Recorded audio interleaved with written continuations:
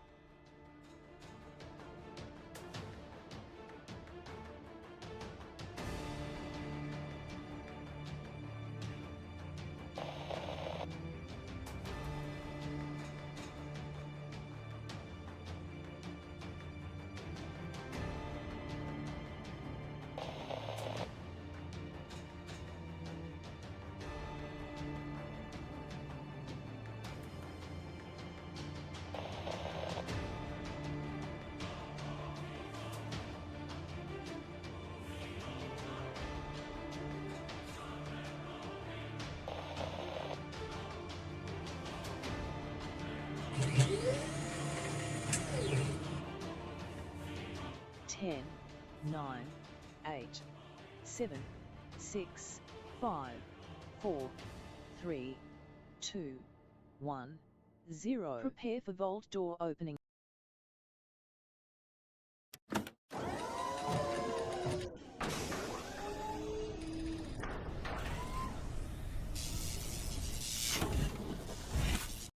Behold a miracle, that is my stream that actually has started up, everybody. Oh man, I fixed one thing and it breaks another and you break the other and then endless hours of fixing stuff. But you're not here for that, everybody. You're here to have some fun and get some love and positivity into your day. So put a 1 in the chat if you can't see and hear me. We're going to finally get into some Satisfactory here. We're not missing no streams, everybody. We're going to try our best to be here every single stream all the way until the 24th. Every single time, and if I have to late start, I have to late start due to technical problems, and then also I was worn out, everybody. Wow, we had so much fun in 7 Days to Die. If you missed that stream yesterday, everybody, man, we were in the zone. We were building out some really cool new variations of the kill box. Absolutely loved all of what I was doing there, and I was building these lean outs where you go stand on the edge and you can just blast people from the edges. We're running a bunch of electricity and whatnot, really scaling up our kill box. And then utilizing our electric hatches for the ability just to open up all the hatches and then run all the lines that we need to run or repair whatever we need to repair along the way. Really, really awesome. Really turned out fantastic. I just wanted to keep going and going and going, but you know, I got to be here for this stream too, everybody. So here I am. And of course, as I start, everybody, I was trying to fix my caps problem. Let's see if it's working now. Nope, still doesn't work. Nope, press the button to stop working. So what I did is I updated my Stream Deck, and I sent it to him directly saying, look, I'm having these problems with my Twitch commands. I can't like put Twitch commands in there and have it consistently work. And I've done it over and over and over again. And I've been trying to figure out what it is that keeps causing this problem. And it's funny because I reinstalled it. Everything was fine. I tested it before the stream. It does seem to be working. So if you were lurking in the channel, everybody, you got a bunch of kiss caps. That's a good thing about lurking in my channel, everybody. And it's like it doesn't work on the first try. And then there it goes. Now it does. And then you got to wait like, 2 to 3 minutes for it to actually kick in and start working again. And then there it is. It start working. It's kind of like it's losing connection, like an API problem with Twitch itself, but they did come out with an update. So I thought, well, maybe the, me sending it in to them directly and saying, hey, look, this is an issue. And Unforgiven had let me know as well that there was an update, but I already knew. Because I've been watching for it every single day. I've been like looking to see if there was an update. Is there an update? And so they had sent me a message that, hey, there's an update. And so I tried the update, same problem. They didn't fix the problem, but oh, well, everybody, I can't, I can only do what I can do, right? I'll probably uninstall it after we do our 24 days here, after the holiday. I'll uninstall the whole entire thing and reinstall it and put all my commands back in there, because I have a lot of very complex commands. Everybody, the ones that start up the stream, and has a bunch of timing that happens as well. Like this happens at this point and that happens at that point. Same thing with a lot of other stuff that I do here, and all the commands that, that take and make things run up and down like that, and cool things like that. Those are all based on the Stream Deck, and, moving my camera around, all that kind of stuff. It's 10 years worth of, fiddling with it and making tons and tons of stuff.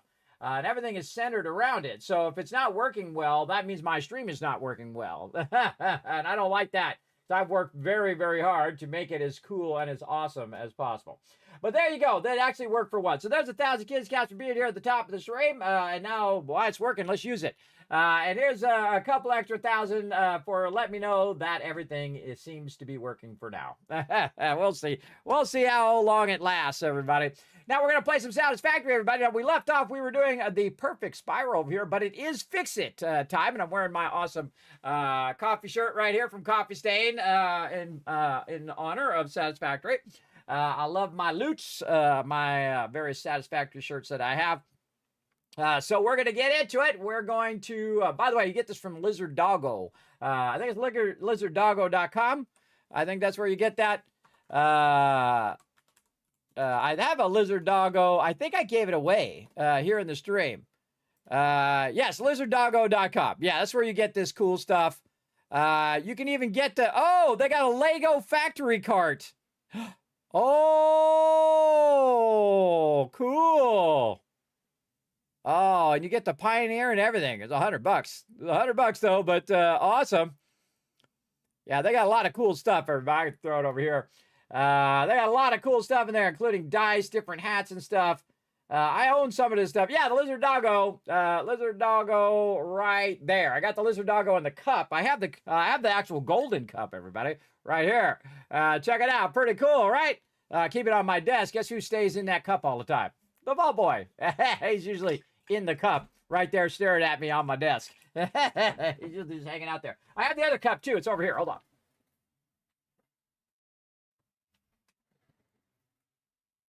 Right over here, because I think it's just super cool, everybody, because it's such a signature thing. Of course, Coffee Stain, a coffee cup. I'll just put that right up here on the front of my desk, too, with this other cup. So there we go. So, again, they have a lot of cool stuff over there. So big shout out to them for having some quality stuff. They have a bunch of shirts there. I think I own every single one of those shirts, everybody. I love to show some support over there for Satisfactory and all that. They also have stuff for Deep Rock Galactic and Valheim too, everybody. So if you're interested in getting some swag and some cool stuff like that, go for it. And again, everybody, we're working on our perfect spiral. We're getting down our supports here, how we wanted to do our supports and stuff. You can see that we've been doing a bunch of that work, but it is Fix It time, which is basically Fixmas. Fixmas actually is what it's called. That we need to go back to town over there, or back to my main city, and we need to see what we get in our advent calendar. So that's always fun to do that as well. But before we do all of that fun, let's go ahead and say hello to all of you in the chat. Let me see if there's anybody in there while I was trying to get all my stuff working. Who was in there? Dragon Wolf was in there at the top of the stream. Thank you for coming in and hanging out. Let's see. We got Pizza. Yes, okay. So Pizza was the first one when my little chat thing's working. I have a really cool chat thing because, you're the guys, you're the peeps I like to show off the best. And I can highlight you right over there. I think that's pretty cool. It's so simple, everybody, but it takes so much work to make that work, that one little thing right there. It really does. It really takes a lot of work to do that one thing. But it is cool, and I like it. So Pizza Head, what's up? Thanks for coming in with a thumbs up. Appreciate it. Hey, kids, what's up? Dragon Overlord, thanks for coming in and hanging out. Appreciate you. We got M's in the chat. We got Dragon Wolf showing the one. We got PETA. Thank you very much. We got Fast Rider. Thanks so much, everybody. Appreciate you coming in. Yeah, you like that? Total Biscuit. Gone too soon, everybody. Gone too soon. Total Biscuit from his show, Total Biscuit. I think it is. I forget what his name of the show is. But incredibly great creator, everybody. Gone too soon, for sure, for sure. Dragon Overlord with the ones as well. Thanks for coming in and hanging out. Everybody saying hi to each other. Your button says nope. Yeah, it sure did. And again, it's like weirdly delayed. I don't know what that is. But again, I feel like, I'll just uninstall it and reinstall it from scratch. Go through, put in all of my commands again, and maybe it'll start working. I don't know. I don't know what's wrong with it, and frankly, I don't want to spend 5 hours figuring it out. I mean, I already spent a bunch of hours just trying to fix it just now, trying to fix that, and then my OBS, then see, once I got it working, and then I thought the chat commands were working, then the Stream Deck stopped working with the OBS, so then I had to figure out why it wasn't working with OBS, and then, you know how it goes, down the rabbit hole that is technology, everybody. I feel like it takes more time to make it work than it's actually worth in a lot of times, but, I still put in the effort. I'm getting very a curmudgeon of technology, everybody. I feel like technology actually sucks more of your time than it is, because you just want to sit down and play a game, or you just want to sit down and stream, everybody. You don't want to sit here and do all this technical stuff all day, every day. But that is the downside of being able to do the other thing, right? So there's always a balance in everything that you do, right? So if you want to stream, well, you got all this technical crap you have to solve, especially audio. Audio is probably the toughest thing in streaming, everybody. Make sure you have really good audio. Highly recommend the Wave 3 from Elgato. You set it and forget it. I've never really worried about it. The only thing that happens every now and again is muted, but it ain't its fault. It's my fault, because the button is on the top, and sometimes I'll just brush my arm because I put my microphone's literally right here, right underneath my elbow, right there. Oh, I just hit it. So it's literally right underneath my elbow there. So when I'm lifting my arm up to like adjust the camera or whatever, sometimes I'll just barely tap that mute button, and bam, it'll mute on me. So it happens. It happens. There we go. Screen so small, can't see the game fully. Yes, well, we're not gonna play. We're not gonna play like this, Fast Rider. Don't worry, bro. Don't worry. We're gonna get into the main thing. Don't worry. We'll get into it. I'll show you all of that. I just give you a little preview up here for right now. But let's get into it, everybody. Time for some Satisfactory. We ain't missing no streams. We're going to do some giveaways. We're going to have a great time. Again, my name at this time of year, everybody, Kiss Kringle, because I give away thousands of dollars worth of free stuff to all of you to give you a little extra pocket full of happiness for your holiday season. So let's get into it.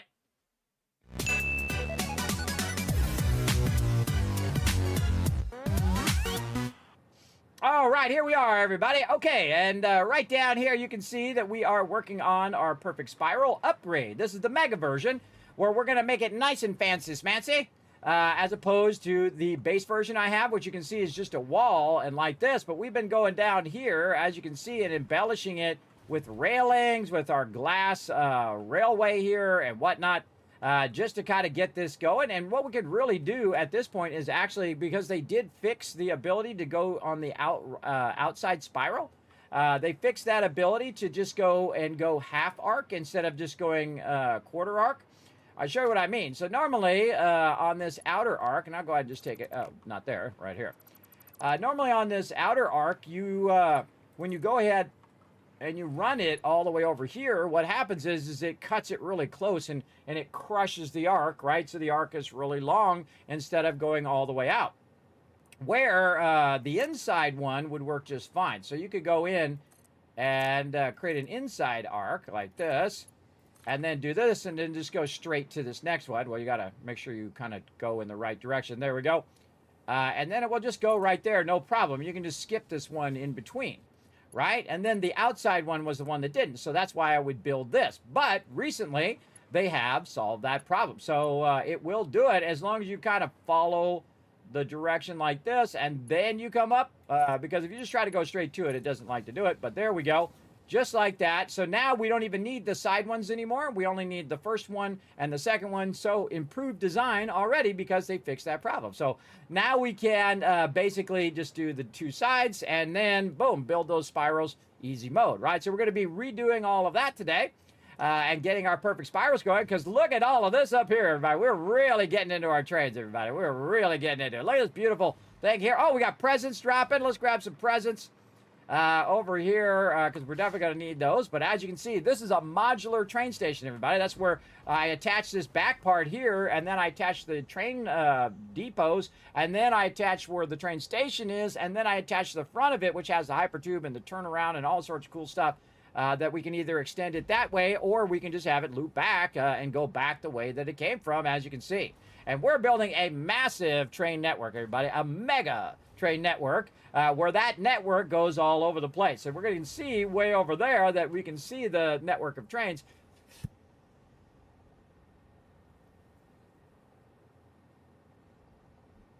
Excuse that sneeze break. Always gets dusty in here by my kids are coming in and out. And then, of course, you can see we've got train lines over here, and they go way out over there, way out to the other side of the map. And we're going to run train lines all along the terrain. Now, very rarely do I ever do them along terrain, everybody, because the smartest thing to do, because it doesn't fall down. You can put the things up so high that they're up higher than anything in the game, because you can go way up there, and then you just run the trains flat. And then what you do is you bring your resources up to the trains, and your trains never have to go up and down and around and go through different terrain. It's much easier, right? Again, I'm all for the most efficient way of doing stuff. But in this particular playthrough, because it is a mega playthrough, we are going all in, everybody, where we go through terrains, we're doing turns and corners and all sorts of cool stuff, and we're trying to tap every bit of oil and every bit of coal, because that's going to allow us to build our power station. Now, of course, this playthrough is a long playthrough, everybody. It's a long one. How many hours do I already have in this playthrough? Let's take a look. 217 hours already. That's usually about half of a mega playthrough, usually a Fallout or of other games, and this is really my first true mega playthrough. But I played through many times. I've finished the game many times. I have gotten my golden fix-it cup in game many times as well. But this is the true ultimate mega playthrough, everybody, where we're going to do everything in the game, and we're not rushing. We're taking our time. We're enjoying the journey. Always an important part of playing any game. Everybody is really enjoying that fun, enjoying all the little detail and things like that. And this game is a 12 out of 10, everybody. It's the only game I've ever rated that high. This is like, hey, Kismet, what kind of game you want? Oh, you want Satisfactory? Here you go. Basically, this like they've made this game for me. This is my jam. This is my type of game. 100%, 120% my type of game. So great job on their part. Showing that love. Now, I went in there and kind of fixed that hypertube there. And again, these are just samples here that we're using for our embellishment of our spiral. And again, I make a perfect spiral, but not that junky spiral you see everybody else do. Mine is an absolute perfect spiral. I'm the only one who does it this way. Just like when I'm doing alignment of my stuff, I'm the only one who does it that way as well, because it's perfect. It's the most efficient.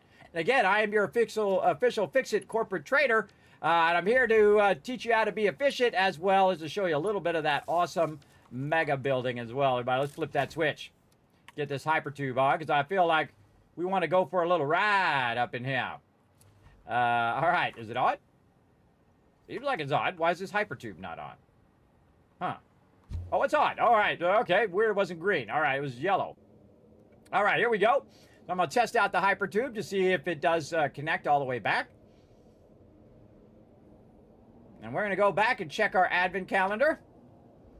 See what cool new Fix-It stuff, or Fixmas stuff we got. They got a really cool Fixmas sweater, too, everybody. I've been trying to get that sweater. It keeps getting sold out every year. I want that Fixmas sweater, everybody. I really do. So if you guys want to grab it, and if you see it, you want to grab it and send it in my P.O. box, I'm not going to turn you down for that one. All right, here we go. Oh, and off the side. Hey, look out. Whoa. Okay, look out.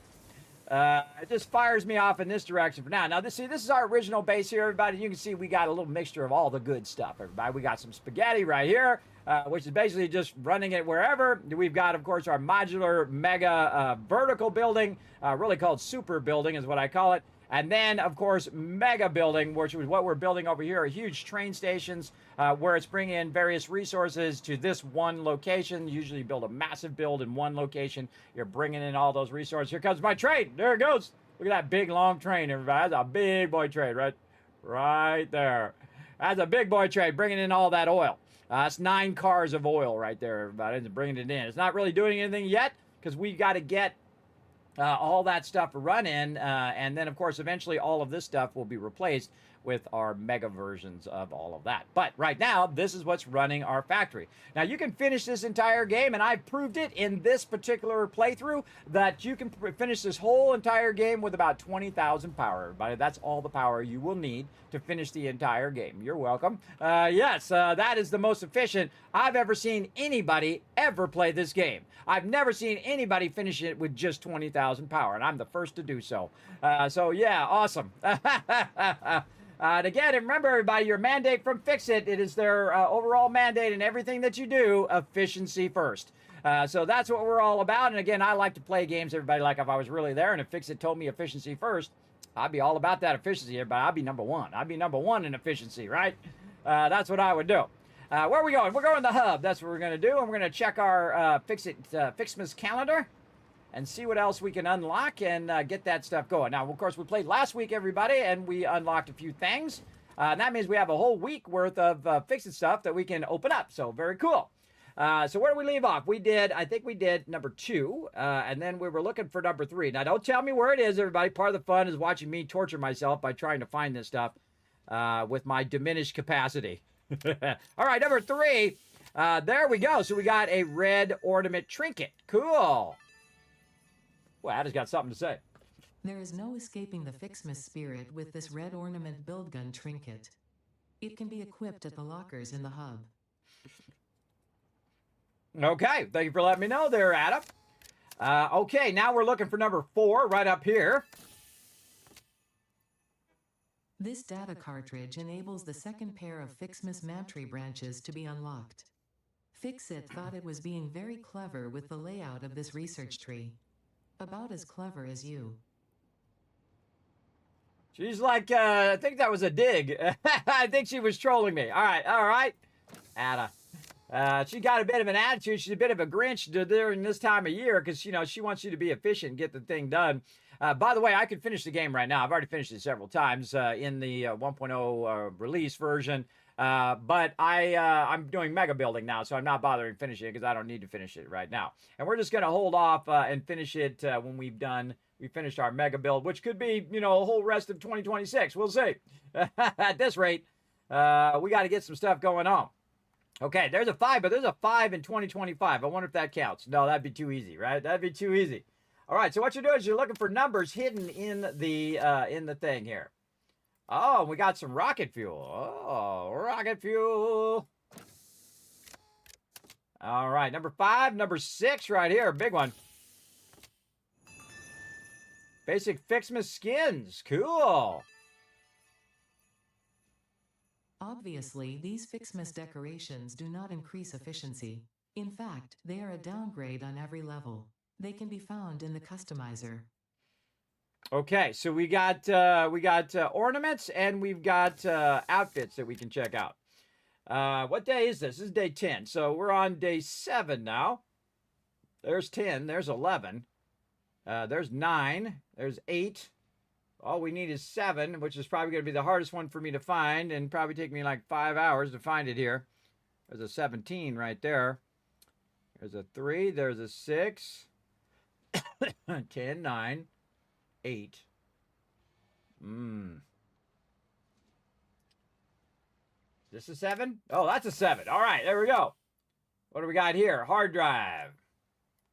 Okay, and then number 8, which we saw right here.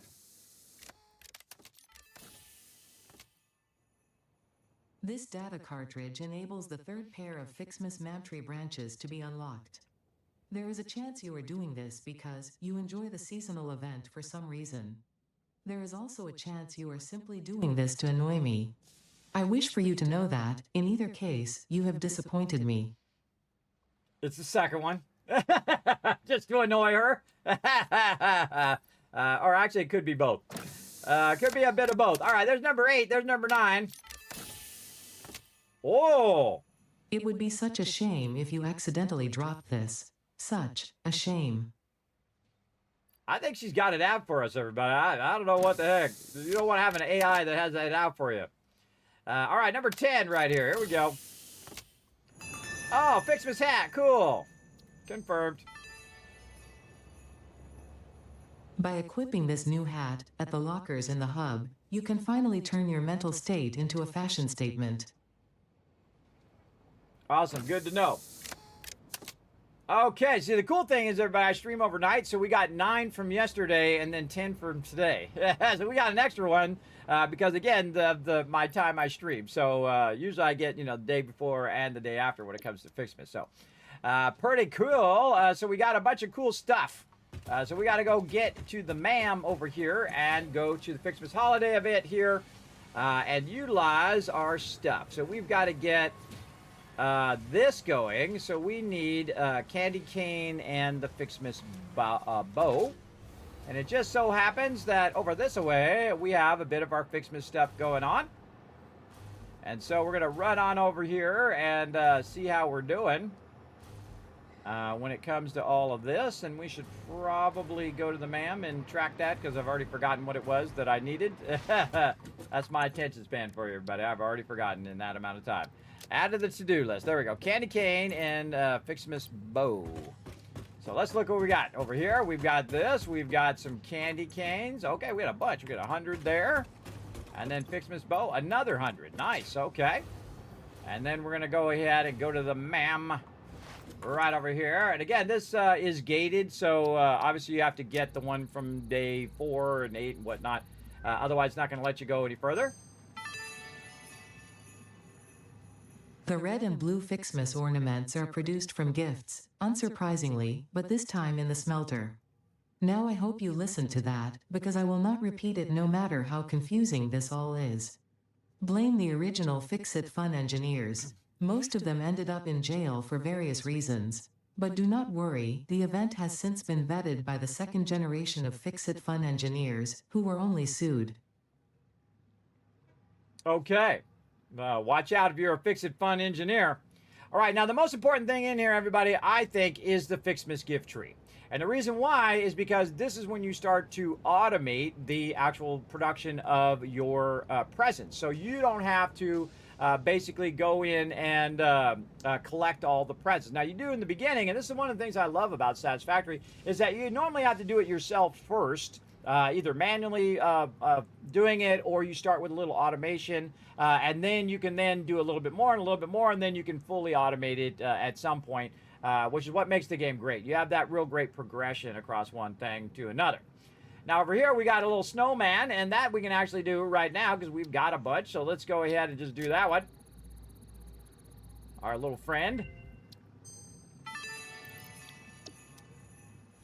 You can now make actual snow from gifts. And by actual snow, I mean it is constructed from chemical elements. With this actual snow, you can now make Fixmet snowmen, which are proven to improve pioneer socialization and combat loneliness. Having too many snowmen, however, has proven to be detrimental to a pioneer's health. Oh, is it radioactive? Oh boy. So we can do that. We can put down the snowman, but we don't have any of the presents. And we also need some snow. So we got to get that going as well. So let's go ahead and get as many of these things going as we can. So we need some bulbs here for our Christmas tree upgrade. And we already have our day 8 cartridge, so we can get in the next one. But this would be the #1 thing you'd want to do, everybody. This Fixmet gift tree. So we got to get ourselves some ornaments going. And we unlock these ornaments in this one up here. And so now we can add those ornaments to our chain of stuff here. So we're going to pick up this constructor. We're going to put that down there. We're going to see if it's in the constructor over here. So we can see that we have actual snow, and we can use Fixmet gifts to produce that if we want to. And we're going to need that too. So we might as well just go ahead and put this right here. We'll do our same stuff here where we do a centerline merger. And we'll put our output right here, just super simple. And then middle mouse button, our splitter here, like so. And then easy mode. Oh, well, not quite centered. Let's try that again. I can tell it's not centered because it won't let me put the belt in. It should just go in just like that. There we go. You have it nicely centered. All right, very nice. And then double output. And I just start small, everybody. That's what you want to do until you get your presents fully working. And then again, over here, we're going to go ahead and run a splitter. And this splitter is going to come from this direction. like this, into there, and then also over here, we'll go to our straight function, so it does that nice 45-degree elbow. These belts, for some reason, take a little bit longer to produce, but that's just the way it goes. And again, I love doing this, everybody, where you put this up on the splitter itself. We power both of those, and then it's waiting on some presents. Now, if you're looking for these first, everybody, I would just take your presents. I'm going to split the stack here by right-clicking, and I'm just going to put some of these presents directly in here first, and then the rest of the presents I will go ahead and put in here, if I can find them. They've vanished. Sort them. There they are. Okay, the rest of them will go in here, which will then distribute it evenly between all of those. And that's actually not even, because you'd really want it to distribute it right here so it would go evenly in both sides. So we can just go ahead and add a splitter, and we just aim at the belt itself. You can see that that belt, though, is coming from this direction if we do that. And we don't want to do that. We want to go ahead and just leave it like this, because it's no big deal in the end, everybody. We're going to be running massive sums of that in there. But the next thing that we need is a... turn this down. I'm going to turn this down to here, and what I'm going to do, I'm going to turn it down. Turn this up. So we can hear Ada when she talks, but then I'm going to go ahead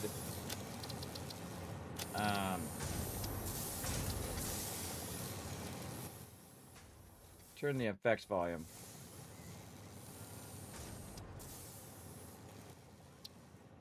Way down. Maybe a little too far.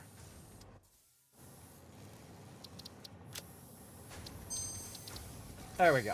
Yeah, I like to have the effects way lower, and I like to be able to hear the voiceover. A lot of games, they put the music too loud, they put everything too loud, and it overrides the voiceover. You can't hear what the heck they're saying. Pretty much all games do that at some point, everybody. It's really obnoxious.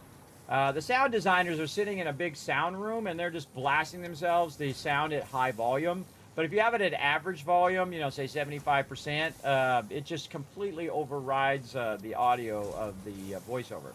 You want the voiceover to be much louder because people like me who are partially deaf have trouble hearing it. Yeah, it's really annoying. All right, let's run this over this way.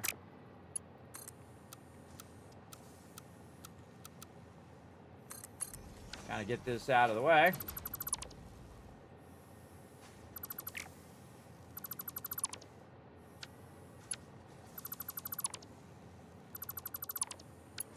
This is our quick wire that we're just kind of tapping back into our system over here, so it's making us a bunch of resources.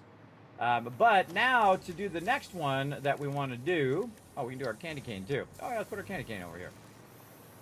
And I'm going to go and do a mega build when we get closer to the 24th. That is for all of you, everybody who have donated to the Vault Van Life Project. We're going to put your names up there. We're going to build a special build just for all of you.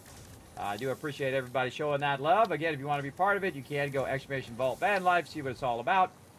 Again, this is my one last wish, everybody. I hope to one day unlock it. And I kind of feel like today I had a weird sense that everything I've been doing here in the stream for the past 10 years has been working toward this moment, toward building out that van and doing that. It's like a destiny thing, everybody. It's kind of wild. Because my name is Kismet. Everybody means destiny or fate. It's almost like it was meant to happen. It's like that's what I should be doing kind of thing, right? You'll have those moments in your life, everybody, where you go, oh, this is like what I should be doing, right? This is my goal in what I'm doing. So what we've done is we've gone in and we've put in the thing there. That actually is not it.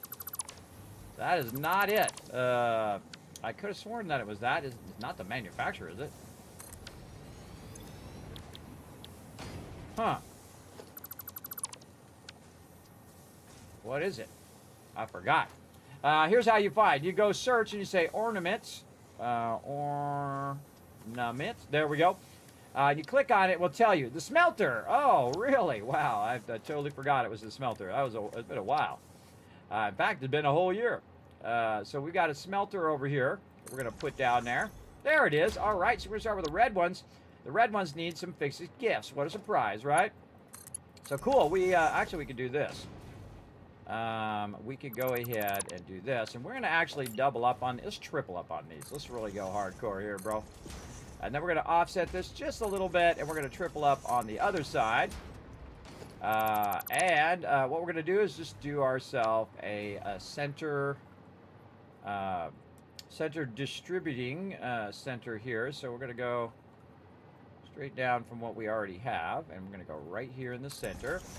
There we go. And then this is going to be what's known as a manifold. So this is going to come in here, and it's going to split this way. And then this is going to go that way. But you don't actually need the one at the end. I'll show you why. Because what this is going to do is it's going to come out of here, and it's going to split into here. Then this first one's going to go into there. This one's going to go to this one. That one's going to go in that one. And then this one just ends up on that last one, because there's no more going to be over there for right now. And then the same thing on the other side. Very symmetrical. And what we're doing, again, rotating our input to this side. And then, default. There we go. And this here, and then that to there, and then this straight right into there. And there we go. So what we did is we've done some distribution where half of it's going to go to one type of bulb, and one half of it's going to go another type of bulb or type of ornament. So 50% ornament here, 50% ornament there for our present. So our present is going to split in half, 50%, 50%, right? And then it's going to go into the first one, fill that first one, and fill the second one, fill the second one. So you can use them together. Now, what I also could do is change that configuration so they're all perfectly balanced, so they're all working together. So here's what I'm going to do is just kind of take these out real quick. And actually, I could do this faster. I'm so old school, everybody, that I do those one at a time like we used to have to do way in the very beginning. Before we had the ability to do multiple of these. I'm pressing control and releasing control. But we can do what an item distribution by going to the center one, right? Because these are 3 and this is perfect. You usually want to do this in 2s and 3s, where we go ahead and we do this, and then this will, of course, split this perfectly among those 3. Instead of just going mostly into the first one, it will go evenly into all 3. And then over here, this is going ahead, and it's going to 50% here, 50% here. And then 1/3, 1/3, 1/3, 1/3, 1/3, 1/3, right? You get the idea? So it's going to take halves and turn them into thirds, and halves into thirds. You get the idea right there. And then we want to go ahead and also take this one and run it into a third, and then we're going to run it right over here. And again, the straight function is awesome because it will just make a nice perfect little curve there, and then run it over here to be going here in this last one. Now, what I can also do is try to infuse this last one with a bit extra if I don't want to do all of this over here, because the ones I need right now are these ones. These are the main ones that I need. So I'm going to go ahead and move this over here. I'm going to go ahead and connect this to 2 of these, but I'm going to go ahead, well, I'm going to save first, because whenever I upgrade these, you have a chance of it crashing. Fixmas time. Hey, Fixmas time. There we go.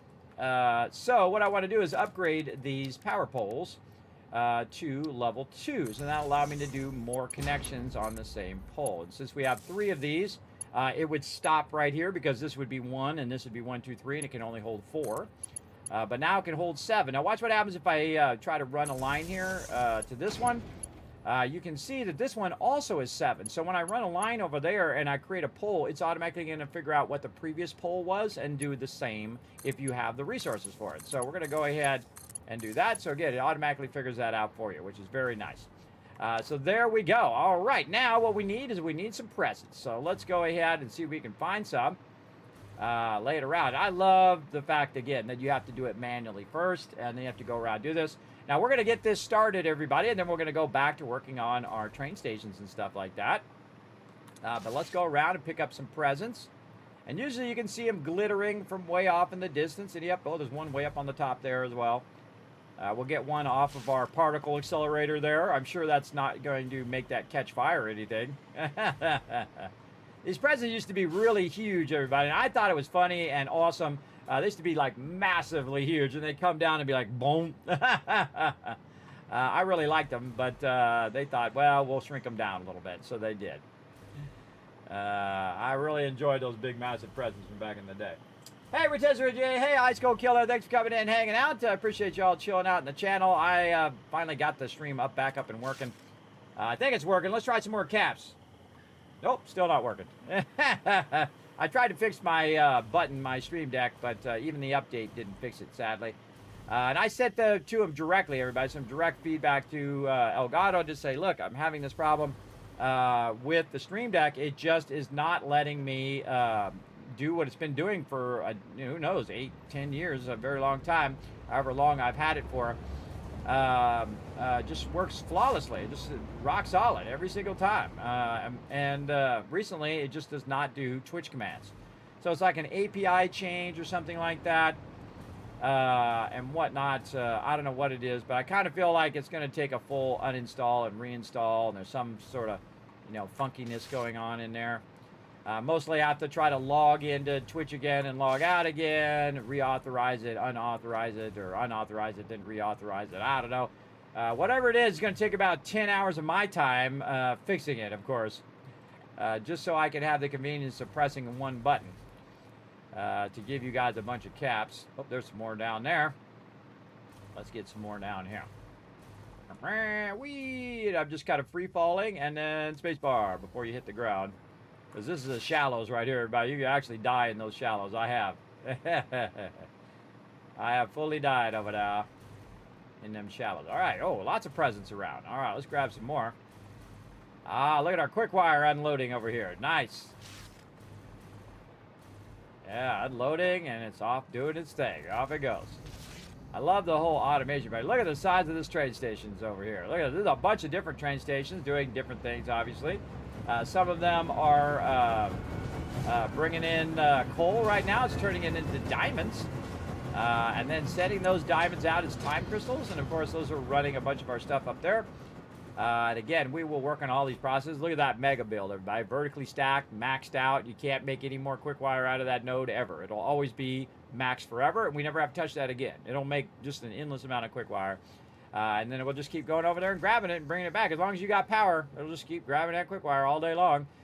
Keep making new resources, which is awesome. And, of course, we got our lake coal here and our lake oil. This comes from clear across the other side of the map, by the way.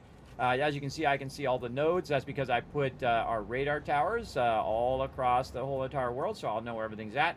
But this goes from where I'm at right here, and it goes clear across the other side of the map. And ends up right here where this coal is, picks up this coal, and then runs it back over here. So very cool. Now we're going to get it so it's all of these nodes, everybody, all the oil nodes at least, and try to tap as much as we possibly can before we hit that build limit, because there is an actual build limit in the game. So we'll see at what point we hit that sucker. And then if we do hit it, then we will say, okay, time to finish the game. But again, you can build a lot of stuff, everybody, as you can see. And again, most of this stuff's going to be torn down and replaced with more embellished and mega builds as well. Okay, so we got a bunch of presents. And again, like we did with the other ones that are producing the snow, I would basically take all of this and put this separate. And we'll go ahead and run this out so we can see that that is going to be our snow. And then these are two different types of ornaments, so we want them to be in two different canisters for now. And then, of course, the easy merger here. Like this, and like this, like this. We want to make sure we have an output place for this to go. And then middle mouse button that, bring it right over. Which the thing they would fix, everybody, is the orientation when you grab something. That it will have the same exact orientation of the thing you had before. Whatever you're picking up, it'll orient it the same way. Or at least you had an option where you can click it and say orient anything you middle mouse button, that it orients it in the same direction. Because that would be incredibly helpful. It would really, really be a great quality of life item. Now, again, everybody, what I would do is I would go ahead and do what I call infusing. So I'm going to go ahead and add a little merger along this line here. But we need to make sure that we have the input facing outward, which we do, because it's just going to do that. Now, I'm just going to infuse it here because this is where I actually need it to produce these resources. So I'm going to infuse it in the center and take the presents and put them right here. And you're going to see that it does load balance all of those things, right? Very cool, everybody. I love doing load balances, and usually in the beginning of the game. Also very useful when you are doing power. Power really loves load balancing. But you can also do it in what's known as a manifold, like you saw me have it before, where I just did it all in a sequence. But we're just going to load balance these. There they all went, and they're all in there now, and it's going to go ahead and make us some red. And oh, these are both red. We want to make blues. Oh, my bad. I forgot to change these to blue. There we go. Change those to blue. All right, there we go. Those will start producing the blue ones. We got some red ones over here. And red ones over here, or we just create all red ones and then all blue ones if we wanted to. But we want to make sure that we have this keep going. So again, we have some more presents in here. We'll go ahead and control click those presents. Where are they? Nope. I don't have the presents. Presents in here. It says up here, presents up there. Am I just not seeing them? I'm going blind. Right here, control click, so it puts them all in there. There we go. Okay, now we should get some blue ones.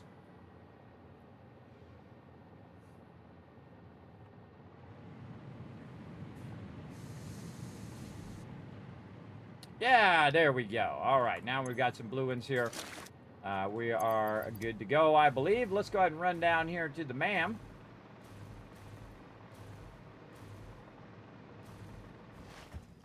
And see what it takes to get to the next level. So we need 200 of those, but over here what we really want is this Kismet gift tree, right? And we need 50 of these that we did earlier. We have 500. Okay, we have 100 times what we need. Awesome, or 10 times what we need.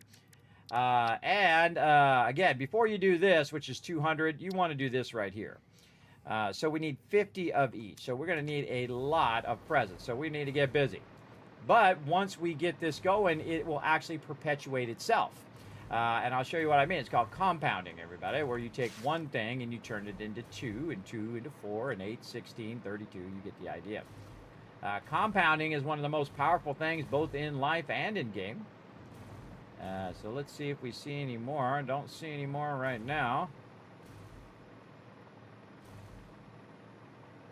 We're going to be at a little bit of a deficit of blue ones, but I think ultimately we'll end up with enough ball once we get this going. I don't know why I didn't put the presents at the end. There we go. Now it's doing it. There we go. Put those presents at the end. That should run some more of those. Aha. And it drops a bunch of these, so if you just keep moving around, it usually drops them wherever you're at.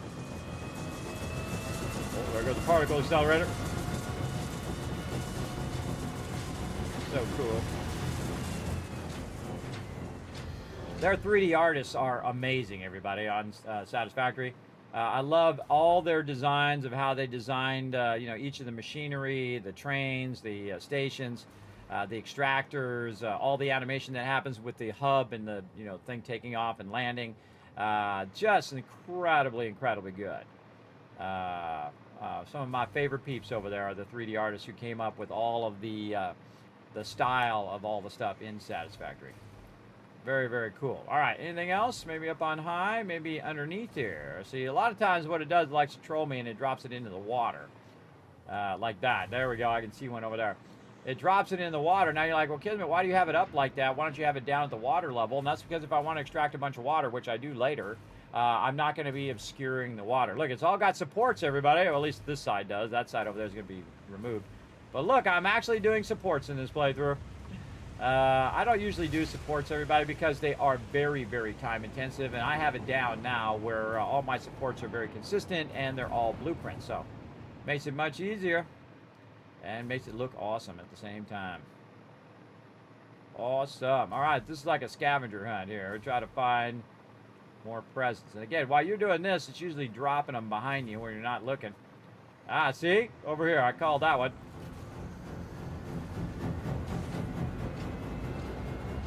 Like its go-to drop spot over here.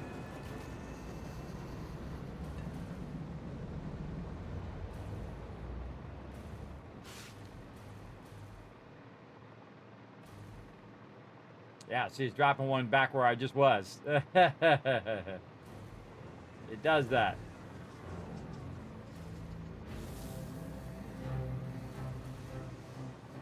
I love the sound design in here too, everybody. The way the particle accelerator sounds, it's so cool. They really did a good job.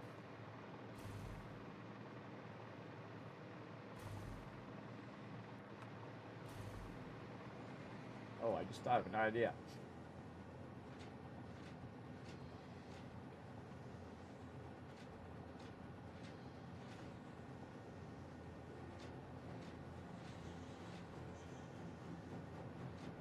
There we go. All right, had an idea. You won't know about it until I do it on stream. Whenever I get a cool idea, everybody, I try to write it down right away because I'm going to forget it within about 5-10 minutes. All right, another one down there. All right, let's get this into the box and have it start going while we go and look for some more. Again, I'm just infusing it here at the end because these are the ones I need the most. Highly recommend putting that stuff at the end like that. And then eventually I'll have it doing all the others. Any more over here? Yep, there's one. Again, a little scavenger hunt to get this going. Now, all I need is 50 of them, and then I can automate this process. And then I'll have that make one, and then that one will make two, and so on and so forth. You get the idea. I'll have it double up and double up again, and just keep doubling until we don't need it to double anymore. I like how they land on the top of my big towers over there, too, which is pretty cool. All right, any more over this way? Now, again, because I'm over here, they're going to drop them over here now. Look at our complex spaghetti we got going here. All very functional, all very working. Helped us get to the point we are now. In fact, most of that I can just take out right now because it... oh, here we go. Drop in front of me here. Let's get it in the air. Because most of that was just to progress the space elevator. But right now... we don't really need it. And I'm actually at the end of the game, too. I'm at phase 3. All I'd have to do is build those right now, which I can do. Launch them on the space elevator, and I'd be done. But in this playthrough, we're not worried about finishing the game because we've already done it several times. We are more worried about making stuff awesome. Yeah, it really likes dropping it by this train station over here. Wish it would just drop it right into that box. Create a giant funnel, everybody. You know, like a funnel you use for like you put on top of like a bottle to pour water in, like or you put oil into your car, like a little funnel. Just funnel those right into the box. That'd be a funny mod, everybody. A giant funnel that catches the presents when they come down. It's like the size of a building, like a ginormous funnel, and the presents come down. They go in there, they slide down, and they go in the box. Just had that full visualization, everybody. That's pretty funny. All right, let's put some more in here.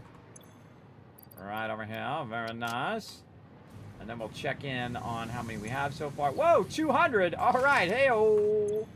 Hey-o. Okay, that worked out good. Okay, now back here where we are trying to produce more of these, because this is what allows us to make the Kismet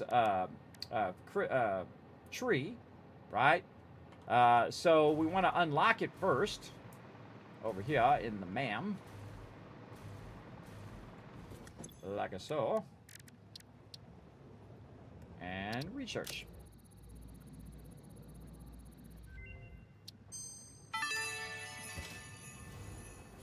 You can now finally automate gift production with the Kismet gift tree and focus your attention back on tasks of actual importance, like not questioning where the gifts are coming from and improving your infrastructure.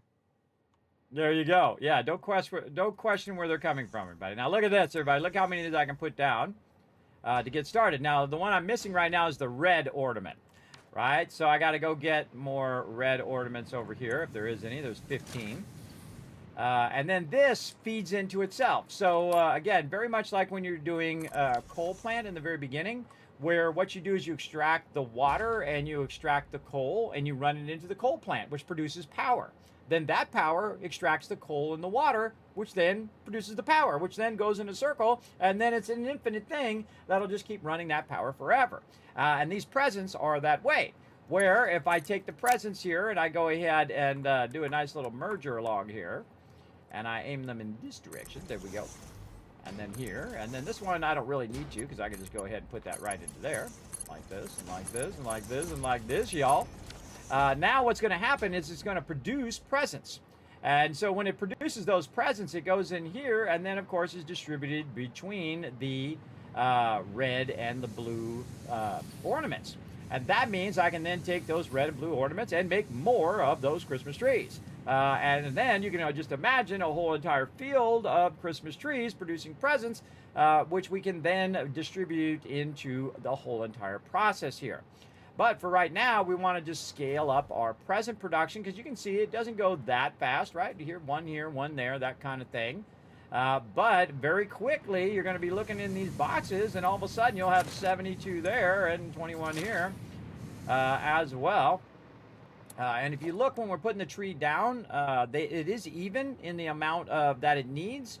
But since we started off apparently with more blue ones than red ones, and we had to use some for the research, we've got to get that going. You can also see I have 630 presents on me somehow. Oh, it's in the Dimensional Depot. Oh, I forgot to get all the presents out of there. What is it called? What is it? It is called Kismet's gifts. They're called gifts, not GIFs. Right here. So we got 630 we could have used that whole time and didn't even need to pick them up. I totally forgot those were in there. There we go. Whoosh! Look at them go. Now, because we're at the end of the game, everybody, these are 1,200 belts. So that's going 1,200, splitting into 600 and 600, and then, of course, breaking down into thirds. So it'd be 200, 200, and 200 at the same time. And that is just going to make an absolute ton of those. We'll let those rock and roll. Now, each of those presents, it needs 5 presents per minute to make 5 ornaments. So it's 1 to 1. So I just put 600 in there. It's going to make 600 of all of that stuff. And thus we can get this going. But what we need to do is we need to kind of circumnavigate this belt that, no matter where I put this thing, it always seems to be in the way. But I know the perfect thing to do with it now, and that is to back it up way over here. And we're going to do some logistics run. We're going to need a nice big area for some trees. So we're going to go ahead and put this floor hole in here. We're going to go ahead and put our thing, make sure it's going in the right direction, down into the ground like that. And then because we have power everywhere, I can just float underneath here and go ahead and run it this way. And instead of running it on top there and continuously being in the way, I can go ahead and run it under here. Now we have another one that we're under running here that's running way over there. Honestly, I don't even remember what that is, but we're trying to get it over there. And so one of the things that I like to do, I think it's one of the coolest things they've added to the game. I wish they'd add more. And that's these conveyor walls here. So I'm going to go ahead, actually use the 3 one in case I need to use it later. And I'm going to go ahead and just bring this down just a little bit like this. And then we'll just curve this back into there to get underneath there. And then we'll just go ahead and use our thing for now. And of course we'll worry about all the logistics and things like that of this later. But we just want to run it over here.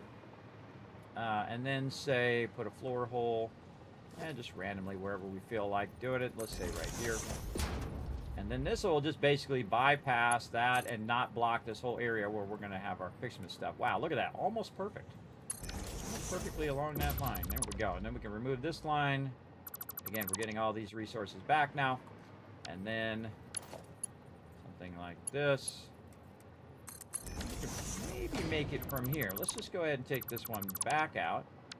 See if we can make it from here right into there. Oh, this is going the wrong direction. Let's have it go. Oh, it's not. Huh, this one's going the wrong direction. Ah. There we go. The top one, I forgot to change the direction of it. There we go. That's why it's not going in there. There we go. All right, that's going to go right in there nicely. Zip, right in there. And then those should go up. And then we should be able to, again, bypass all of that and send that quick wire over there to do whatever that quick wire is doing. It must be using that quick wire up because it's not stopping on that belt. It's using up all that quick wire So I can just imagine how many of whatever it is that we're making over there from that, how many of that is sitting over there right now. All right, what we want to do though is we want to keep on keeping on right over here and do our Pixmas tree. Now, if you notice, everybody, it's also using the presents as well. So not only do we need the ornaments and the base tree and the thing, but we also need some presents. So as it's producing some presents, here's what I would do. I would make another splitter, and again, you just put it right on the belt, and I would split some of this out so that that is going over this way. All right, so it's basically running some of the presents on the side here, and I don't like the way that that lines up, so I'm going to definitely fix that. When you put it on the belt, everybody, it's a little bit more iffy than you want to do. So this is a splitter is what we're trying to do. Splitter coming in from this side. There we go. So you do want to send, whatever. Not to get some mind of its own. Everybody just decides to run it all the way to the other side. Trying to run it right there. So this is going to basically take some of those presents and put them over here. And we'll run this out so we know what that is. Again, I can't put a sign on it and all of that. I find this is much more effective and much more efficient use of your time just to run it out a little bit. You can see those are blue and these are red. There they are. And so on. So made 82 over there already, and this is 166. Looking good, looking good. That's just churning those out as fast as it can. Now, another thing we can do is scale this up, where we're doing 50 of these smelters and 50 of those smelters, and it will have a bunch. But I find the thing to do is just to kind of let it do its thing, and you can see these are backlogged as well. So what I can do is actually just snag one of these, take 200 out of there, so I can use that for building the trees itself. So we're going to middle mouse button the tree here, and we're just going to keep adding more trees. I know. Crazy idea, right? More trees, all the way right there. Like that. And then we can take this one out, and then we'll add more. And again, you can see that we just basically doubled up on the amount of presents we're producing. This is called compounding, everybody. This is really awesome. Right here, and we'll just go ahead and get these all connected. Like that, and now we're producing that many, right? So very, very nice in there. Now we also want to make more of them and run them in here, and I've left just a little bit of space so I can try to go like this. We'll make it nice and straight. There we go. And we can run this from another line over here. So let's go ahead and make another line of trees over here. What do we need? Oh, we need some more red ones and some more branches. Now, earlier, last week, when we started this, we made a ton of branches. And now's when they're actually starting to come into play and starting to be useful. 345 more in there. And so we're going to go ahead and get more ornaments. And more of these. There we go. Now it's just going to keep churning away on it here, and then what I can do is take some of this out, take some of this out, and take these, and these out, and then have it redistributed again like this, and I'll take one out before it's finished. Rebalance it out again. So I took it all back out and then rebalanced all out, so all 6 of those will have about the same amount. And again, that's the great thing about a balancer is you can pull everything and then rebalance it nice and easy like that. And those will, again, run out an even amount usually. Sometimes you'll see that the red ones are taking longer because there's like 5 per minute here and 5 per minute there, but this produces 10 and this produces 5. So what you'd want to do to balance this out is double up the reds, right? You double up the reds versus the blues. So let's do that real quick. So we're going to go here and we're going to pick up this blueprint so we can snap dish right in there. And we're going to very easily go ahead and get out of blueprint there. Middle mouse button this. Move this over just a bit. And go like this. Yep, all right, like that. There we go. Just kind of set up the same thing. We want to get it started first. And And we'll go ahead and take this out. And put this splitter right there. Take this out here. Again, this works in halves and thirds. So you want to make sure that you are doing your halves and thirds. It's going to go right into there. This is going to go into there. This is going to go into that one. Now, right now, this would actually produce blue ones.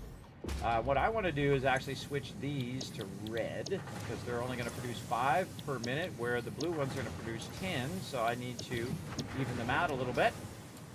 These are already on blue, so I'm good there. And then we want to go ahead and turn these on like this.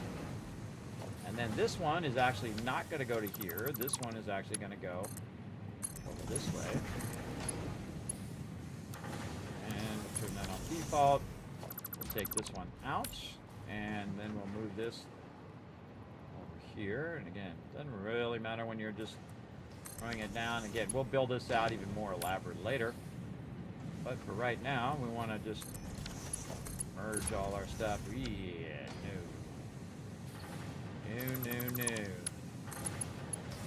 Straight, there we go, nice. Straight here, straight into there. Run this out of here.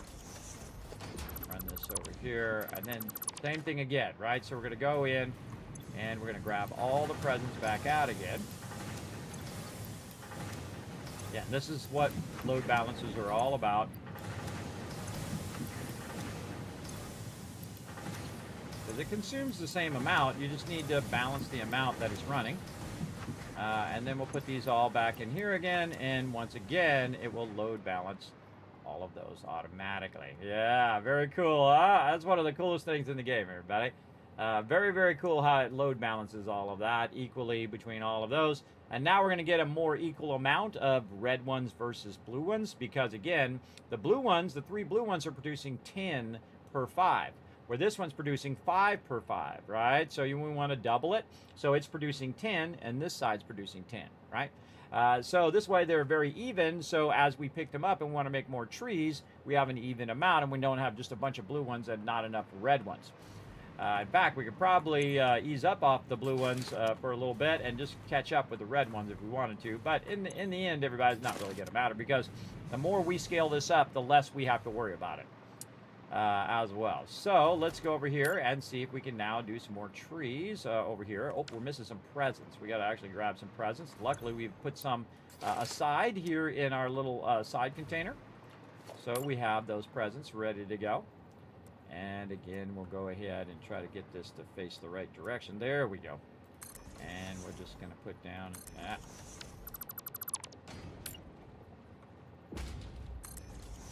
Pull down control. Okay, we need more of our other stuff. Okay, so now what we need is we need the one that we have way down here.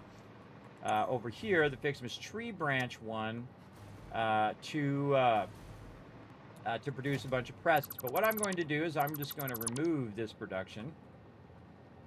Give me some more room by my ma'am anyway. Just take this whole entire production out. And I got to be careful, because as I take out this power, all this rest of the power is going to go out because it's all chained together. So I do want to take that one out and then just chain it to this first one, and there we have all the power.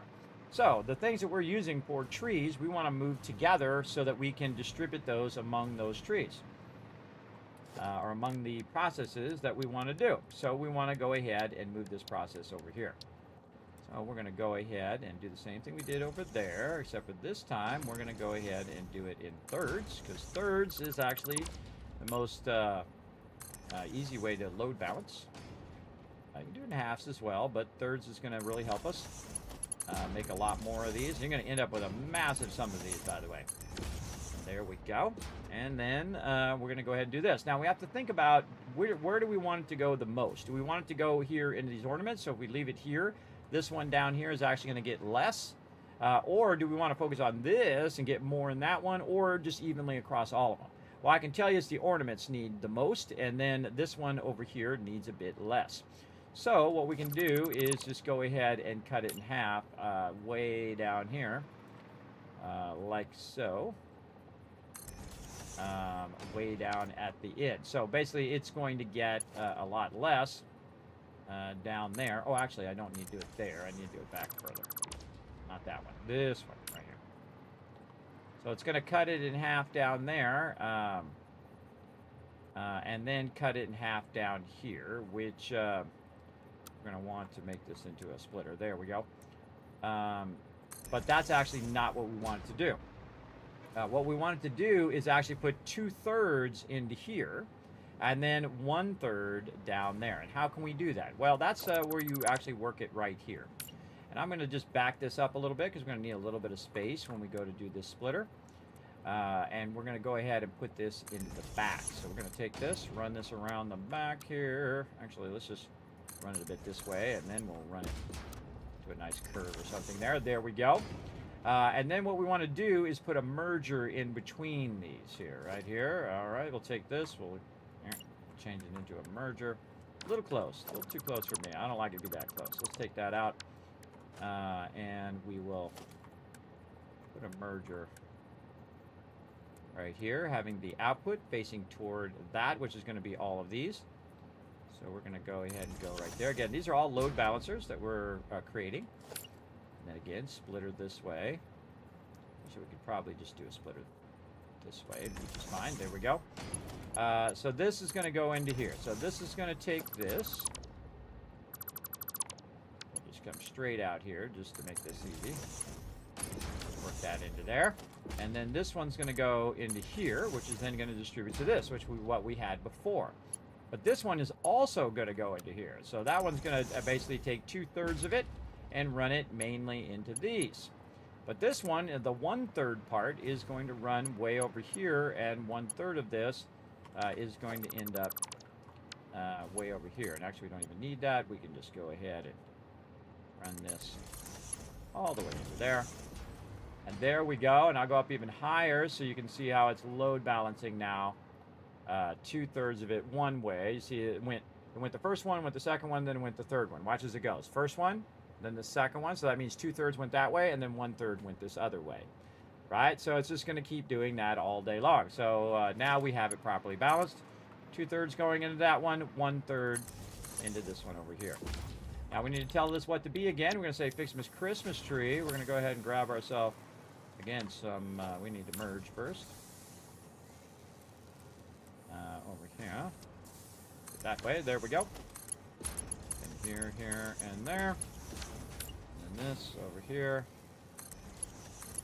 This. And then right out here. So there we go. Okay, and then we'll go ahead and look at what this is. Fixmas tree branch. We can copy it down here, or you can hit Control-C, and then I can just go Control-V, and now it's pasted to that. Except for it has no power, number one, and I'm not really sure if it actually pasted. So what I like to do is hit E and then paste to make sure that it actually does work. Because sometimes when you hit paste, if you're not aimed perfectly on it, or it just decides it doesn't want to do it, it won't actually paste the thing that you want. But let's go ahead and power all these up. And now they are going to produce a bunch of tree branches as well. So now I just have a portion of the process running and not the whole entire process. And that's because I want to make more trees, and that's going to make more presents, and more presents mean I can make more stuff. And eventually it'll reach a point where I have a whole forest full of trees producing presents over there. Look, it even dropped a present right here for me. Thank you. And then again, we'll go in here, and these are all going to be mergers. And we're going to have them go to the right. There we go. And then we'll just line all these up first. Right, like this. There we go. And then this is going to merge into there, and more, and more. This is all about more right here, everybody. All about, I need more, more, more. All right. Now, we can also do ourselves a solid and make this a little easier on ourselves by going over here and hoping that we have some dimensional depots. We have 12 of them. All right. Yes. Okay. That's going to make this super easy. Where we can take this and just say, you know what, run that into dimensional depot so I don't have to keep running over here every time I want to make a tree. And the same thing with all these blue ones. And then, of course, the same thing with all the red ones.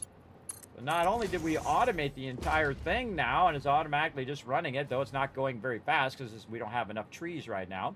It is automating the entire thing and now putting it in my dimensional depot. So as I'm just sitting around, it'll automatically keep throwing it in there, and I can actually use it from the dimensional depot, which is awesome. Very awesome. All right, and then we're going to go ahead and put in some more trees, and then over time we can just pull this up and say, hey, do I have enough branches? Do I have enough stuff? Now in this case, I'm already ahead with blue. You can see I have tons of blue ones. I don't have quite that many red ones, and you can see that the other ones are going really slowly, right? Because normally what you need is a lot of bulbs, and you usually already have a bunch of branches. But since I used up all the branches, I might need to readjust this a different way and say, you know what, I actually already have a backlog of these. Why don't we go ahead and make this another merger over here. And actually we can eliminate this now because this is just redundant. There we go. We'll go one this way. And then we'll say, you know what, we want to go ahead and merge along this line the other one. So now we have 2/3 going over here and 1/3 going over there. So now we can, again, these are called distributors, everybody, or load balancers, which will balance the load to the thing that you need the most and the thing you need the least. So really, really fantastic way of doing it, especially here for the holiday event, doing your load balancers in thirds and 2/3 and halves and so on and so forth. And you can take a half and turn it into a third, which you can then half those thirds and then third those thirds and half those thirds and so on. In fact, I actually have a spreadsheet in which you can do that. That's right. Satisfactory calculations right here are SatCalcs, where you can say, hey, my original number is 300. And I'm going to go ahead and zoom in for all you peeps on mobile. And you can actually go in and do a number. You can just type a number here, and then you say, I want to divide it by 2, and so it cuts it in half. And then the next time I want to divide it by 3, and now it took the 2, the half of 2, or the half of 300, which is 150, and then broke it in thirds, which is 50, and then divided it in half, and then we can do it in thirds. Or we could start with thirds if we wanted to, and then go halves, and then go thirds, and then go halves again. And you could really dial it in, everybody, all the way down to whatever number you're trying to find. You're welcome. This will literally save you hundreds of hours trying to figure this out. Now, they also have calculators in the game and on different websites, but I made this when the game first came out. Yeah, when it first came out, so I was the first to do it. Way back in the day. There you go. There you go. Way back in the day. I came up with my own little calculation thing. And you're like, well, Kismet, how do I get that cool Satisfactory calculator? Well, guess what, everybody? I'm going to throw it for you in the chat. That's right. This particular spreadsheet, you can go ahead and copy paste it, put it in your own spreadsheet and utilize it. Over 2. That was not it. Overseer 2 is going to be a better way to do it. I got to type it into the chat now because my Stream Deck is not working properly. But there you go. So I use this all the time. Incredibly fantastic. And you can see I have a bunch of the standard sizes, 300, 150, 600, 612, 22.5, 45, 60, 120, 270, 360, and 480. And you can change it to whatever you want. So say you wanted this, say, hey, I'm extracting 1,200 coal right now. Well, guess what? If you cut it in thirds and then cut it in halves and cut it in thirds and cut it in halves and cut it in thirds and cut it in thirds and cut it in thirds again, it's 1.2346. There you go. Incredibly useful if you like to do the math. So there you go. Yes, I already did the Stream Deck update, and it did not work, Unforgiven. I did see that you did tell me that, but I already knew about it because I'm the one who sent it to him originally directly and said, look, it's not working. It hasn't been working for like a month or two, and I thought the update would work, but it does not work. I've already updated it. I spent a good 5 hours working on it earlier, and it was a complete waste of my time. But such is life, everybody. The only one to blame is Elgato at this point. And again, I will completely uninstall it and reinstall it later after we get done with our 24 days of presents and giveaways and all sorts of fun stuff that we're trying to do here in the stream. But I thank you for that update, though, and that heads up. I appreciate it. I did mention you earlier, letting me know when I was talking about it at the top of the stream, letting me know about that update. All right, there's another one, and again, we'll get these online again, we're just scale up, get it going. More, everybody. More, until you have so many you won't even know what to do with.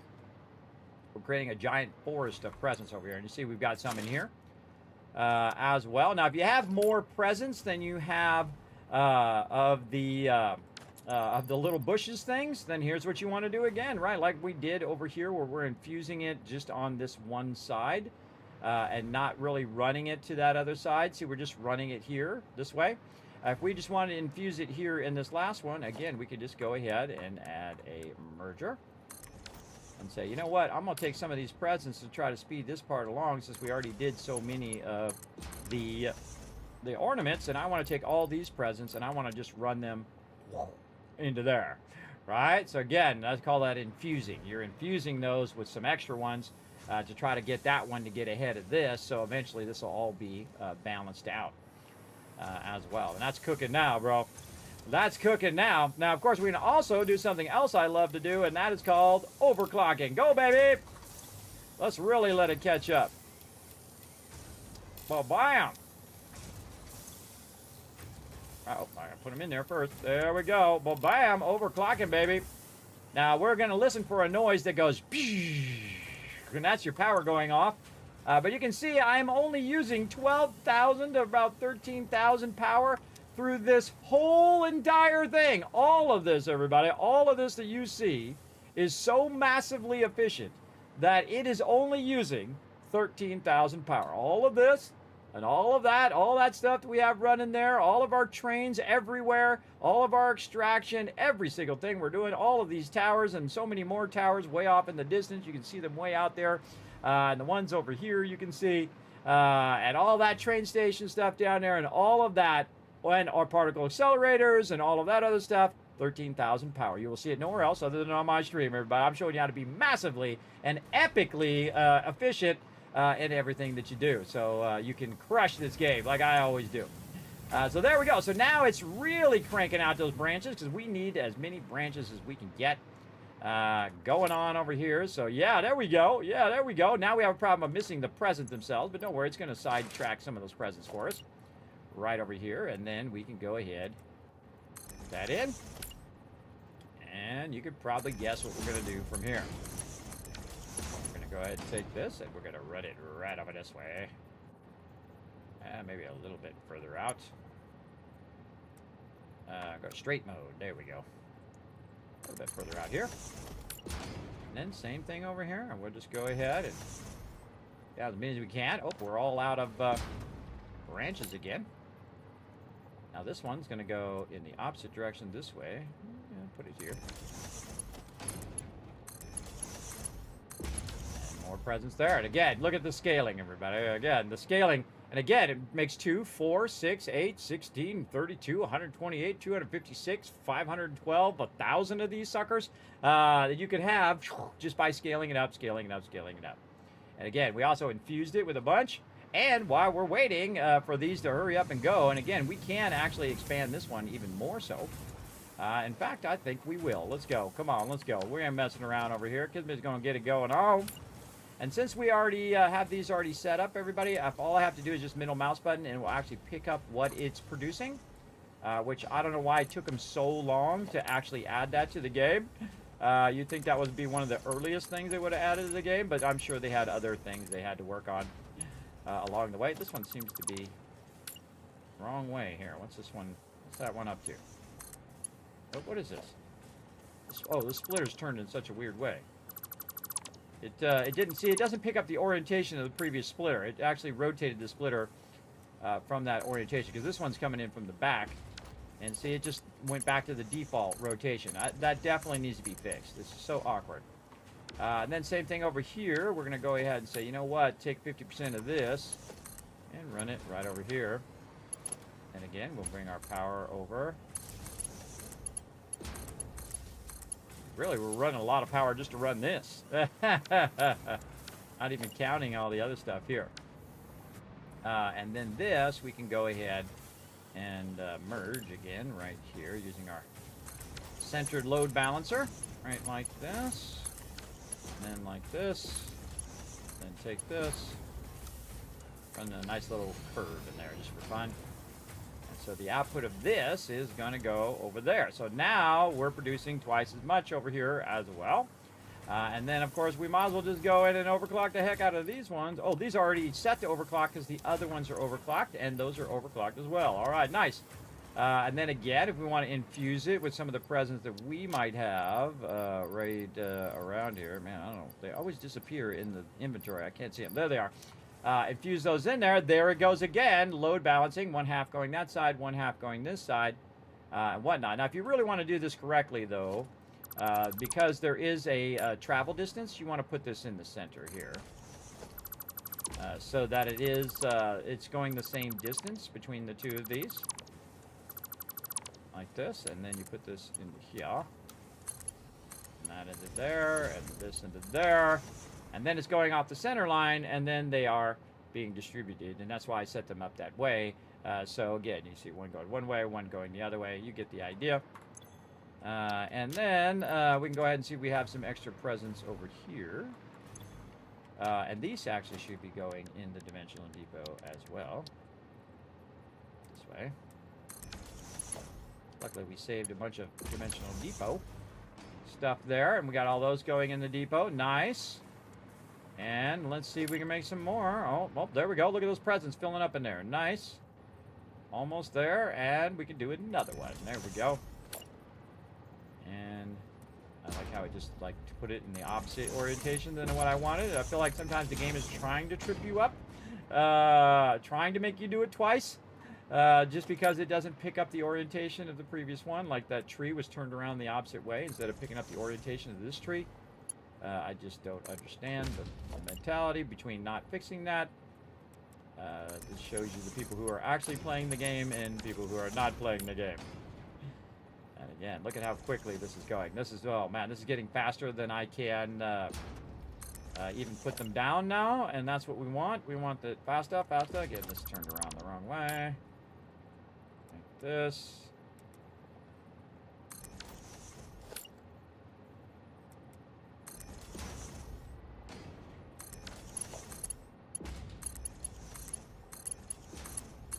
Yeah, and this is the most powerful thing in the entire fix-it thing, because it'll just make more, make more, make more, make more. That's what you really want it to do. Again, we're waiting for some more branches so we can finish off this in part. Where did we finish this? Yes, right here. A couple more branches. See, look, I don't have to run and get it anymore. That's what's really cool. And so we'll put that... Oh, I forgot to put the splitter in. My bad. Merger in this case. This way. There we go, and then same thing here. We'll go out there. You actually do it. Sometimes you're not sure if it does it or not because there's always a delay. Now, by the way, another great way of doing this, by the way, is to do back-to-back like this. And that just makes it easier space-wise if you back-to-back these so that you're doing it very efficiently, but I'm already doing it very efficiently where I'm using every other one. This one I didn't do center line because it's by that box, but these ones here will do all center line.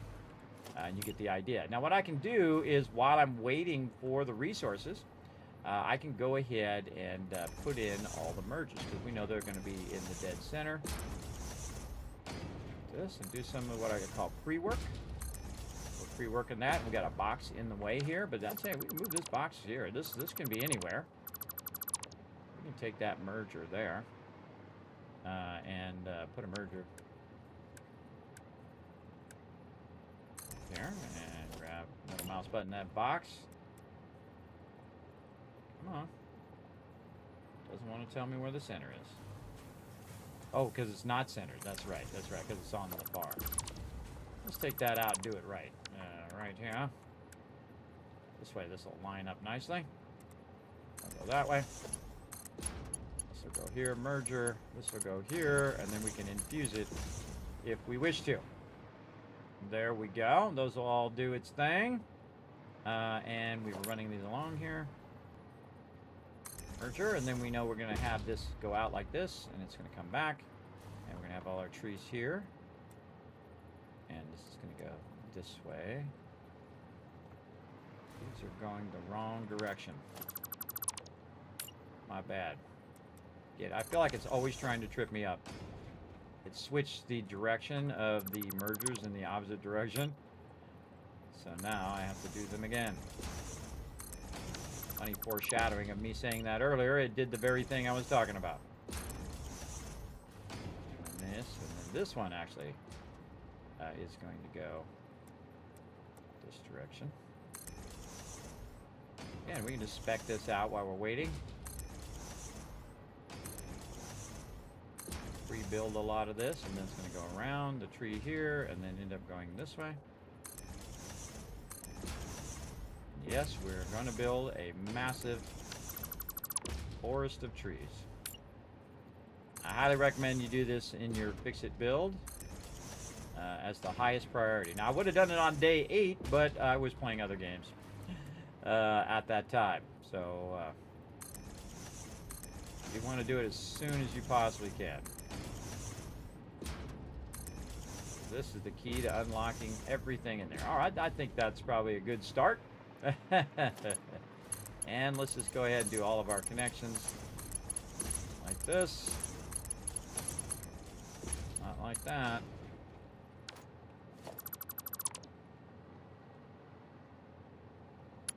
This is coming out of here into there. Very nice. This one into there.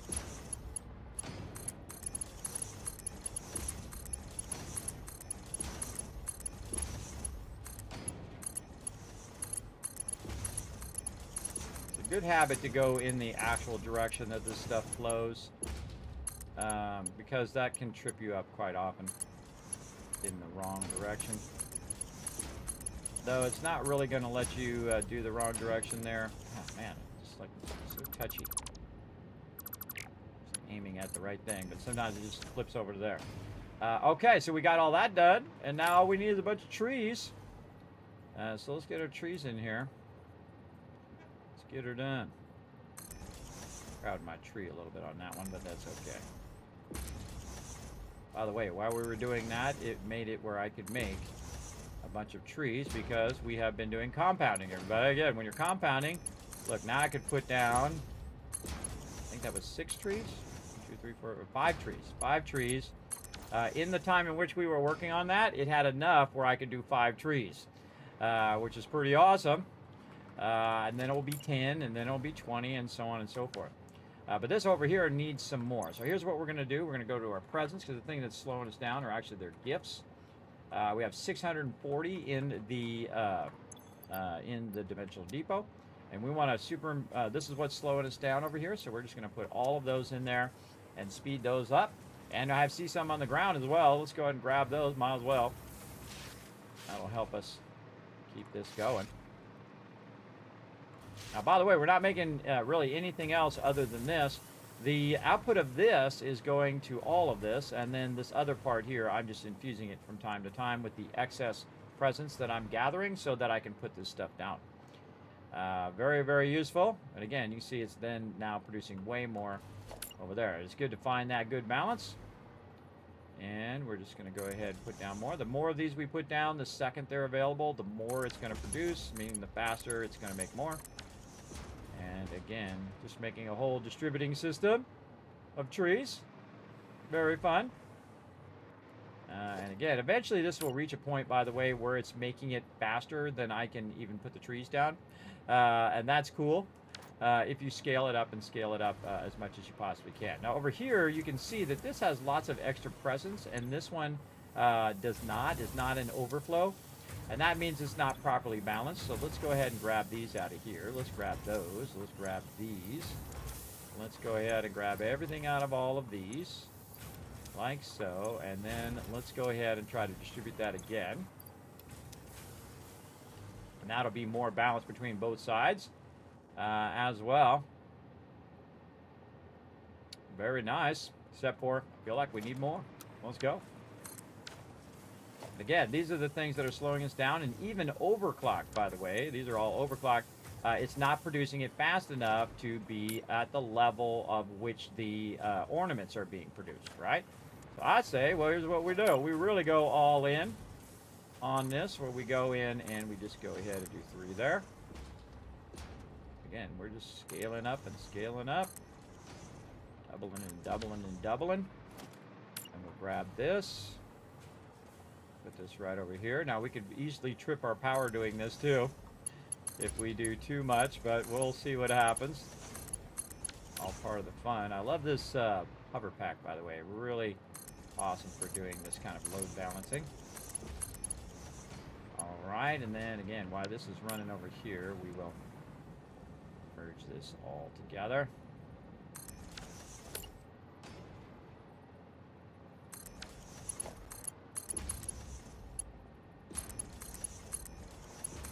I feel like you want to do the side ones first so the middle one works.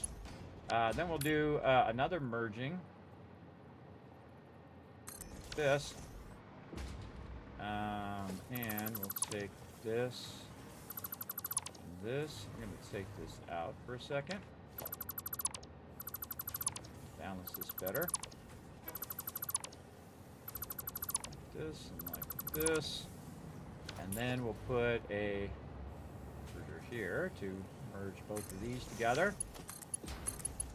Balance those together, and then we'll take a merger and we will merge both of these together here, and then we will merge the whole thing in the next level of load balancing, right over here and right over here.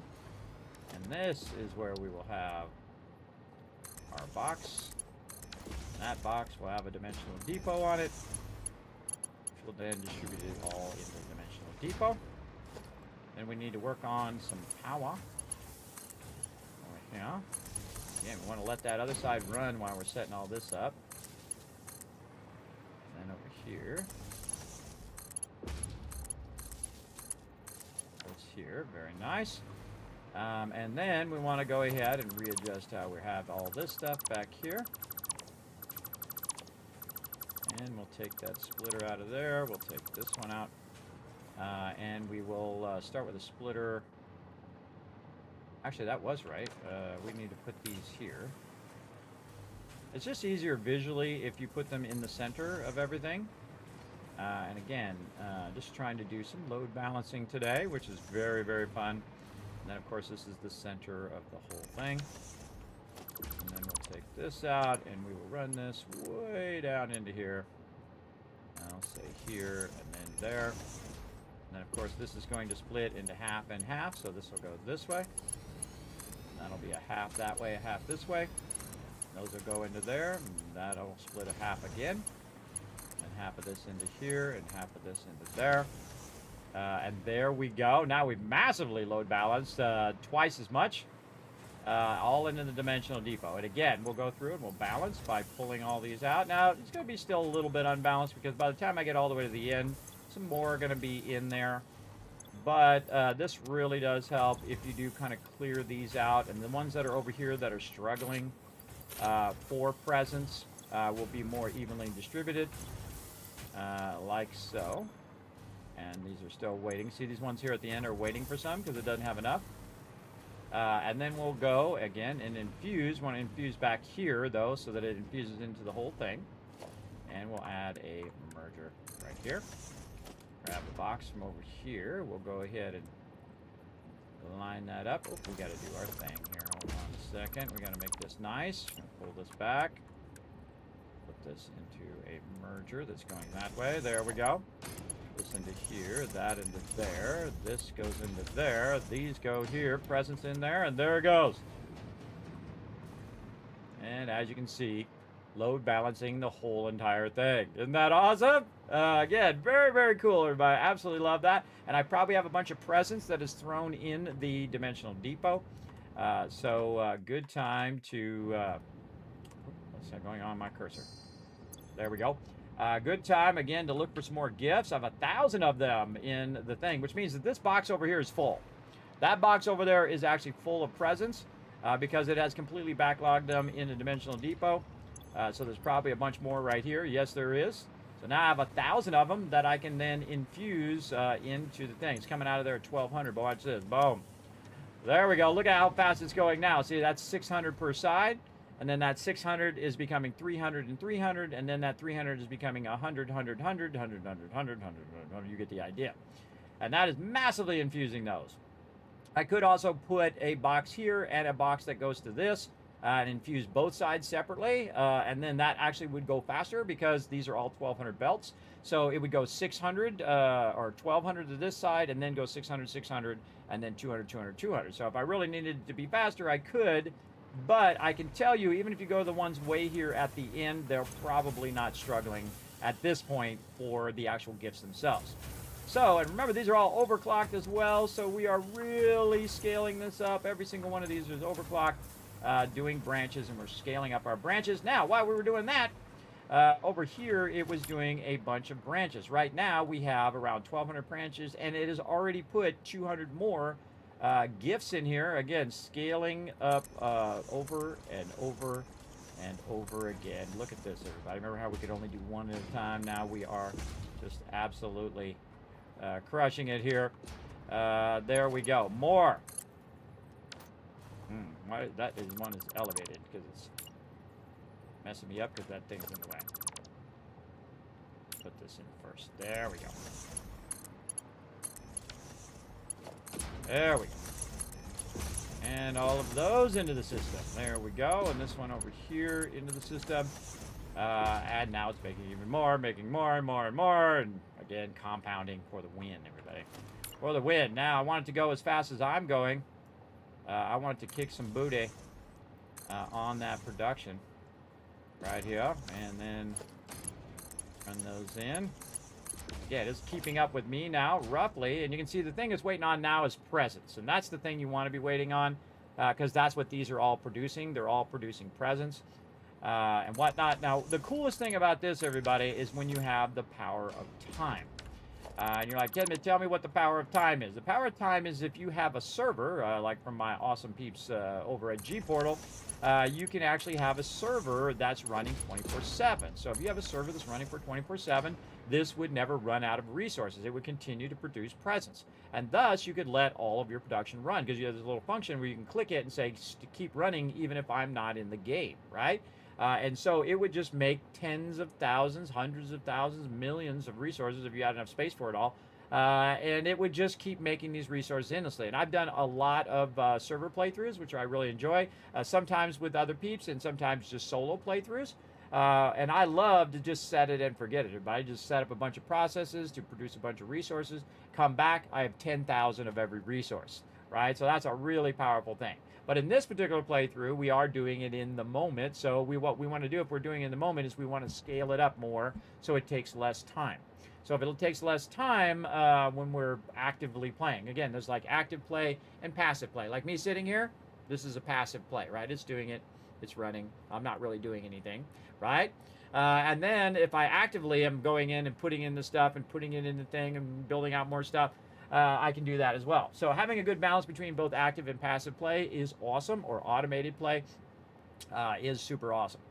And look at it go, everybody. Look, doing its own thing now. Let's just back really far away so you can see all those load balancers working their magic down there as well. Very cool. Let me catch up on the chat here a little bit. What's up? Yes, hiya. Industrialized Christmas, exactly. Is there a reason why you don't do 2 rows of trees around every conveyor line?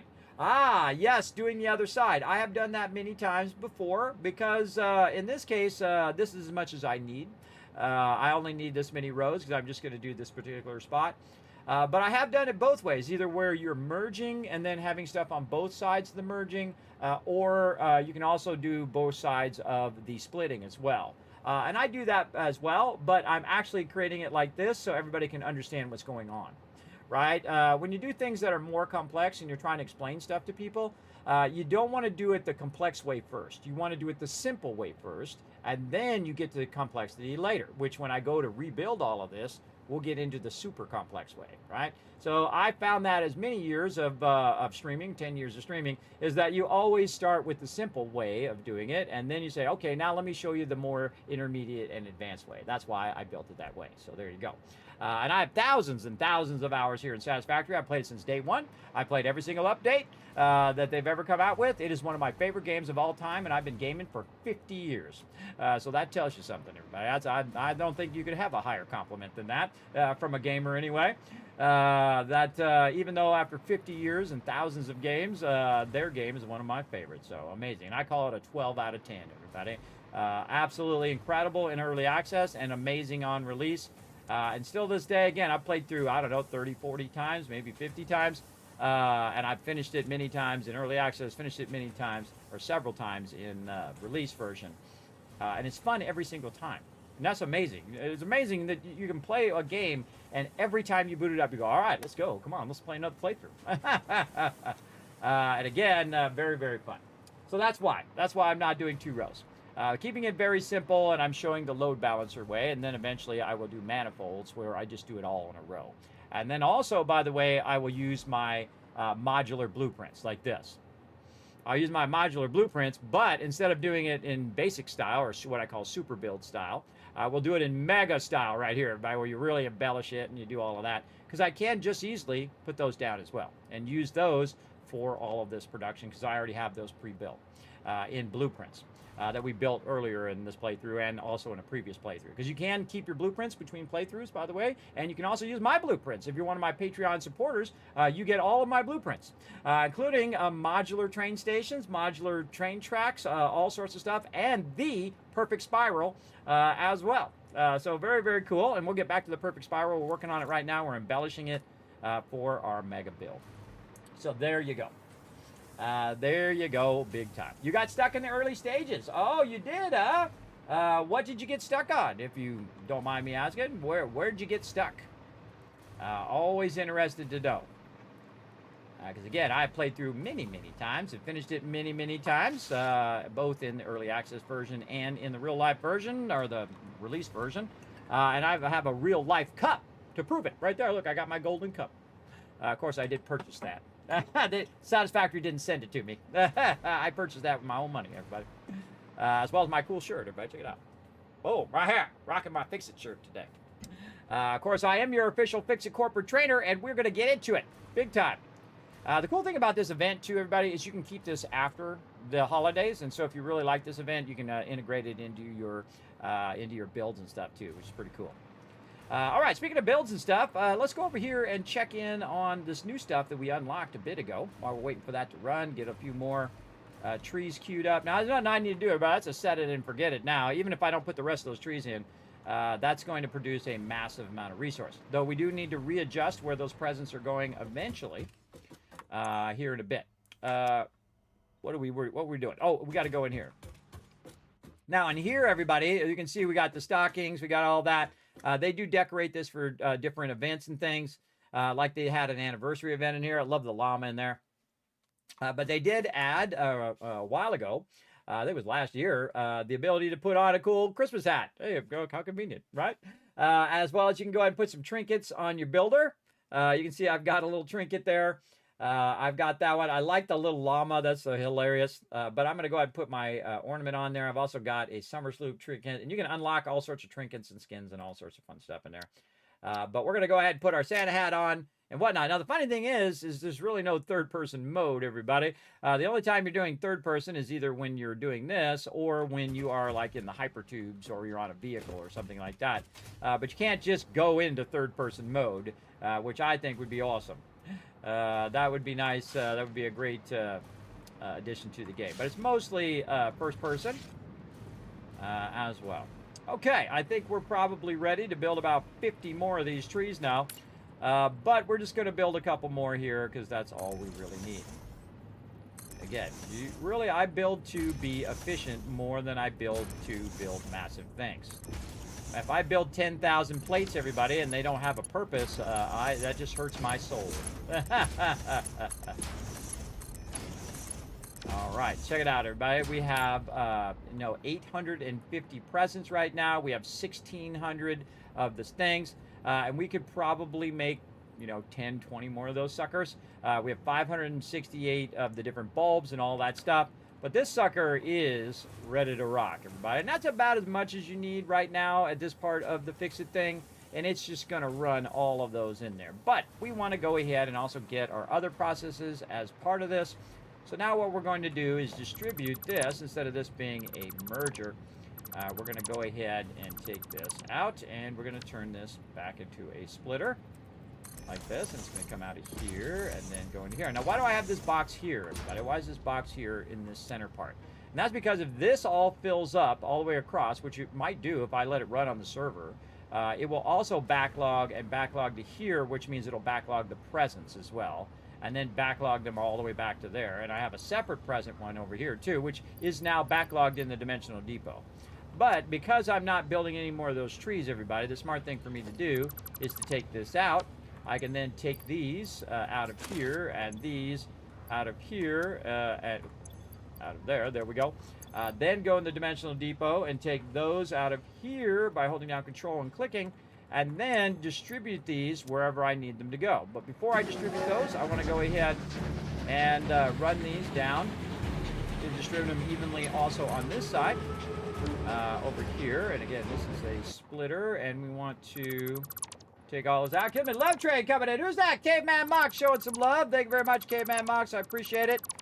Show some love in the chat, everybody. We want to go ahead and do our splitter. This splitter's turned the wrong way, so for what we're doing next, so we want to take that out, run this back like this, and we'll run that right into there. Run this into here. Again, we're load balancing both sides, and then here. And then now we'll take all these extra presents that we have, and it will massively load balance everything that we've just done right there. There it goes. And now we have an incredibly huge load balancer producing all of that. If I even fit it into the screen, everybody. There we go. So we just built that within, what, 30 minutes? We just built that whole entire thing out to produce all of those resources. And the only thing I would say to do at this point is to go to the very first resources that we're producing, the candy canes and the bows and stuff like that, and have those running in the dimensional depot as well. So when you go to do stuff later, you can pull it right out of the dimensional depot. I wouldn't run the presents in there right now because you would want to use the maximum amount of presents to produce the maximum amount of stuff that you can. But now our processing power and our factory power is massive. It is absolutely scaled up, so we doubled it, doubled it, doubled it, double. You get the idea. Makes me want to double from In-N-Out Burger, by the way, just talking about it. So there we go. Good morning. It seems like yesterday when I saw your first stream, and at our age, time really does go fast, doesn't it? I feel like the older you get, the more it accelerates, right? It gets faster and faster and faster. So a day would seem like forever when you were in school and you were waiting for 3 o'clock to come around so you could get out of class. Seemed to take forever. But when you're in your 50s, everybody, a day is just a blink. There it was. That day went by. That's what it is. Again, it's something that when you're doing something you enjoy, everybody, it's always going to be more accelerated. Like when you're hanging around with people you enjoy, when people are appreciating you and you're appreciating them.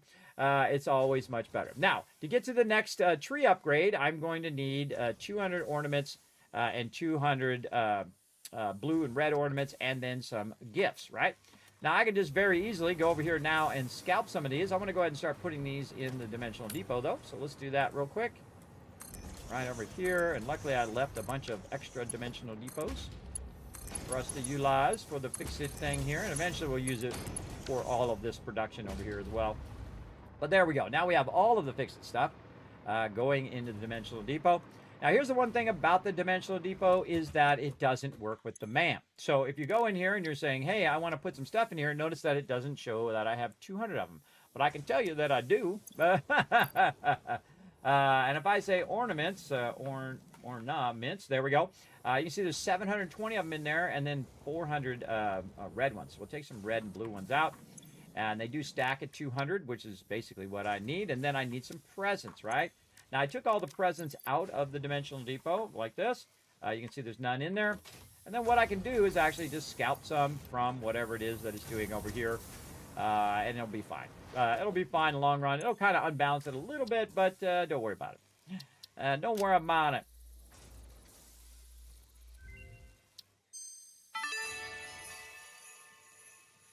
Oh, joy, the tree is fancier now. Well done. Unfortunately, you are only halfway there. More appropriate ornaments made with iron and copper can now be created in the foundry. When I say more appropriate, I am referring to the usage of factory materials as a subtle reminder of your purpose on this planet, and the fate of all of humanity resting on your shoulders, of course. But no pressure. Ada, you so crazy. All right, so now we need some more stuff over here, everybody. We can create a wreath here. We can create a little cool thing that actually makes it snow. And then on this side over here, everybody, we can have some cool fix-it power lights, which are also very cool in the game. You can see also we can get some gold and silver ornaments going. So let's see what new stuff that we can make over here. We still got all of our standard stuff here. But we should have unlocked our stuff here and to go to here. So we want to work on these, which I don't think we can do yet. I don't think we can do that yet because some of this stuff is, again, blocked by the thing. Can't quite remember. Let's go see. It's been years since I did this. Let's go put these in here. See if we have any others in here. No. Okay, so none in there. And then we'll go ahead and get our forge over here. Middle mouse button it just to see. Again, we can look it up in the thing. We can just search for it as well. We can just go in and then hit ornaments. There we go. And so let's go look at the copper ornaments. Copper ornaments in the foundry. And it actually told me that. Hey, Kismet, this is in the foundry. And in the amount of time that it told me it was in the foundry and the time in which I started looking for it, I've already forgotten. That's the problem with sleep apnea, everybody. It's rough. All right, let's go ahead and get the foundry out. That's what we're looking for. Very nice. Let's go ahead and see what we need for the foundry. We're going to need copper ingots, and we're going to need fixes ornaments.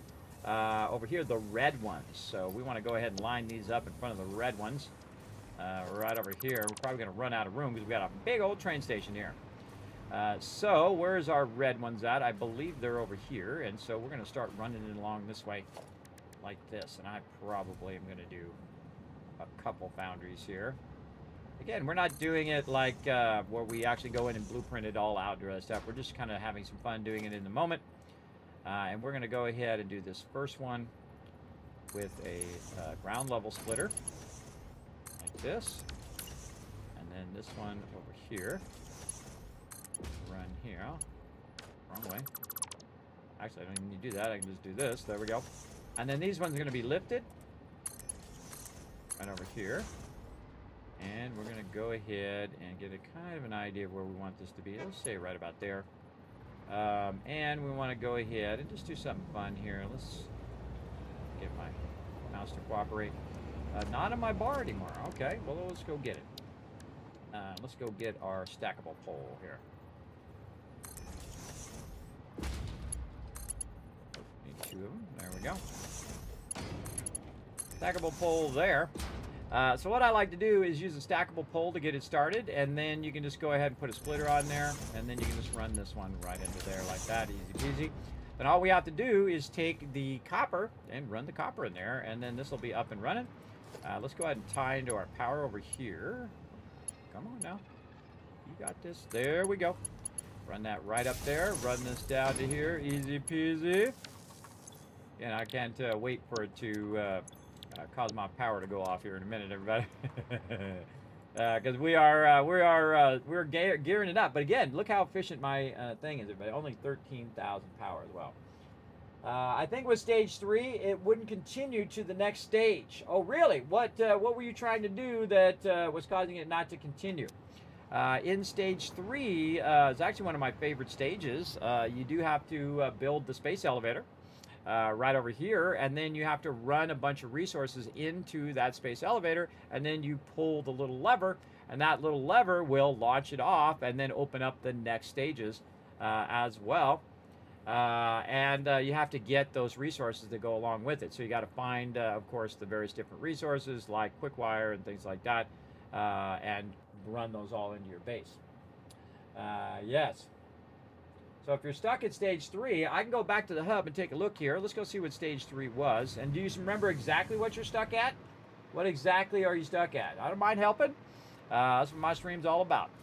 Come on in. Feel free to ask questions. Or if you're stuck and you need some help, I'm all about it. Let's go. Ain't nothing wrong with asking for help, everybody. It took me half my lifetime to realize that. That's the way to do it. If you get stuck on stuff, you just say, hey, I need some help. My first question is, have you got your coal power going? That would be one of the first things I would get going in Tier 3. Transport, mostly useless. Definitely going to need some steel production. And this one's always good because you have more inventory and stuff. And then you're going to get into 4 right here. And then 3 and 4 are going to lead you into 5 and 6. And then 7 and 8. And then where I'm at now, Tier 9. I've got it all unlocked in my particular playthrough. And again, I've played through 30 times. So feel free to ask there, Veldar, if you do get stuck and you're like, Kismet, I was trying to do coal power and I couldn't figure it out. Or maybe it was steel production, or I can't figure out where to send the stuff. Like if you are trying to do, say, you're trying to get to the next tier, you're going to need to use the versatile framework, right? So you're going to need to build all of these things down here, like your rotors and your modular frames, and then build your versatile framework and run those into the dimensional depot. And when you have enough of, into the space elevator, when you have enough of them in the space elevator, then you can go to the little panel here, or really anywhere, and you can actually put the stuff in there, and then you launch that stuff up into the space elevator. That's space elevator here. So that'll launch it up there. It'll start to build out that cool thing up there, as you can see. And then that will unlock the next stages. So you can then go to, 5, 6, 7, 8, and all that stuff. So again, if you are stuck on that, you want to be building stuff that you can put in here. Now I'm at the end, so my components are going to be different than yours. But you want to put it right in the space elevator. And the space elevator has some inputs on the side, right over here, that you can run that stuff right in there. And that should help you get past that stage. But the first thing I would do if you are in stage 3 is to get coal power going. So you're going to need coal and you're going to need water, and then run that into your coal power plants. And then your power plants will actually power the coal and the water. So you create a loop, like I was talking about earlier, where you'll have a loop of power, and then you don't have to worry about it. It'll just take care of itself, basically like these presents are doing right now. Like this loop, right? So it's creating the presents, which allows me to make all this stuff, which allows me to make more this, and then allows me to make more of that, makes me more, see, and then they're feeding each other, right? And again, I can scale this up to 1,000 of those if I wanted to. But really, you can scale it to an infinite amount as long as you have this extraction, right? You have this extraction of resources. The extraction of your resources is the most valuable thing in the game, other than power. Power would be the second one, I'd say. But the extraction, having that extraction maxed out, producing the most resources that you can from a single node, because it takes less time. And time is your most valuable resource, both in-game or anywhere else. And speaking of time, it's been 2 hours. So yes, and again, look at this beautiful distribution over here, everybody. It's a thing of beauty over there. Let's let that keep rocking. And again, we could probably make about 50 of those trees now. We're running this over here is what we're doing. We're getting that in there, and we've got to get some of our copper over here. Now I can go and make a whole nother copper node and run that copper node via train and do all that stuff, but this event is temporary and usually only during the holidays, but you can extend it for longer if you want to. So overall, in the whole part of my entire build, everybody, this is just a temporary event. I'm gonna go ahead and bring this down just a little bit so I can go ahead and put this over the top of this so it doesn't run into that. And if I bring this down a little bit, it'll angle up and not touch that, like that. And then we're going to run this across here and run this, make it over here. Yes, we can. Nice. Right there. Now, it just so happens that I know over here it is actually making a bunch of copper.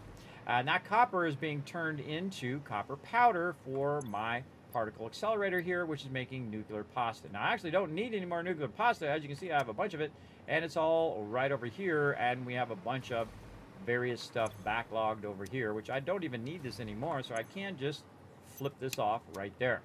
Now, inside here, it's making a bunch of copper ingots right here. You can see them, and they're probably massively backlogged in here as well, so I can go ahead and maybe siphon some of those out of there. See right here, copper powder is being produced. But all we have to do is find out where the output of this is and if it's still being fed Some does look like it's still being fed. Yes, right here. We have this coming out. This is going here into here. So what we can do is just tap into this like this, create a little splitter. Oh, this is round. You can't do it on a round one. So let's just go ahead and do this. There we go. And we'll just do a splitter here. Oops. Need to rotate that. There we go. That there. This down to there. Very nice. And then we can go ahead, maybe put this like this. And we'll put this down underneath here. We got it going the right direction by hitting R. So now it's going to go down into there. And here we are back under here again. And again.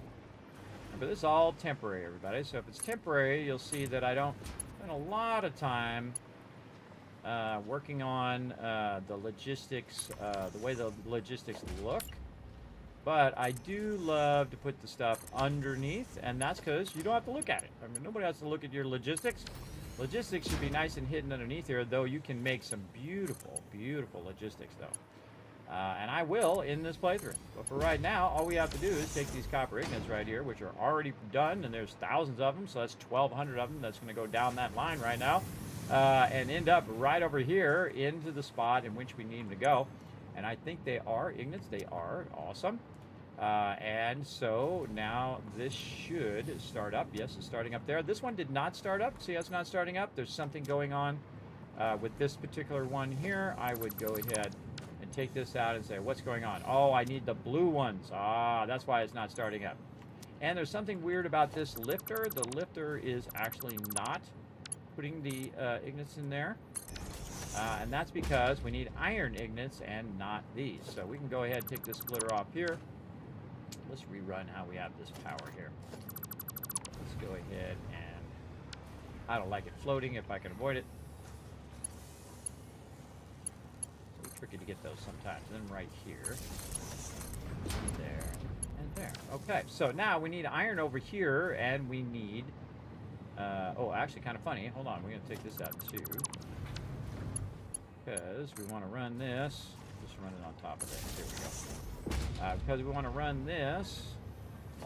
We don't need these anymore. Those were just temporary. We don't need a splitter there anymore because we're not going to split that. So again, reduce the stuff that you don't need out of there. Like that. So there we go. So these are going to be two separate processes. This is going to be the red ones here, and then we're going to be doing the blue ones over here. We'll just run those like that.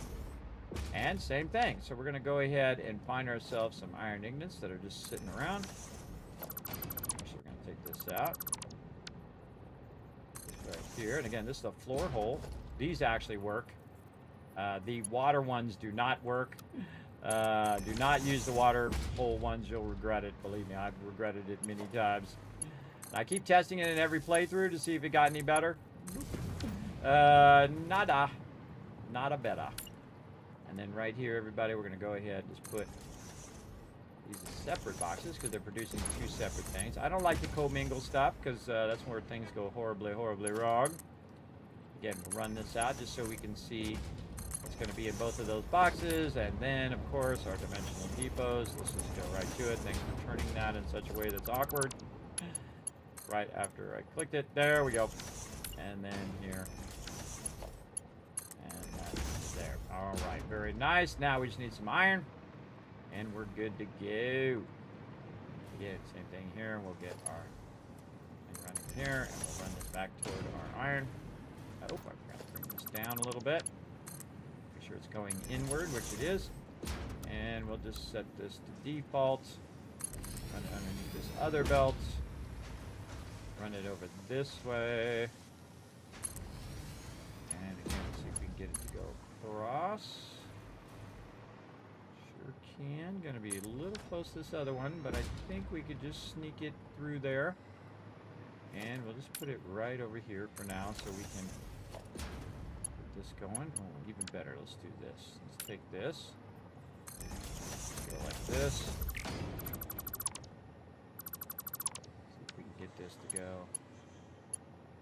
little bit further this way, and then get right to the edge. And then across over there. There we go. Even better. Okay. So now we got to go on the hunt for iron ingots. Now I'm actually using iron ingots for a whole bunch of other stuff.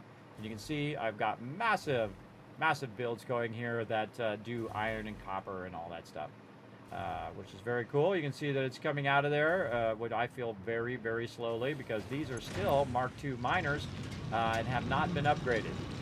Even though these are faster belts here, we can upgrade this miner simply by taking a miner, just like this, clicking on this, and now that's going to go way faster. Right, again, especially since we have the faster belts. We can also go in and overclock the heck out of that sucker because it's a pure node. And that once that gets up to run, it will then run at 1200 after it drills into the ground there. Put our plate back in there. Just drill in the ground, and now look at it go. It's going to be firing out of there at 1200. Now this is a Mark 6 belt, Mark 6 lifter, and so that's going to really hook that in there. And again, once we replace all of these slower lines, see these lines are slower in here, we can really get this into the box fast though, like that. Boom, that first box is going to fill up like crazy. Look at it go. All right, yeah, it's going to fill up like crazy right into there. And again, eventually we'll upgrade all of this so it's at maximum speed, and we'll extract the maximum amount from down there, and then of course do whatever processes I want it to do. And again, we have multiple of those nodes.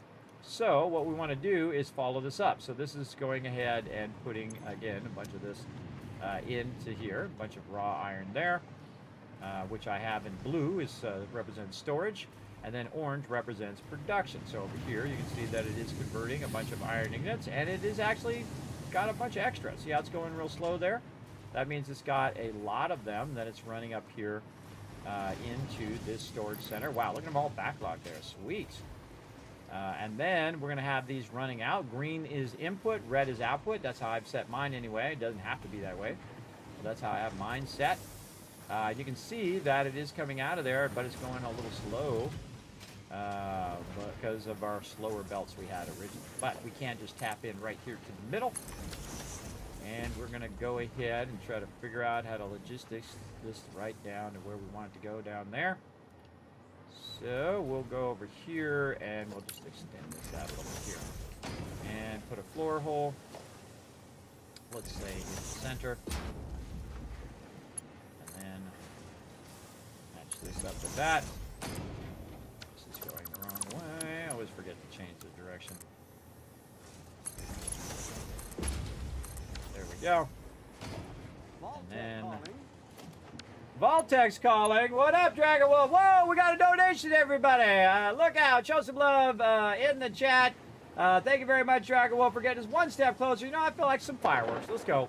Thanks so much to Dragon Wolf. Again, I think you got us to the next level of our Vault Van Life project, everybody. Again, if you want to be part of it, now's a great time to show some support of the stream. We're getting one step closer right here. Let's see, where's it put that? It puts us at another giveaway, $10 Steam gift card. So we're going to do a giveaway, a Steam game code, as well as a $10 Steam gift card today as well. So stick around, everybody, because we're going to give away some loot as well. And again, I totally have not taken my break, by the way. I'm going to take a break here in a second. Let's get this stuff popping off first, and then we'll get it going. It does not want to put that down there. That means that something is weird about this part up here. So let's get this in here first, and we're going to run that out this way. And then we're going to put this one back in. And it actually, if you do this just right, everybody, it will actually go in there. See how it went in there? And again, we want to use these iron ingots over here for the event. Now I should be able to do this again and get this to go right. There we go. We want to bring this way down here. Maybe just a little bit like this. Then we'll use the side of this building. This is called spaghetti when you do this, everybody, when you're not thinking it out. You're just willy-nillying it in the moment. And it can be fun. It sure can. But you definitely, I'll tear all this out, everybody. This will all go bye-bye. But in the moment, use all the techniques. That's what I say, everybody. Use everything that you need to do all at the same time. Actually, we can just run this way. Nice. Again, I'm just running this down. Now, I started at the end, I mean, the beginning of where it's being produced, and then I'm running it this way. Now, we don't need this one that way. Just take all this out. Put that right there. Again, that's why I have this gap here, so I can run my logistics. Now, that's all I need to do, and then what's going to happen is that's going to run right over here, run up into here, and we're going to have thousands and thousands of iron ingots that we already had from before, everybody, because we had a bunch of it backlogged. I'm using up that backlog now here in the production of these ornaments. And you really want to let these go because these do take a while. But I kind of feel like maybe some more overclocking ought to get us going. Like this. And more overclocking over here. Really get it going. Now, what we really want is some summer sloops. And I don't think I have that many. I do have a few. Okay, I got a few. Just enough to get this going. So this is going to double these up. So instead of making 12 per minute, it's going to make 25. And you really want to do this toward the end of the process because now not only did it double these, but it also doubled the red, or now it's using less resources to make twice as much, basically. And the same thing with your copper ingots. It's basically, instead of getting 100 worth of copper ingots, you're getting 200 worth, right? So instead of getting 200 worth of the red ornaments, you're getting 400 worth, right? And it's overclocking, so that means that it is producing faster. And you will end up with a crazy ton of those very, very quickly. So very awesome. We'll let all that stuff run. And we'll go check our MAM over here for other things that we can do. What are we up to next? Let's see. Again, we're just getting this going, and then we're going to get back to our perfect spiral. So we need that. We need some of our snow. And then this is the one that we need, the upgrade 3, but we need to get to a certain day before we can get our day 14 cartridge. So right now we need 4 more days, and that'll, by the time we play again next week, everybody will have the ability to unlock that, and actually some more stuff down below. But let's work on some basic stuff here. So that's going to take a while for 200 of those. And probably this one is the one you're going to get first because it's 50 and 50. You can see it's already got 3 of those in there. None of these in here yet, and I don't see too many blue ones in the Dimensional Depot. What's going on with our blue Dimensional Depot over here?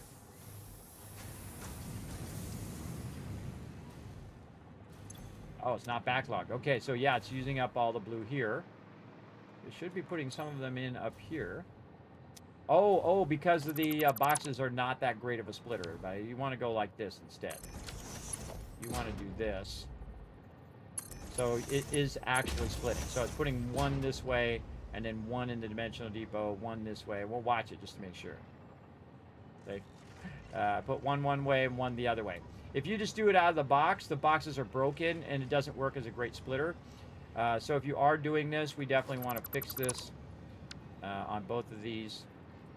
So this is doing a good job of putting some of these away for us to use for upgrades and building other things. So there we go. Now that'll work properly. Very cool. Again, if it's just going in and going directly to Dimensional Depot, awesome. But if it's coming out to go to another process, you want to do that. Keep that functioning. Okay, what else do we need? I think that's it. That should put those away in there. So now, when we go over here, and we are looking at our stuff here, we should start to see the blue ones show up in there. Oh, these are the ones I have on me. That's right. No, I need a Dimensional Depot. Blue. Oh, I have a bunch of them. 947 of them in there. All right. Red. Let's get those out. And then just ornaments in general. We have 114 copper ones and 84 silver ones. There we go. It doesn't show up in the MAM because you can't use it in the Dimensional Depot. Use it from the Dimensional Depot. All right, there we go.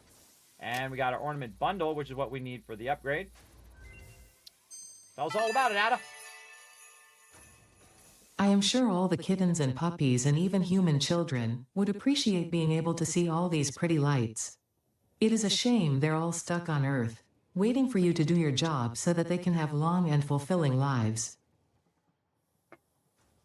Yeah, sure. No guilt tripping or anything there, Ada. Totally guilt tripping us there, everybody. You see that? All right, so we got this one, which is our Kismet's power light, which is pretty cool. Let's see, where is that at? In here. Where do we do that at? Up here, yes, right here, this power light. So we can run some lights here, so we can do this. We used to have it where the poles were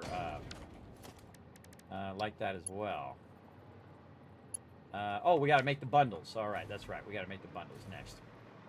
So let's go ahead and get our ornament bundles.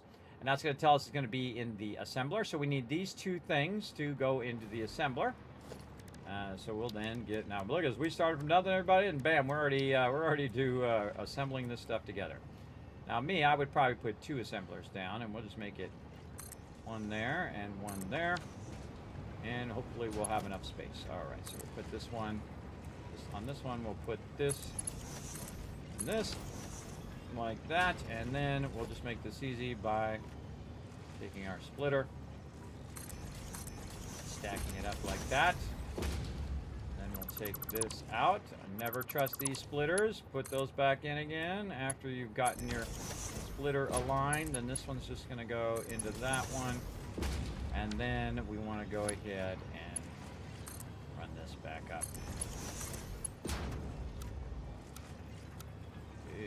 Okay. Too far up. No. Not aligned. Not aligned and too close. Here's what we're going to do. We're going to put one up on top like this. We're going to take this one out. We're going to take this out. We're going to take this out. We're going to put this one underneath, but we're going to put it in from this side. Then we'll put this back in to make sure that that's working. We'll take this out. We'll take this and this and this, and we'll turn it sideways. And then run it this way. And that should run a nice square 45-degree right in there. Beautiful. All right, very nice. Okay, so now we're going to get our ornaments in there, and then more power right over here on our splitter. There we go. So that's going to get into one side, and then on the other side we need the other bundle, which is this one. So we also want this to go into here. Is that the same level? Kind of looks like they're not. They are. Okay. And then we need a splitter right on our house, and we'll just split this one. So we'll do it a little bit forward. There we go. This into here, that into there, this into this one. And now we should be able to run those out of there. Now, because these take so long to run, everybody, here's what I suggest you do. You take all the ones that went into the Dimensional Depot or whatever it is, and you just go ahead and distribute it along the same line. So in this one is the silver one. And so I'm going to put this in this box. This is why I put the boxes there, so I can kind of infuse them. And then on this side, it's going to be the gold ones. And then I can just infuse the gold ones. And now the gold and the silver ones have split into each side. You see this one's got 10, this one has got its 8. And now it's going to go ahead and create those bundles. And then again, we'll go ahead and do our basics. Balancer here. One way or another on this one. Default. Then box. There, and since this is the end of the process right now, we'll go ahead and put our Dimensional Depot there. Again, since this is completely automated, look at it, we built all that today, everybody. Since it's completely automated at this point, everybody, you can just let this run. And so while you're doing other things, like we're building our perfect spiral over there and embellishing it, we're going to let this run, and before we know it, we'll have a crazy ton of those. A crazy ton of everything, really. We'll have a ton of it all, because time is your most powerful factor here. And by the time we get to day 14, and we need this, everybody, next week we'll have hopefully 400 of those, and we can unlock that upgrade. Over here, we can upgrade. We can probably do this one if we wanted to divert some of these, and it will automatically divert some because I'm running it in the Dimensional Depot. So if we do want to build that out, let's go over here. And I forgot what it was that we're building out. This thing. We want to build this thing out. So we want snow. So we'll go and look for Kismet snow. We got 700. Okay, that ought to get us started. And then we'll actually add this to do this. There we go. Almost there. Look at that. We got pretty close amounts. Ornaments. Take those back out, and we'll take the iron ones out. And another thing we could do is we can scalp it out of the production itself. So as it's producing, and I have a bunch of gold ones here, I can just steal those and steal these here. Now I have all my gold ones that I need. And now I need some silver ones. Again, you can see the numbers going up because as it produces the silver ones, it's putting those in the Dimensional Depot for me. It's almost there. And again, we just wait it out. And then we'll be able to upgrade to it snowing. Snowing.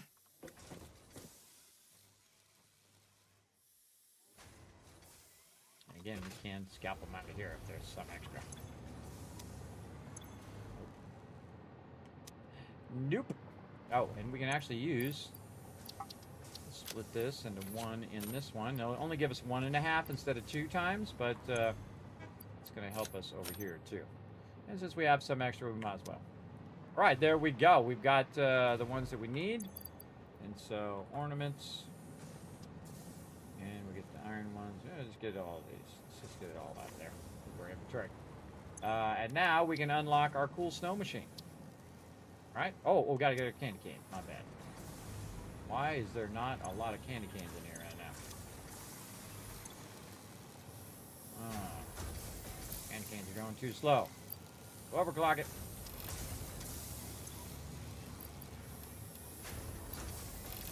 Go, baby. How are we doing on our power? Rock solid. Now it's going to produce a lot more candy canes. So right now, where we don't have enough candy canes to do that upgrade, but we do have some candy canes in the thing, which we may have enough to do that. There we go. All those candy canes are in the Dimensional Depot. There we go. Again, so you can't do it from the Dimensional Depot. You got to take it out of the Dimensional Depot, so you got it. I do not understand the fascination humans have with solid dihydrogen monoxide, to the extent they felt the need for a Kismet snow cannon and dispenser.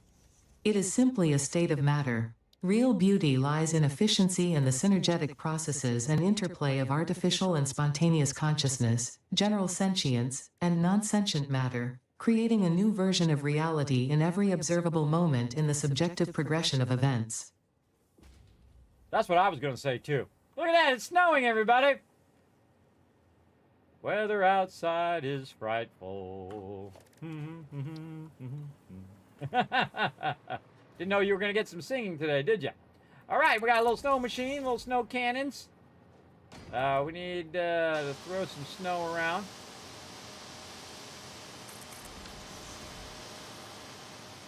There we go. Now, the coolest thing about these snow cannons, everybody, if you wait long enough, it starts to frost the ground, which I think is super cool.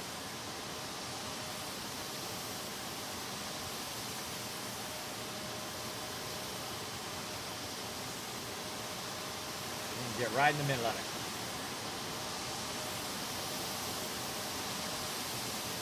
Very cool. All right, we'll let our little frost cannons run. Look at this. This is starting to backlog presents back here. Look at this. Holy moly. So many presents, everybody. It can't even produce enough of them now. And that's why I stopped where I was, everybody, because it has too many. It can't even produce it fast enough. Even if it's overclocked, it still cannot produce this fast enough, which I find wild. But I say, here's what we'll do. We'll go through and we'll make sure everything's overclocked. Let's go. Let's get all this overclocked. I love overclocking stuff. You know why? Because then I don't have to build stuff. But it's very inefficient, though. When it comes to power, But if you're like me, everybody, and you're super efficient on your power, then you don't have to be as efficient on your stuff. Look at this. Plenty more power to go. We're just going to push the absolute limits of what we can get done here. Like so. Overclocking all of these. More red ones. More red ones here. So now the only thing you really care about now is faster, right? Because you have enough resources to go faster. So you might as well. More over here. Actually getting down kind of low on my little power charge. I had about 90 of them to start the day, by the way. Over here, we already got all these overclocked. We got all these overclocked over here too. Yeah, all the way down. So everything is now overclocked, and let's take a look at our power. Beautiful. Yeah, we gained it. We were using around 3,000 more power than when we started today, so very efficient. And again, instead of making a whole bunch more of these over and over again, I just overclock the ones that I have because it takes less time. It costs me more power, but it takes less time because I have plenty of extra power. And again, time, your most powerful asset. So there we go. It's going to absolutely crank that stuff out. Even that, I can go back here to this box, and I bet this box is starting to backlog as well, everybody. That's a lot. That's a lot. Now, again, at this point, I can bet you that we could go through 2,500 of these right now, and we have thousands of extra presents there. We have 742 red ones. We have 1,000 blue ones. We could build this whole entire thing again. In fact, I could probably put this in a blueprint and just go boom, boom, boom, boom, boom, and start dropping them down, all pre-done, and just drop them down more and more and more all the time. Now, the cool thing is also, because we do have a backlog at each and every process, this whole entire box will eventually fill it up, because what it's going to do is going to fill up the end result, then it's going to work its way backwards, fill all those up, fill all the next ones up, and so on and so forth. That's why I always have a box in between, so that it can fill up all of this stuff, and then fill up all of this, and then fill up all those presents, and so on, as it goes back. And again, you cannot make it run any faster than what I have going. Now, its biggest bottleneck is the amount that's being produced, right? So I can scale up the amount being produced, and then it would use up that excess presence. But it doesn't need any more. But it really, you could just let that run. That's a massive amount. A massive amount. All right, let's see if there's anything else in the Kismets thing that we might want to work on in a bit here. Let's go see. What do we got? We got our tree upgrade. We can't do that till day 14. We've done all the other stuff that we can do. We've got all the processes running. Also, another cool thing that you can do at this point, because we want to run the blue ones up into there, we can go ahead and see where the blue ones are coming from. And I can go ahead and take a bunch of those out of my inventory now and throw them into there, right? So they'll go ahead and now infuse this part of the process faster. And then over here, these are the red ones, and so we can infuse those with the red ones, like that. So again, basically just putting that stuff back into the box, so it is part of that process. And then same thing over here, I can throw this back in the box, these candy canes. These candy canes will go back in the dimensional depot. Over here where we have our snow going on, I believe this is our snow, yes. Then we'll throw this in the dimensional depot. Let it put it back in there. Again, since I have all these different dimensional depots, I might as well. Then we also have a little bit of our stuff over here, and this is going to get full very quickly. Yes, look at it go. Right here. In fact, I might want to do another box. We're going to need a lot of that over time. So we're going to do another box over there as well. And again, if you're going to do another box like that, make sure you do create an actual splitter. Have that come up. Run that into there, so it's putting half of it in the dimensional depot and half of it into there until this fills. And then once this fills in the dimensional depot, right now it's got 2,500 in there, then it will stop feeding it in there, and it'll just keep feeding it in here. Now, one of the things I also suggest everybody is that you actually don't do this, because otherwise it'll only tap the first box worth into the dimensional depot. What you really want to do is basically have both boxes worth being able to go in the dimensional depot, right? So you just do it here and run it back. So you run it into this box, now it's going to backlog both boxes, and then it will run it back, and then it will have the amount of both those boxes when it fills up. And that will fill. Absolutely. At the rate it's going right now, it'll absolutely fill that up. Eventually all these, look, this is having struggling just to get that in there. So just to burn those up at this point. We did overclock and we doubled these. These are the ones that usually take the longest. And I suggest you double these up with your summer sloops. And again, it's usually best to double it up at the end. So we might want to just go ahead and take half of this, take this out, put one back in there, just have 1.5 these. And then one in there. And then over here we will in this one in this one.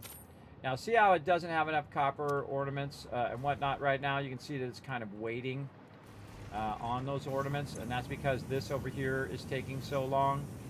And that's because this part over here, it's just not producing it fast enough, right? It's just not having enough of those get done. And you can see that it has plenty of resources on both of them. And that's where I would double this up. For sure at this point, so or triple or quadruple, whatever you feel like doing. So what we're going to do is just build out a little spot right here. Bring this up a bit, and then we'll just build out a little top part here. Probably back a little bit, like that. Grab this. Do some vertical building. Over this way a little bit. This one. This. And then what we'll want to do is put the splitter on this one. Actually on this side. And we'll run this one out this way.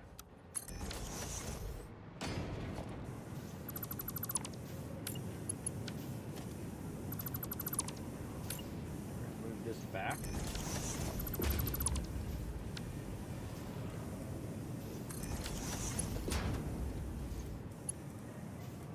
And we're going to run this up from down below, still back into the machine, but we're also going to run this one over here so we can run this up to here. Like so. That right into there. So now what it's going to do is take some of those iron ingots and run them up there, but we do need to reconnect the bottom part over here. Where to go? Right here.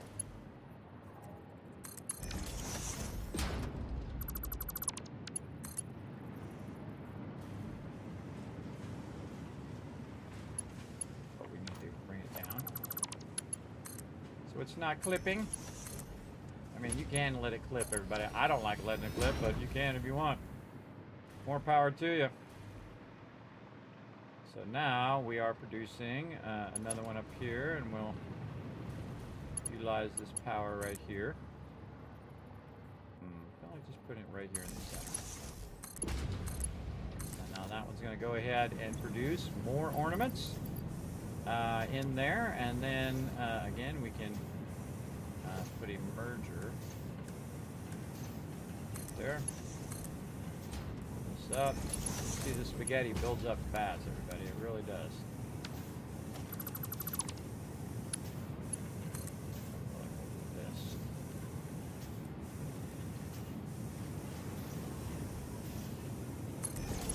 This.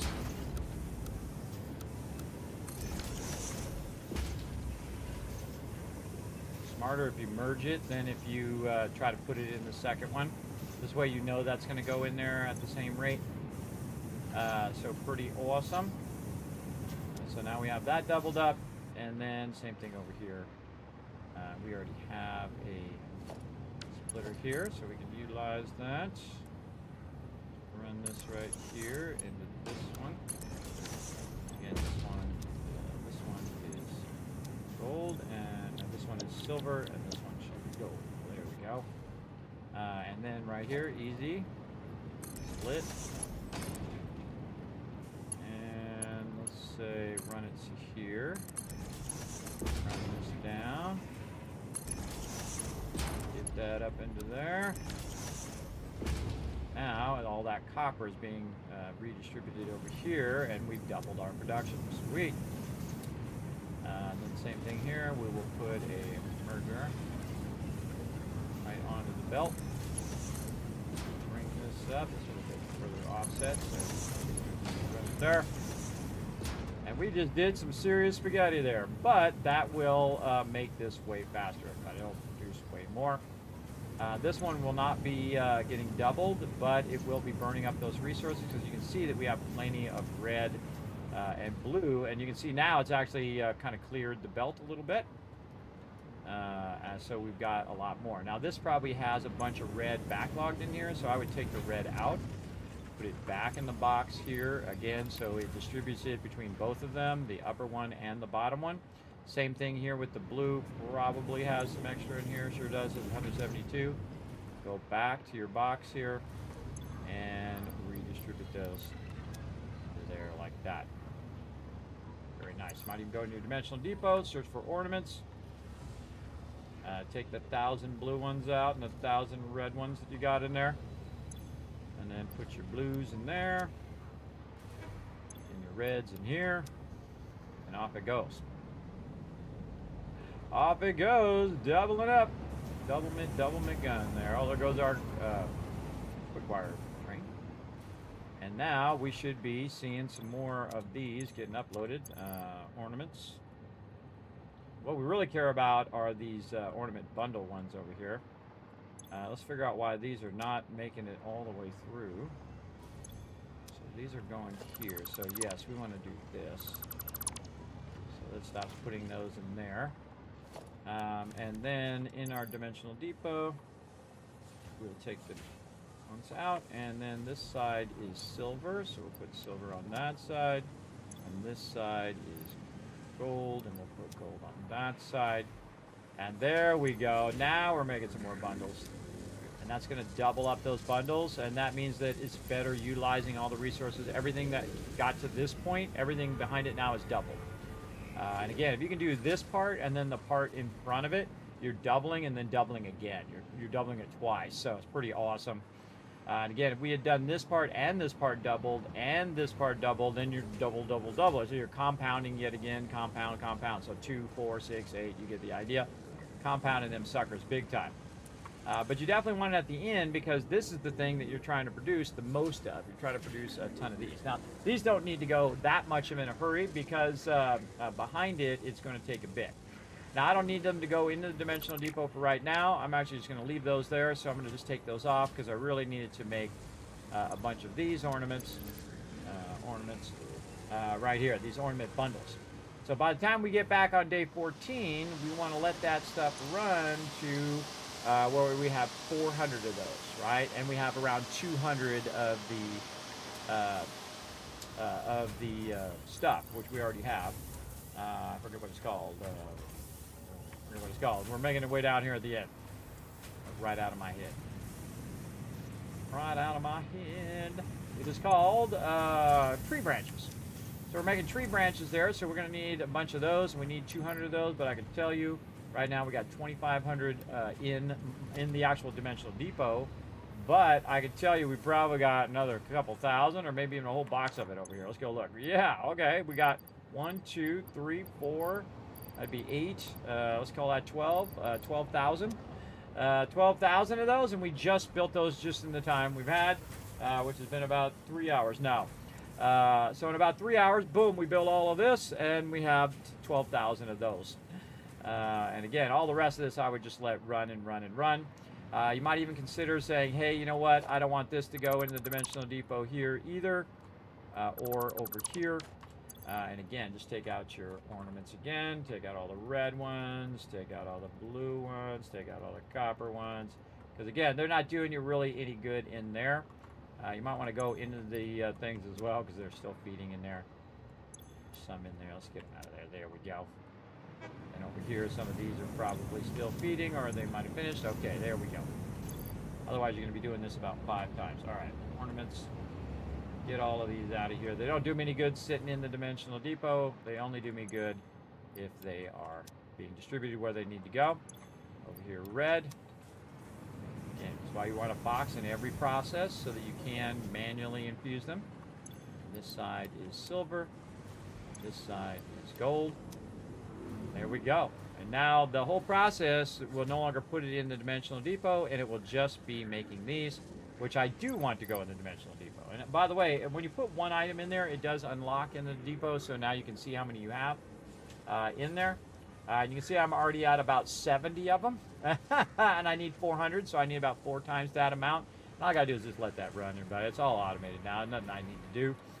All automated until day 14, really. And again, we can make this faster, but you can see, I mean, do we really need to scale it up more? No, because it's just a matter of time now. It's a matter of time until we have as much we need. In fact, a matter of time until we have tens of thousands of all of this at this scale. We could have millions of it if we wanted to, because all we had to do is scale up this part. If we scale up this part to 5 times what we have right now, you'd get 5 times of this, right? But you just always want to think about your power too. Your power is an important thing, so you don't want to overscale. And if you overscale, then boom, I am overpower, and then I have to go make more power, do whatever. Now, if I have all of my stuff running, everybody, it will be 45,000 power. But because I have just the things that I need running, and everything else that I don't need running is already turned itself off automatically, because it is filled up. It is filled up with different resources that I don't really need right now. And then when I do need those resources, I'll use it. It'll automatically start that process back up again. And because I have such a bit of a headroom between how much power I'm using and how much power it would cut my power off, I can actually add those processes on and off. And again, very, very efficient way of playing the game. Massively efficient. And right now I only have 21,000 power, roughly, or 22,000 if you round it up. Powers, or around 20,000 power. That runs this whole thing. All of this and all that over there and all that other stuff and all the stuff we're working on. So, and all of this Kismet stuff over here too. Very, very efficient. Very, very awesome. Okay, we'll let that run, and we're going to take a little bit of a break, and then we're going to come back and we're going to work on our perfect spiral. Let's get back over this way, and we will optimize it even more than I already did. I say we run over there first. Maybe hop in the hypertube just for fun. And get back over there where that spiral is. You can see I've got a spiral started over here as well. We're gonna embellish that a bit. All right, up here you can see we got some serious industrial strength building going on up here at the top, everybody. This is mega building here. This is when you really are getting into it, everybody. You're putting in all your rails and you're putting your lights in, so when you're going by, it's like you're in a real subway or train line. As well, but every one of these stations has its own hypertube, and so I can go ahead and just dip into the hypertube right over here, bam, and I can control which way it goes because they've added hypertube junctions, which are really cool. So if I go along this way and I say, hey, I want to go that way, but I want to hit, nope, I hit the wrong button. Hit the wrong button. Oh, my bad. Wrong button. I hit F. F does not do it. My bad. Try it again. Gotta remember what the key is. See, I play other games and I come back, I forget all the keys. I gotta hit E.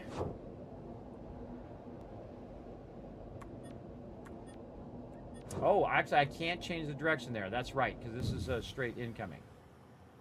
Yes, that's not a multiple way. This, you gotta come in from this direction to do that. All right, well, we'll take this off right here for now. And then what we'll do is just do this instead. Get to my hypertubes. There we go. We'll just add a little thing here while we're still under construction. And we'll run that right over there. All right, here we go.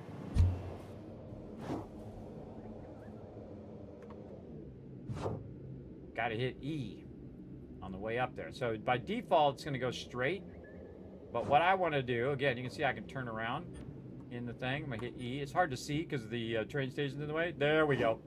I want to go this way. There we go. And we'll fix all that up, everybody, where we can do those different junctions. Because most likely we're going to be coming from this way, but I feel like we want to do a double junction there as well. So this is going to take me out here where I'm doing some construction.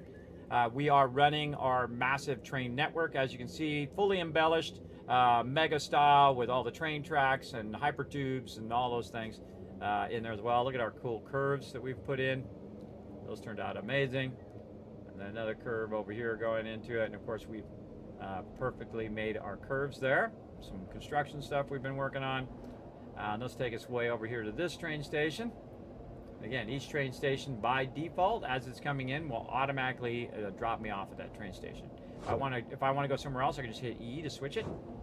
But it's going to drop me off right here. And I can watch a train come in. I got a little place here where you can walk and just kind of get up over here and watch the trains come through. Now, there's no trains on these lines yet because I haven't done that yet. We're still setting up a collection of resources, and we'll get all that going later. That's actually gas there. But we're running this out, and then this is going to run into our perfect spiral, which we're working on right down here.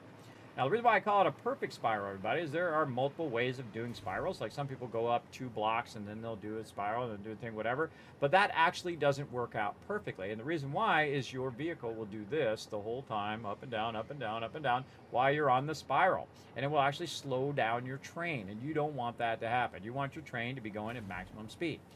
So what I've done is built out some templates here that we can use.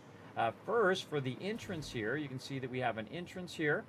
And then, because they fixed the outer track now where I can just go in a half arc as opposed to a quarter arc, we don't even need the side ones anymore. We don't even need these anymore.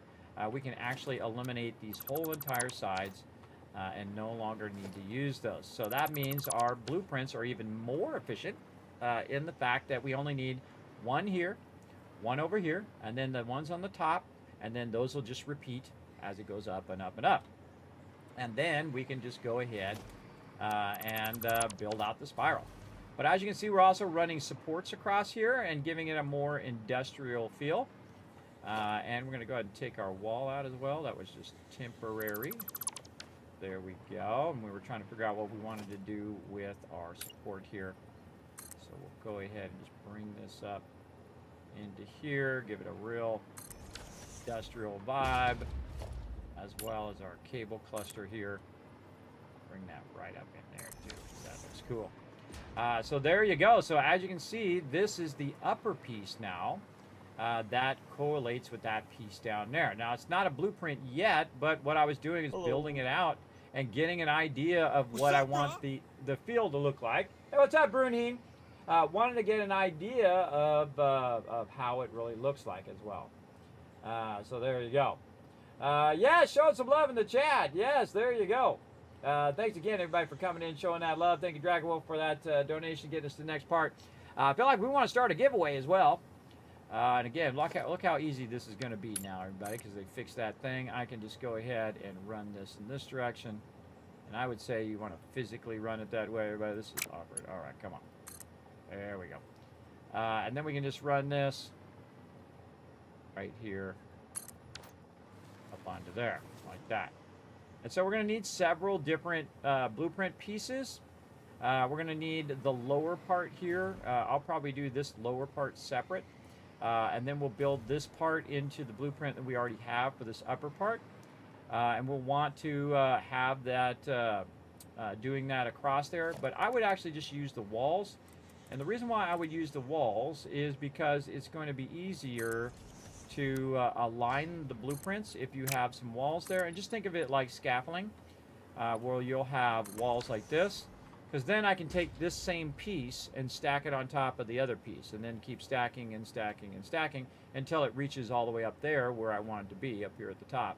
And then the same thing with the other side, just stacking, stacking, stacking, and using the walls as a template. And then once I have them all in, I can just remove the walls, and then they'll all be set up in the way I want them to be set up. So I really like that. I like how I've got the hypertube on the outside edge too, and we're going to run the hypertube around that outside edge. And again, we'll go right here and we'll say curve, and that'll just curve it around in the same curve as the so cool as the actual hypertube or the actual tracks themselves. And then again, we'll stack that one and stack that one, so we're only going to need A and B. Now we won't need A, B, C, and D again, because it's that problem has been fixed. And our perfect spiral will be awesome. And again, the less segments that you have to do, the less of that porpoising that it does. It does that, by the way, when you're riding a Sea-Doo. I've done it many times. It's like a motorcycle on the water. When you hit the water, you're like this all the time. The water's really choppy. The best is when it's super glassy and it's like you're on air. You're going at 150 miles an hour on the water, which you can die from, by the way. Water is like cement at that speed, so look out. But man, I had a fun time doing that when I was young, in my youth. So we're gonna come back. We're gonna work on all that as well. I say we save since we did a whole bunch of stuff. Let's see, MK3 spiral upgrades. There we go. We'll call it that. That's what we're gonna do next. And then what we'll do also is I'm just going to float way up here away from all the mobs. Up here, and I see some stuff floating here. Let's get rid of that. Like this. Actually, I want to take this and that out of there. There we go. And so what we're going to do is just float around up here, hopefully away from the mobs. Let's go find a place way up high. Way up here. And again, because I have my electricity run here and I have my hover pack, you can see we got to work on that as well. That's going to go into there, which is gas. So that's going to run all that gas in there, and then the train will grab it, run it back, and go down a spiral, and end up over that way over there. So we got two spirals. We got a spiral on this side, and then we'll have a spiral on that side to get up here in these high parts, grab all that stuff, and then bring it back down to the level of our base. We've got some other stuff over here that we're going to need to replace. So while we're down here in this spiral, we can spiral down and run one train over that way. We can run another train like this where we're setting up. We're actually going to set this train up where it's going to go this way, and it's going to go back and forth along the terrain to get to the lower part of it. That's really difficult to do. I'm going to show you how to do that. A lot of turns and curves and things that we'll have to figure out along the way. It's going to be awkward, but we'll get it going here in a bit. But let's try to remember to come back, maybe work on this a bit, try to get all this gas also pumping into there so I can start backlogging that gas. That'd be a good idea. So we're just going to let that float there, and we're going to go ahead and bring up some words on stream for you guys. Let's do that. There we go. So let's get that going, and we're going to start this up, and then I will back in just a bit. Lag it out a little bit. Lag it out a little. All right, here we go. I should probably take this. Donovan, put this over here. This in its own thing, and then put that there. There we go. All right, here we go, everybody. We're going to start this up. And back in a bit.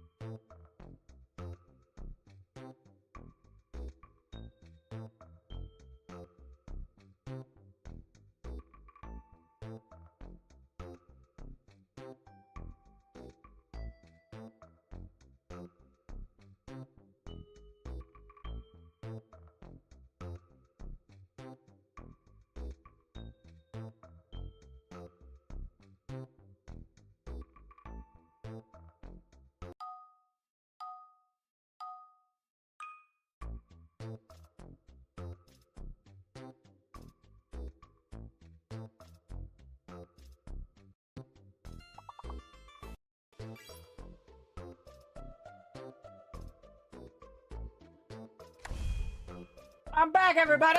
Let's get into it. Come on, let's try to get this puzzle done. We get all of these words, everybody. We're going to give you 5,000 caps toward the giveaway, which I'm going to start here in just a moment. Let's work together. Let's go. Harry. What? Narc. Oh, that is a word. All right, okay. Well, this word it recognizes. There you go. Let's see. Yeah, there we go. M's getting some. We got Turn-Based Joe getting one in there. What? You already got yarn. Harn. No M. Harm. Something that starts with an A. A-N-R-A. A-H-N-A. Arch. Oh, good one. Good one. Who was that? That was Ems who came up with that one. I was trying to think of some A words. That one's got to be an A word, the first one, everybody. And it's got to be before A-R. It might be A-C-N-A. I don't know. A-R-H-A. A-R-Y-N. I don't know. Arca. A-R-C-A. Nope. None of those ones. This got to be, yeah, a C word or an A word. Cyan. I should have got that one from printing. Can't think of anything. Just start throwing letters together.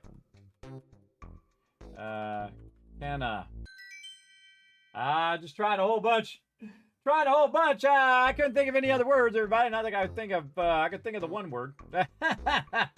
I try, everybody, but again, not quite all there anymore, everybody, after all my medical conditions and rough stuff I've been through. But excellent job working together. We're going to get back to some Satisfactory over here. We're going to get back to our stuff here, and we're letting all of our Christmas stuff run while we're getting back to this. Let's go ahead and give you guys some kiss caps and see if my button decides it wants to work today. Nope. If I can press it over here. Can I press it over here and it won't work? Apparently no. Let's try it like this. It's like I press it, and if I wait like 3 minutes and press it again, sometimes it'll start working again. Like completely negates the whole purpose of using the button in the first place. I don't know what the heck is wrong with it. It is very much busted. There it goes. Yeah, see, if I just wait. It's totally useless, everybody. Totally useless. I could have just copy-pasted it in the chat or typed it in the chat way faster than all of that. Fuzz on me. Fuzz on me now. From my little thing. From my hat. All right, let's get into working on this. Now, we've got a general idea of what we want, and now we just got to do it, everybody. We got to go up here to our blueprinter, which you can see we've been working on. And so we want to go ahead and decide whether we want to put these supports in there or do we want to have it not in there. I would think you would want the support in there because then it would just automatically do the supports as you go up and you only would have to do the center. The center is the easiest part where you can just put a thing in the bottom and then just run the whole thing.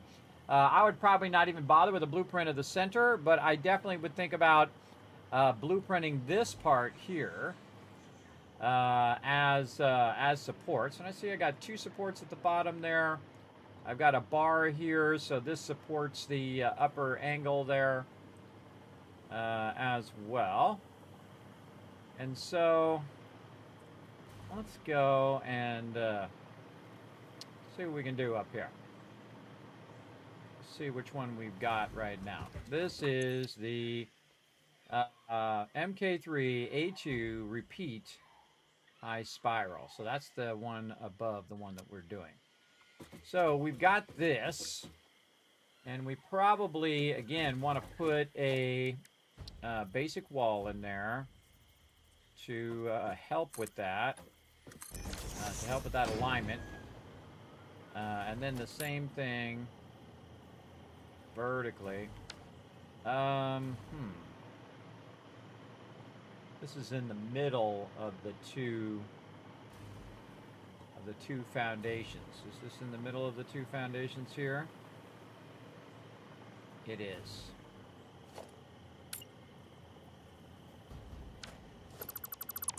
I kind of feel like actually what we want to do is do this, hit H, and put this in the center. Like that. That's going to be much easier to do that. There we go.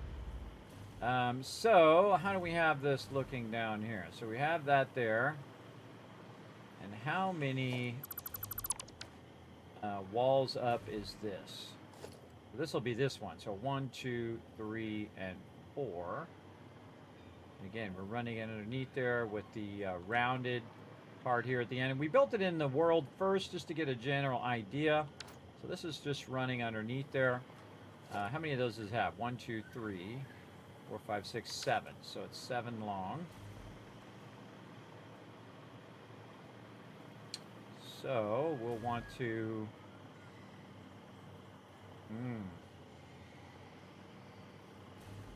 Oh, we got problems. We'll want to move that back because we'll want to have this, have the room to run those things. Yeah. All right, here's a great little trick. I'm going to go ahead and look at the name of this again. HU repeat high spiral. All right, we're going to save those. MK3. Okay, and then we'll clear this. And then we're going to bring up the MK3 high spiral here. A2 high spiral. And we're going to move it way over here to this side. And we're probably just going to offset it this way here so we'll be aligned. We're going to move it way over to this side so we can put in the rest of that stuff. Otherwise, this is going to have trouble here. For sure. And then we will want to get our architecture. And we'll want to put our pillar frames in here like we did.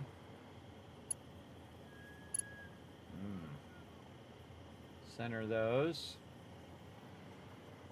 How are we doing those? Are we doing those offset or straight down the center? So it's going straight through the center of the whole thing. Okay. Honestly, I don't remember. We did this last week, so gotta remember how I did that. All right, so that there, and this is 2. Is it going all the way to the end? We gotta ask ourselves all these questions. Going all the way to the end, and it's a little more than about halfway into that end piece. Probably should move the blueprinter down there just to make this a little easier. But we're already in it now. And yeah, it is not like that over there. So we want to go like this.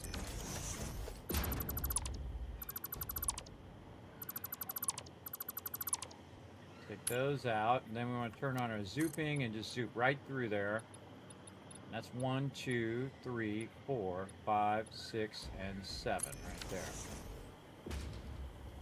Very nice. Okay, now we're getting somewhere. And we have a rail on the back, which we are kind of showing, making that where it's holding up this back rail. So we have a metal beam. It's holding up this back rail.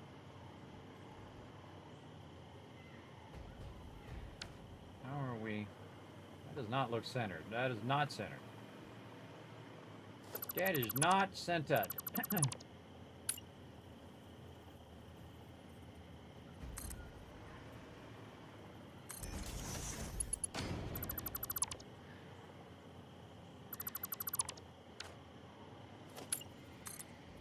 3, 4, 5, 2, 3, 4, 5, 6, 7.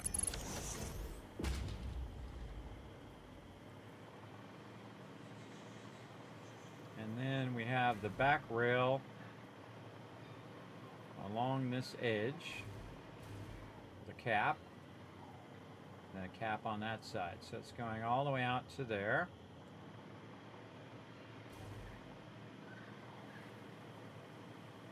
How do we do this piece? I'm definitely moving that down there. So we want to take a beam over here.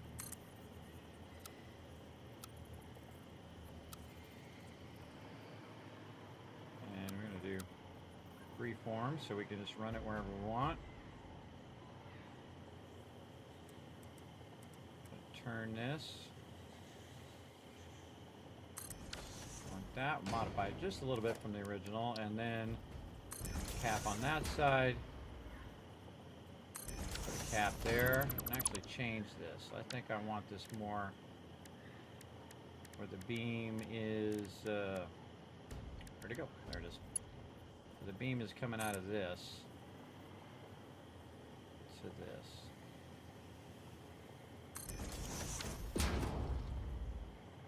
Nope. Not do it the way I wanted to do it. Let's try it again. Coming out of there. There we go. Nice and straight into there.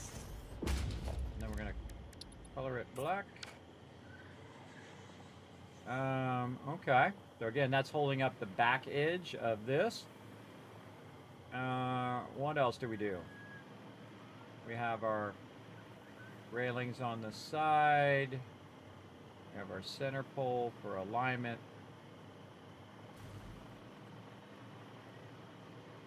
And then we have our two rotated silver edges here. Something like this.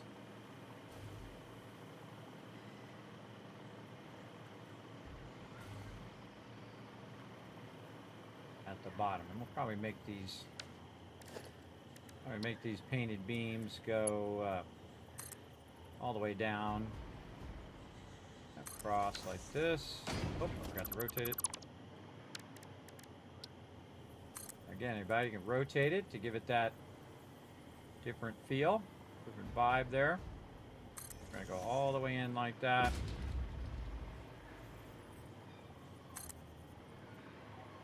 Again, we'll rotate it, give it a little visual variety. There we go. And then we'll put our caps on. Caps are going to be real weird, so we're going to have to get them to go the way we want them to go. Alright, those seem fine. Both rotated the same way. They are. We got our caps there, and we want to paint this in the Katsurium finish. And we have our outer spiral. Okay. Looks good to me. Let's give it a try. So now what we're going to do is, actually before we go in there, we'll go here. We'll go to the one that we were just doing here. We're going to edit.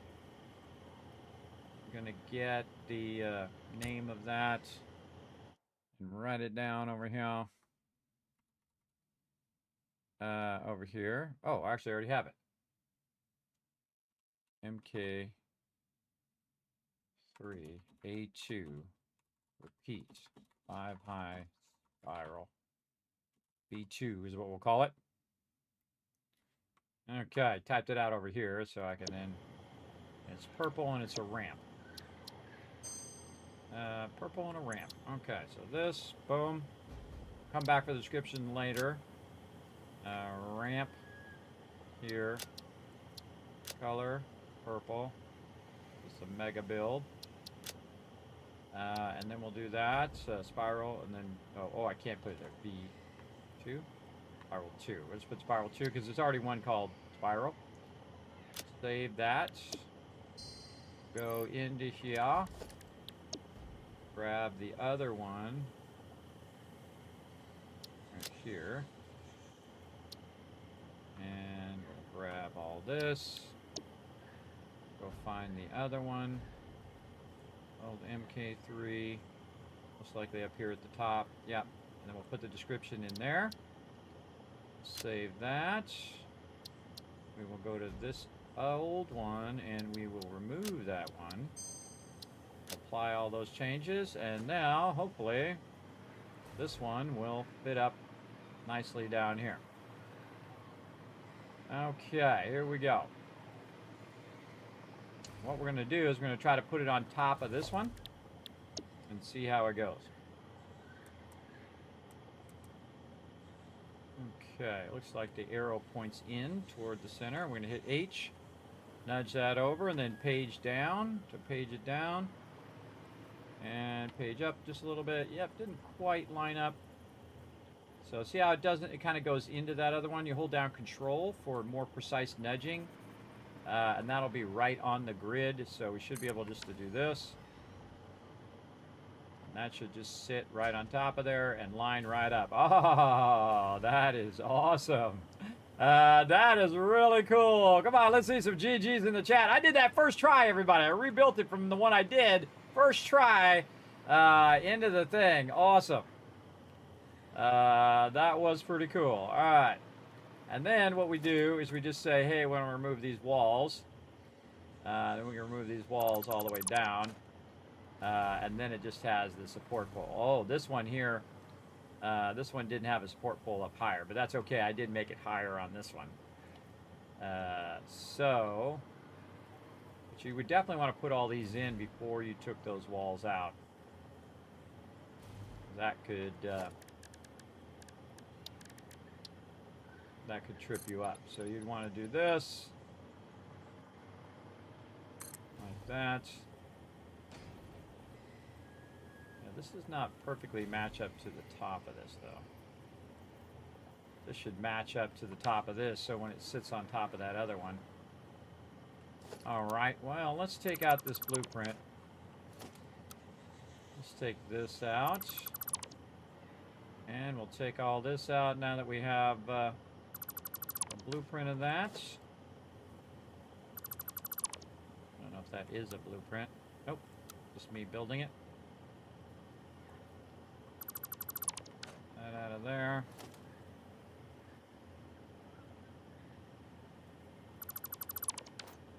Okay, now down here, is this a blueprint? Yeah, that part is. That part is a blueprint. Okay, so we're going to take this out. That leaves us with the walls. Okay, so we got to put the walls in the blueprint.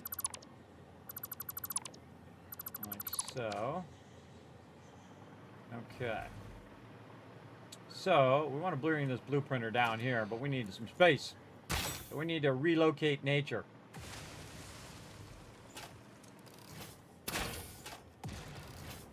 Wow. Big old trees, and I missed them twice. Not gonna miss them again.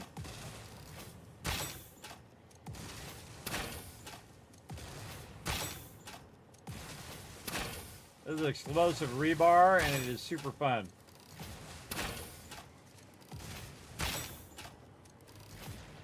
Missed it. There we go. Super fun to, again, relocate stuff here. All right, let's get our blueprinters. We're going to have to keep running up there every single time. We're going to get our Mark III, and we're going to turn it this way. We're going to hit H to make sure it's actually not on the place here, and going to nudge it back a little bit. Ah, did I turn it the other way? No. I accidentally turned it back the other way. I didn't see myself doing that. I thought I turned it this way first, but whatever. But whatever. And we'll nudge it way back. There's a tree in my way again. We'll take care of that here in a second. Missed again.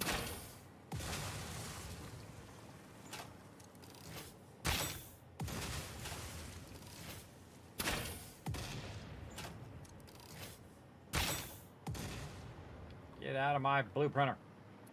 All right, let's work down here. So I'll keep running up and down. Okay, so now we're going to load our A1, which is our start spiral. Let's take a look at that, because we got to remember what the heck we were doing last time. All right, so this is our A spiral here. And so this is our starter spiral. So it doesn't have, I can see that it doesn't have the walls built in. So we want to hit H, nudge that wall into the center, and then bring that up probably to there. Okay, and then we'll resave that. Put that in there to help us align all of that stuff. And then once again, we'll go ahead and try it out. A1 starts. Turn our blueprint mode off. All right, and then we're going to just put that just like we would before, right there in the middle of both of those. Like that. Very nice. And then we will try to put the other one on top and see if it lines up. Nope, that's not the one I wanted. A2 spiral. There we go. And then it's going to be a little awkward to line these up. But you can just hit H and then nudge them into position. Like that. And see if they do line up. The top of that doesn't look like it's going to line up. Interesting. Set it on blueprint mode. Bring that down. Hit control. And I don't think that's going to line up vertically because there's a gap there. And I wonder if my previous blueprint, did I have it 2 up or did I have it 1 up? Because that's going to affect the overall spiral itself. Let's go see. All right, let's clear this. Let's load our previous one. Or actually, we just put it down. Get an idea of how our previous A2 was. We'll go to spiral. And we'll say A2 repeat right here. And then we'll just throw it down and take a look at it. Ah, yeah, so it was only up by 1 across there. So I need to fix that. So that's what's causing that weird gap. I thought that might be it. Again, everybody, we are in here adjusting our mega blueprints. And right now, instead of having all of these that we had before, like this, we only need 2 sides. So in total, we need, I think, 4 total of these. And then we can just back and forth, back and forth. It's going to be awesome. I've already built in supports and everything with all the embellishment, with the railings and all that stuff. Did you try plugging in and back it on again? Yes, I have, Ice Cold Killer. But thank you for that suggestion. I'm going to totally uninstall it. I'm going to unplug it, plug it in, re-put it in, reconnect all of my accounts. I'm going to do all of that off stream. I'm not doing it on stream because it's a huge waste of my time. It's a huge waste of my time to fool with it even now on that stream deck. But the stream deck is awesome. It's the center of my whole stream, everybody. So I wish we could get it fixed. That would be awesome. Okay, so we're going to take that out. Let's take the bottom of this out, too, for now. And we want this beam to go through that middle. We'll start with our H-beam here. And we'll go right. Nope, that's not the middle. Where's the middle of this sucker? Right here? Yeah, no. What the heck are you doing, thing? All right, there we go. Right through the middle of there and line up perfectly to the top of that. There we go. And then we'll get our braided cable that we like so much. And then up through there. And now that'll be properly repeatable so that our spiral doesn't get, the span of our spiral doesn't get messed up. Right, because it is a perfect spiral, so we wanted to keep it as a perfect spiral. What are you doing? There we go. I was trying to get that to turn that way. There we go. Put that in there. And now we want to resave that, and then that should be repeatable. And so we'll save over the one that we already have. And we'll remove. Probably should have removed that first. Let's take it out now, though. And then remove this one. And now when we put our high spiral in, it should work much better. So let's put this. Oh yeah, it lines up even better too. Nice. Okay, and then right there, and then we just put that there, and then we just go ahead and put that over the top here. Aim at the top of that, and oh man, look at that. Just go and go and go. So sweet. So sweet. Very nice. Make sure to look at it from all sides. We're going for the sky. Very nice. And remember, everybody, if you are one of my Patreon supporters, even for $1, everybody, you will get these blueprints. Wow, that comes up to perfect at the top there.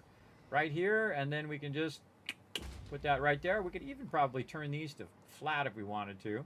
But I'd probably leave them as they are and then just make a transition into this corner here. I just make a custom rounded corner that goes into there. We could move this back also to accommodate that spiral. How many should we move it back? So it flattens out. Then we're going to need 2 and then 3. Or we can have it flatten out into 2. And then we'll need a third one. So 3 back. So 3 back in that direction. Might as well do it now while we're doing the blueprints, everybody. No reason to make the whole entire thing and then realize, hey, if we move that back, it would be way cooler. Because then it will line up to this straight edge here. All right, let's do it. Because taking this out is easy. Because we got them as blueprints. Take it right out. So we're going to take this out. And we're going to put this back in. This is our A1 start. And we're going to put that right down the center. See how this is right here, everybody? We got that yellow mark. So that'll let us know. And then we're going to go back by 3. So there's 1, 2, and 3. We're going to run right into our blueprinter, though. Right there. Deal with that later. We'll get rid of all that. You know what else we could do is we could turn this now. We could put this on that side and put the other one on this side. So that it's coming straight up into here and then spiraling and then ending up there. Let's do that. So, since we're going to fix all of this, let's go ahead. Got to fix these foundations eventually, too. We're going to back this up just a little bit. Just so we can realign the center of this. So we're going to go ahead and... No, wrong one. So we're going to take our spiral, A1. And we're going to turn it this way. Cool thing about this blueprint is you can turn it whichever way you want. We're just going to move it way over here. Like this. There. And then we'll take this center piece and we'll move it over about to here. So this is going to be the center. Now.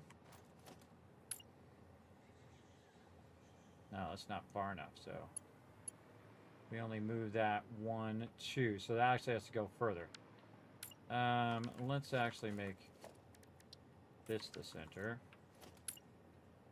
I'm going to do this. I'm going to make this one yellow. I'm going to take this back out. I'm going to take all this out of the way. This is going to go this way. All of this can be colored back to red so we don't get confused. And of course, wherever I put my blueprinter, everybody, is exactly where I'm going to put stuff. That happens every single time. Clear the blueprinter. Get the blueprinter out of the way. There we go. Okay, and then now this is the new center, so we're going to go ahead and color this out so we know where we're working. We can always come back and replace the foundations later. This particular blueprint doesn't use foundations, and so that makes it easier. And again, we're going to just take all of these out.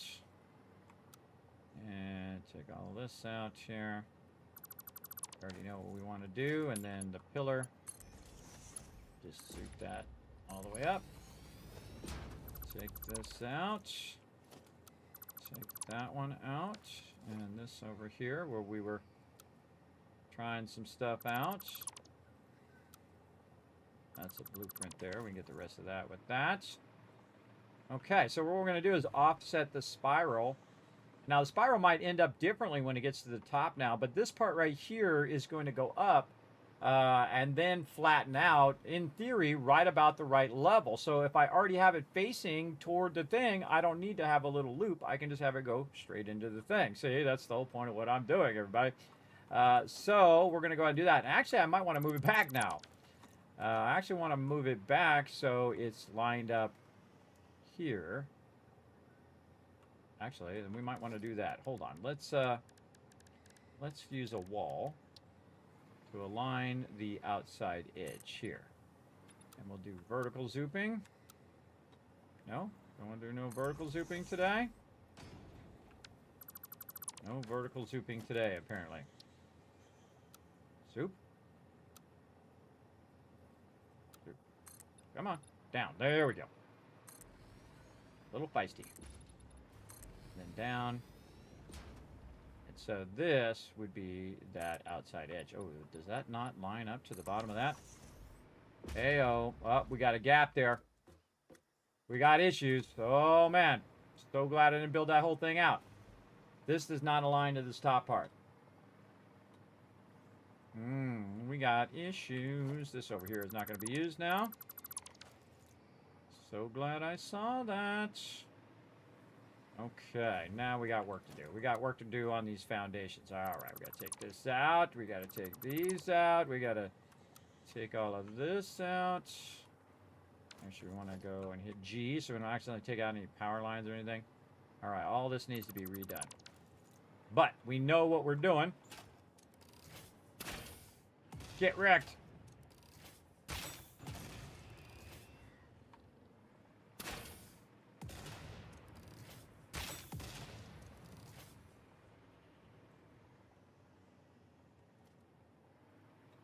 These guys out of here before they get up in my business.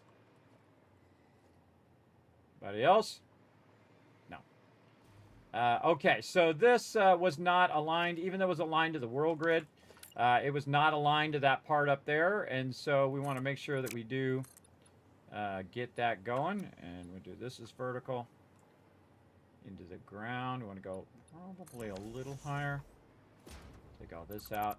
So glad I tested that. I always test that kind of stuff before I really get deep into it.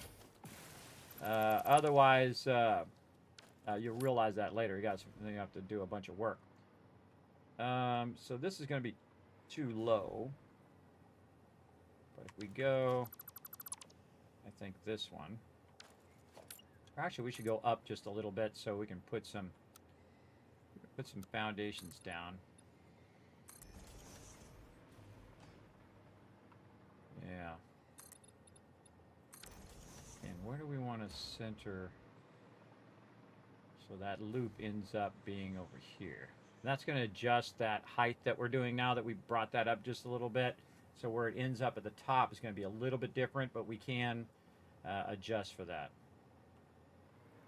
By probably going down one more block, if we can get away with it. All right, let's try to go down. Go down 2 meters down. So we're going to hit H on this. We're going to page down. And then we're going to go down just a little extra. I may have done this on purpose. But this will not perfectly line up to that. It'll line up to the bottom of it because I adjusted it. I say we go ahead. Just try 2 down. See if we can get away with that. Yeah, that actually doesn't quite hit the ground there. All right, so we might be able to get away with it. So, again, just trying to figure out the center of our spiral. And we can come this way a little bit with it. I feel like we want to come this way a little bit. Maybe something like that. Okay, so let's go ahead and run this on the outside. We're going to take this out. We're going to go ahead and convert this into a 1 meter here. Take that out. Run these. Then we're going to go ahead and get our foundations. Train foundations. We're going to line them up right here. That should line us up much better. Okay. So there we go. And there's our center there, but we want this to be the center of this. So We're going to need another row here and another row here because this is a 7 by 7 spiral. So you'll want to add an extra row. And then we'll go 3 in here. This will be 3 in here. It'll be right here in the center. And this should be the outside edge. So let's try that again. Okay, we know what we want, so that's the hardest part, figuring that part out, everybody. Figuring out what you want, for sure. All right, that there. Oh, I forgot to color it in. Should actually probably make a foundation that's already pre-colored. That would be a good idea. And then what? Like a blue on the outside. You know, I think I'm going to do that. Hold on, let's just make a foundation. Oh no, I can't do it because it's bigger than the blue printer. That's why I don't do it. And then blue on the outside. Yellow. Blue. And this just helps you line up your different sides. But we only really need to line up the 2 sides now, which is awesome. Okay, so in theory, we want to go ahead and we'll see if this all works out, everybody. That's my favorite part, is to see if I can figure out how to work it out ahead of time, and then if it actually does. Okay, and then we can adjust for it if it doesn't. So there we go. So we got that, and that's now aligned up off the center. I'm going to put this back here, and you can see that was up way higher before. And again, we can accommodate that when we get up here to the top. And this pillar is just going to go all the way up. So now we have this one, and we can go ahead and remove all of these. That's just to help us align these foundations down here. Then it's just a matter of stacking these. What am I on? I'm on number 10 right now. Okay, so number 10, we're going to first put power as number 1. And then we're going to put A1 as number 2, and then number 3. There we go. Or not. This one, A2, it's number 3. There we go. And then we should be able just to aim here, rotate it however, and then align that in there. And then just do that over and over again. I would like the blueprint function to snap this better. I mean, it snaps, but it snaps at the top, but it will be aligned, so I can just nudge it down. But I noticed that it's a little bit offset, so we have to fix that. We'll just see how this works out. H down. Again, you always want to double check it before you commit to it. Control, page up, click again. It's because I have the hypertube entrance there. And control, page up. That should just end up right there. Oh my goodness. Oh, hey, hey, hey, hey. Kismet's got some skills right there, everybody. Look at them skills. Look at that. That is a thing of beauty right there, everybody. Come on now. Look at that. We just do this, and that sucker is lined right up with that train station. Yes, that was awesome. All right. That's some skills there, everybody. All right, we're going to rock this other side now. Get this other side done. Okay, where can we build it? Maybe this way. We'll go ahead and clear some more trees. I love those moments, everybody, when a plan comes together. Too awesome. Now, of course, the more easy and awesome we make this side, we're just going to do the same thing over on the other spiral on the other side. And again, we're going to have our hypertubes going around. It's going to be like a loop, so you can ride the hypertube in a circle, or you can ride the train in a circle. Really, really cool. And again, we'll take out all of the stuff there, and we don't need this anymore. We can take this out. That was just for our reference before. That is cool, brah. That is cool, brah. Let's get over here and get some more of our foundations and put them right over here. Get that snapping stuff off. There we go. Get the snapping off. Let's just do that. Again, so we have to run up on top every single time. We're going to bring our blueprinter right over here. We're going to hit some H action, and we're going to nudge it away here so it's not right up in our business. And then we're going to blow up any brush. Yeah, that corner is obscured, but that's okay. I'm not using the corner, so I'll be fine, hopefully. All right, so A1 and A2 is awesome. So let's go. And we have B, and we're actually going to use C for the next one, which will actually become the new B. So we want to do the, no, not D. Wrong one. C1 start here. Oh, we got to put it on the thing. That's right. We have to put it on the blueprinter. So when it's a Mark II blueprint, you want to put it on the blueprinter manually, so you can transfer it between the different ones. So A, B, C start high spiral is what we need, and we are going to put that somewhere over here, right in the center, like we did before. Over one. There. See, I'm just placing it on the spiral itself. So on the outside edge is where this is going to be. And this is actually flipped from the other side.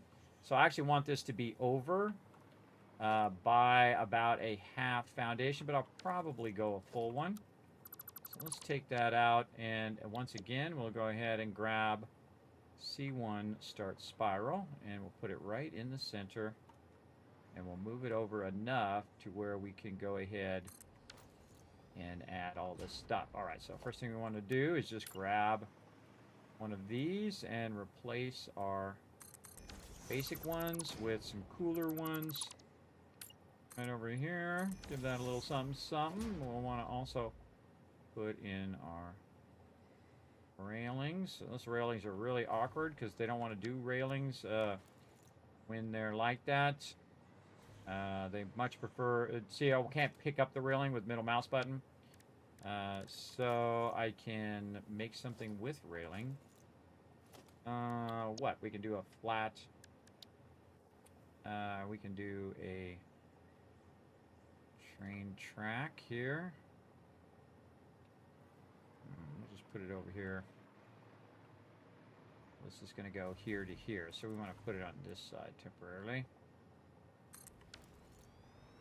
I could have just got it and colored it red, but I decided to do that instead. There we go. And then if I don't want it anymore, I can just go, boom, into blueprint mode and deconstruct it.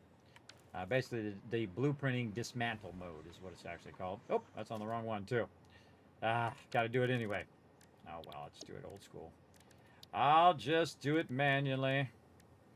Get the modern railing, and we want it to be in the inside. We gotta take this out, not the power in the background. Gonna make me do it all again. All right, we'll put it there. Wait for it to fill in, and then we'll go in and we'll color it in red. There we go. Okay, so now we got that going, and we want to work on our outside circular area. Unless that's just one on that blueprint. I think we had it 2 before. I want that to be 2.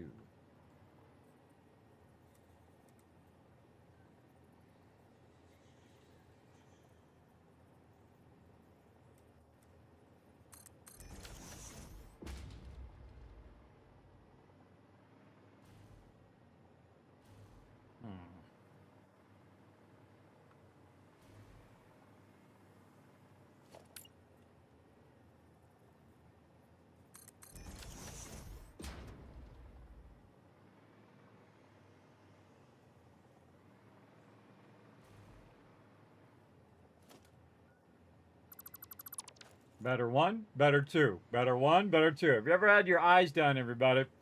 That's what they ask you when you're getting your glasses. You gotta think, everybody, I've had glasses for 40 years. Really, actually 35, 30 years? No, 40 years. Yeah, 40 years. Wow, it has been 40 years. I think I like that better with the double. And this is that way it is, everybody. You're always tinkering with it, so I got to fix all the doubles all the way up. But again, remember, it's a blueprint, so all we have to do is fix it on that one. And if I'm going to fix it on this one, the reason why I'm checking is because I'm going to do it on this one, too. I think it was right there. Is that where that is? Oh, no, it's halfway up the middle. Oh, so it's more like this. Like that, and then that one actually is perfectly in the spot. And then this here. That should end up just below that high side. Yes, okay. And then we have a blueprint for this, which is our hypertube thing here. Whoa, okay. Thank you for just absolutely erasing everything I just did, game. Okay, well, thanks for that. I should have saved that, because what happens is that was a blueprint I put down, and then when I went to go put another blueprint down, the blueprinter gets glitched and it takes my thing out. So we're going to be doing that one over. But while we're thinking about that, now we know what we're going to do anyway. Let's clear this. Let's go ahead and bring this A2 back up again. Let's fix that while we're thinking about it. So we're going to go over here, and we're going to put these in at the bottom. Now I can't just use one side and then the other side and the other side, because that does not work. Because the way that the spiral is, and the way that when you're looping upwards like this, that will not work, because it'll be offset, and then you'll start getting that porpoising. And you don't want that, because it slows down your train. So that's why we're not doing that. These are perfectly designed to be exactly the right distances, at the right offset, the right vertical and horizontal distances. You got to be real careful. Otherwise, again, it does that problem. And I showed that a while ago when I was first doing this in a previous playthrough. Why that is an issue. So let's go ahead and clear that, and we'll go ahead and refix all of these right over here. Again, since they're blueprints, easy to just take them right back out again, like that. And I would probably just take these two out, because they're going to be in the way when we get there. And then take these extra pieces that we put in, and right back to it. And we actually already have it down here on our bar. And I'm going to turn this toward the center with the arrow pointing that way, like that, because we know that's the way that that lines up. Get it to go the right way. There we go. And then we're just going to nudge this right over here with the arrows. Get up there and make sure it's lined up nice and straight. And again, these are modular blueprints that go together. And then it should line up perfectly to the center, like that. Again, they're like A, B, C, D version of the same thing. But I've designed it in such a way that it can repeat. And that's really exciting, everybody, because then you can just utilize the same thing all the way up at the perfect offset. And we'll test it, too, at the end to make sure that when you are riding up the train, that it does minimize that. Now, you still will get a little tiny bit of that, everybody, but you won't get as much as if it's really offset. And a lot of people, what they do is they just go, hey, I go every 2 or whatever, and they just live with it. And that's perfectly fine, everybody. If that's what you want to do, you do you. Me, I got to have the perfect spiral. It's got to be just right. And I like my perfect spiral. Oh, don't like my bad pressing of buttons, though. Get over here. Again, make sure it's not down over there, and that should then end up right up there perfectly. Again, very nice. And then, of course, we do this. These should perfectly line up, because we made sure that the grid was lined up down there as well. We could move the bottom up by 1 meter. We move the bottom up by 1 meter, we won't need this extra ramp here, and we could just go straight from here onto the flat. So we could adjust that as well, and I say we do it. Let's just adjust it so we can just go straight to flat up at the top. And again, we'll have to build this all over again, but not that hard to do. Let's just go like this. Take all of these blueprints back out, and we'll go up by 1, and we'll have to take all this other stuff out.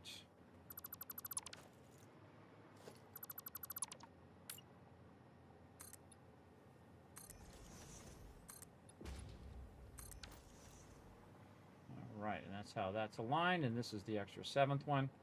And we'll take the middle part out. We will get out of blueprint mode. We'll hit G to just get the foundations. I think there should be a function that's everything but the foundations. I think that should be the first thing they added. Then speaking of foundations, we need more foundations here. Align. See how it just keeps loading it in the thing? Even though I'm trying to put it out in the world, that's definitely a bug. It shouldn't keep loading that over there when I'm trying to just load up a blueprint over here.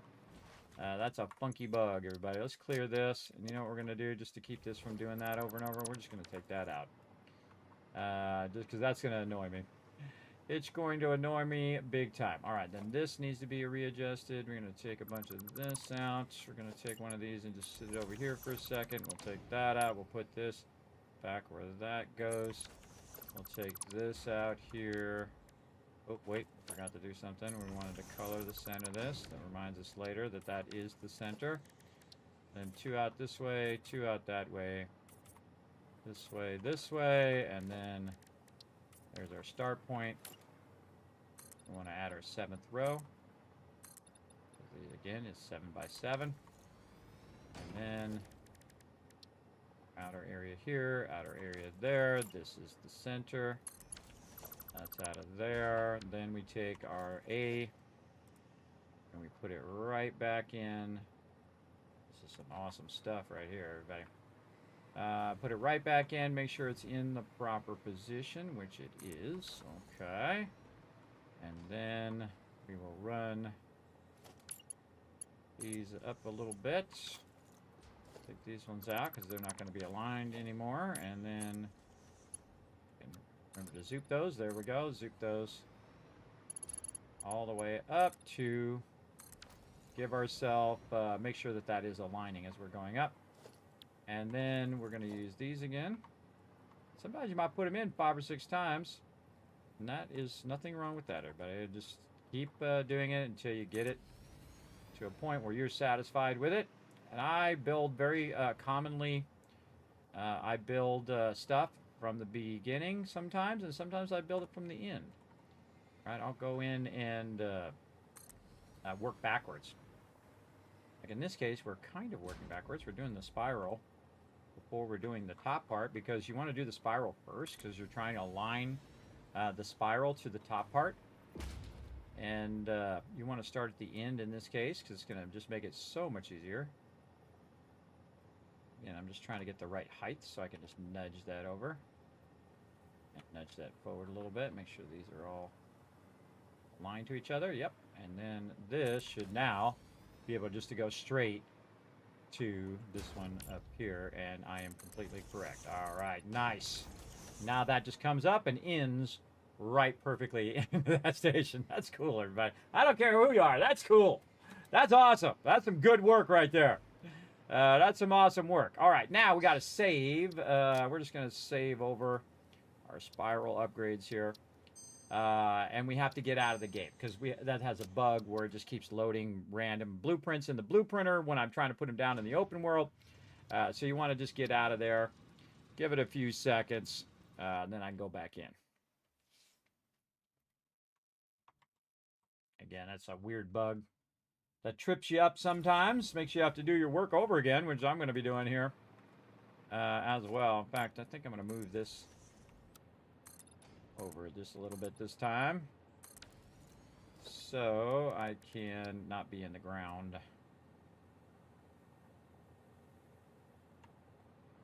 It's up a bit. Oh, not rotated properly. Thought I had it in the front. There we go.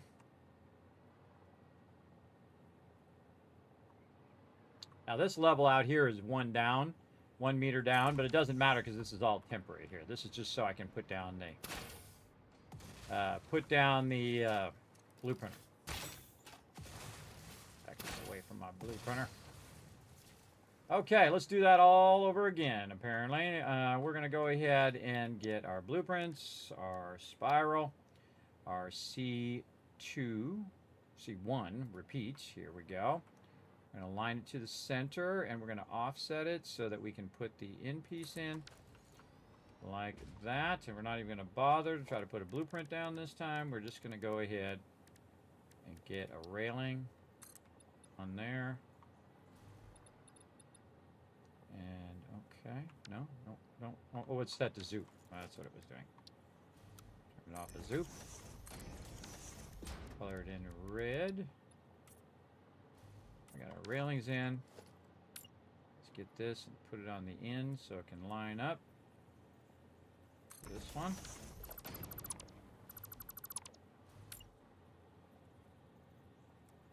Why adjust the rotation when you pick up something that's already rotated? Why it decides to do that. It's such a weird thing.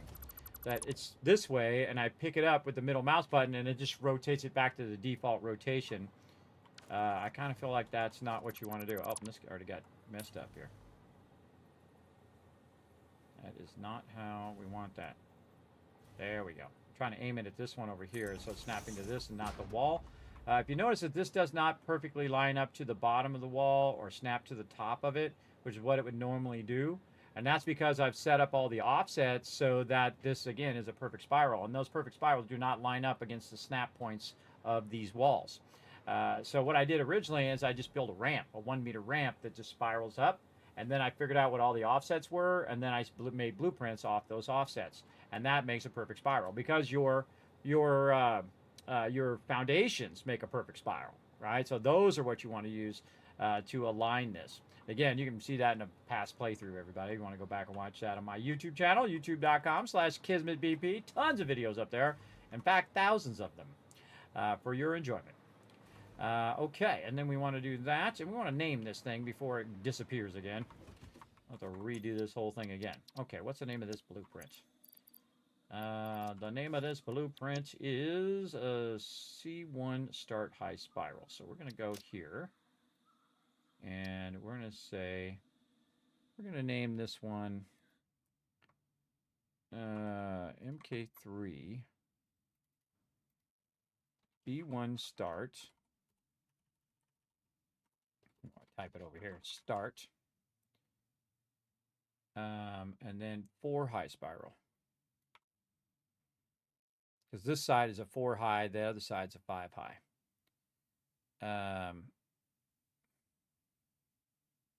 Yeah, so this is, or actually the first one is a 1 high, then the next one's a 5 high up above it, right? So this is 1 high, then it goes 2 high, and then it actually goes, I think it's 2 or 3 highs, the middle one, and then the other one's a 4 high. So it means 4 high means 4 walls up. That's what I'm considering 4 high. So that's why I call it a 4 high spiral. So it just helps me remember what my distances are, and then they're in order. So, you know, you start at the bottom, 1, then 3, then 4, or 1, 2, and 4. Whatever it is, I think it's 1, 2, and 4, actually, now that I think about it. And then it goes to 5, by the way, on the other side. Or maybe it's 3.5, and I'm calling it 4. It could be something like that. All right, and we'll copy this. And so this looks like track on this one. I should actually make it the foundations. Yeah, foundations in purple. And then we'll call it that name. Okay, so we'll get out of here. Confirm, unsend changes. We will call this, typed over here. Oh, boy. Oh, I already copied it. Now I'm going to have to paste it. Got to go back and... we're going to do this 4 high spiral. I got to go back and get the description because I accidentally copied over. I should have pasted it first, then copy pasted that. Ramp. So we're going to do a ramp. We're going to make it purple. Oh, purplish anyway. And then B3, MK3, B1 start 4K high spiral. All right, save that. And then we are going to close this. We're going to go in and get the description of the other one. Start right here. Copy that one. Go to this one, wherever we put it. B start spiral right here. We're going to modify that one. Put that in there. As blueprints, use a stack on top of your starter spiral on the other side of your right-hand tracks. This is an offset of 3 out of the center block and 6 width total with dual track. See, I really try to make a good description, everybody. So when you guys are trying to do these, you can do it. But of course, this is why I have the stream as well. So you can basically just watch the stream and say, okay, that's how he's doing that.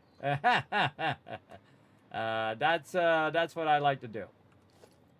Okay. Oh, and this one at the bottom I should have probably done double too, but this one I'll probably just fix here first. And then we'll fix that on the blueprint later on. All right, and these are all double all the way up. They are. Very nice. And then we're going to start on the high side here like this. And then like a dish. There we go. And then underneath this like this. Very nice. And then we want our... We don't have supports on the low side. Right? On the low side, are we going to have supports? Ooh, that's a good question. I would think so. On the first one, you would want supports because it would look like it would support off of here because it's going to be up off of the thing. So yeah, let's just put some supports in there. So this one is going to start from the center of this. And then we're going to do 7 of these. So that's 2, 3, 4, 5, 6, 7. And then we'll grab our bottom parts here. And I think we're doing that all the way across. Yes, we are. Rotate those 45 degrees. Yep. And that across.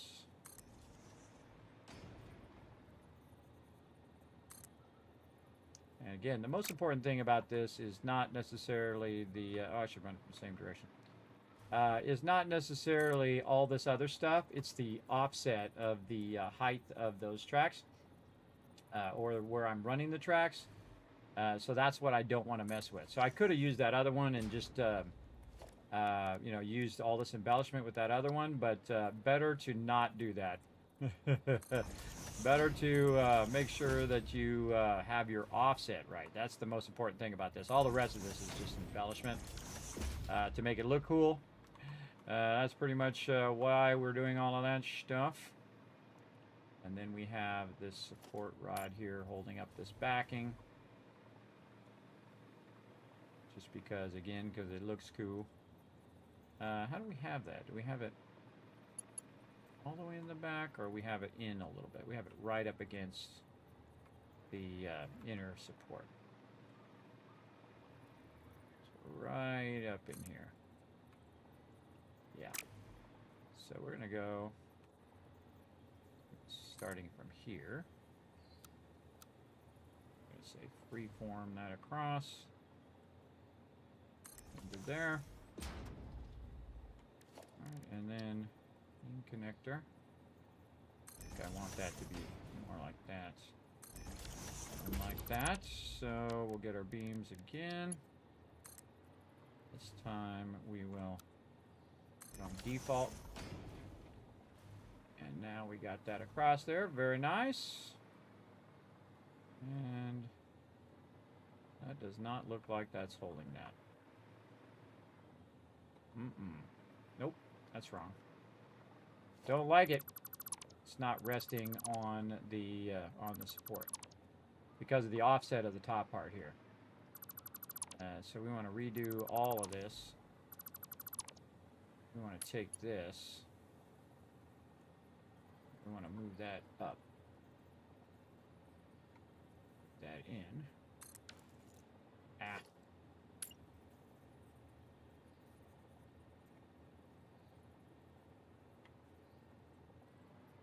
So it looks like it's sitting on there.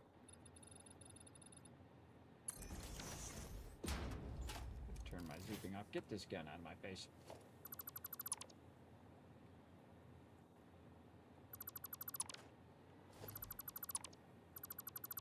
I'll do it till it's right.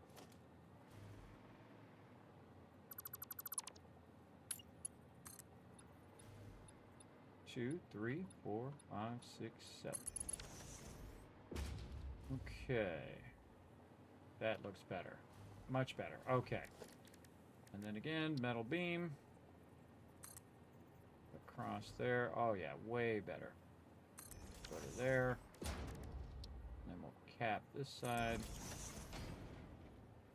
Remember, this is all about the cosmetics of how it looks, everybody, not necessarily its overall function, right? So we want it to look good as well, and make it look like it's actually holding up that thing there, and that's actually supporting itself across these things here. And we want to go ahead and save all of that because that was pretty awesome. More spiral updates one. We'll save over that one again. And then we'll go down here and we'll save it down here because I'm starting to get paranoid that I'm going to have to do that again. All right, there we go. Very nice. We've got that. And then again, I want to save that before I bring up a blueprint again because I'm about to bring up a blueprint and that's what's freaking me out there. I want to make sure I got that done. All right, let's do this bottom embellishment. Painted beam. Across here. And we want to rotate it so it's 45 degrees. The other direction.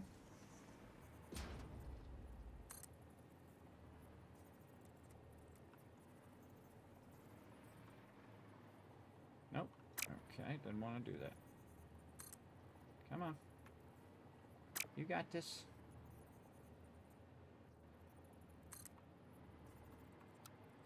You make me have to go freeform, aren't you?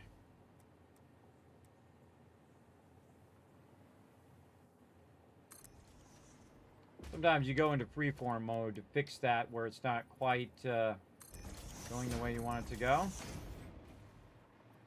That should allow us to put all these caps on. Then we'll want our Katerium finish here and here. That looks awesome. That looks awesome. All right. That came out of my brain, everybody. Sometimes you can even dazzle yourself if you're good enough. You're like, wow, I made that. Awesome. And that's what it should be, everybody. It should be like that, where you're like, wow, I did a good job on that. Pat yourself on the back just a little bit. Not too much. Don't get too egotistical about it. But, you know, enjoy your hard work. That's for sure. That is not what I want. That's a metal beam. I want the I-beam. Where's the I-beam at? Here. Or H-beam is actually what it's called. And it needs to go this way. That was not what I wanted. All right, let's try that again. Turn this on default. Rotate it this way.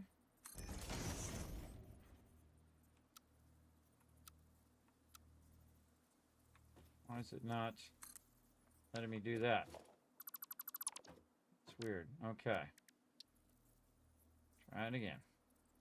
Actually, we just take this out. Take this out and do it that way. That's what's probably tripping me up. There we go. All right. And all the way to the top edge. Like that. And then we want our braided cable. So it matches up to what we're designing on the other side. And then... did we fix the color of that? I don't think we did. Oh, we did not. We got to fix the color on all of those. Because we have it as a kind of a black chrome color down there. So we want to get our carbon steel finish in there on this one. And again, we got to fix that one that's going all the way up. So this is this. Put this back down under there. And save this again before we try to put the hypertube in there, or in case it goes in and decides to all of our stuff out again. Survey says, okay, not this time. Was thinking about it though. It was thinking about hosing me over again. All right, like this. Again, see, we're putting a blueprint in a blueprint, and then we can save it into blueprint, so we don't have to keep making that every single time. And that is awesome. All right, save that. Clear the designer. We got to reload our thing here. Or is it? It is our A start 2 here.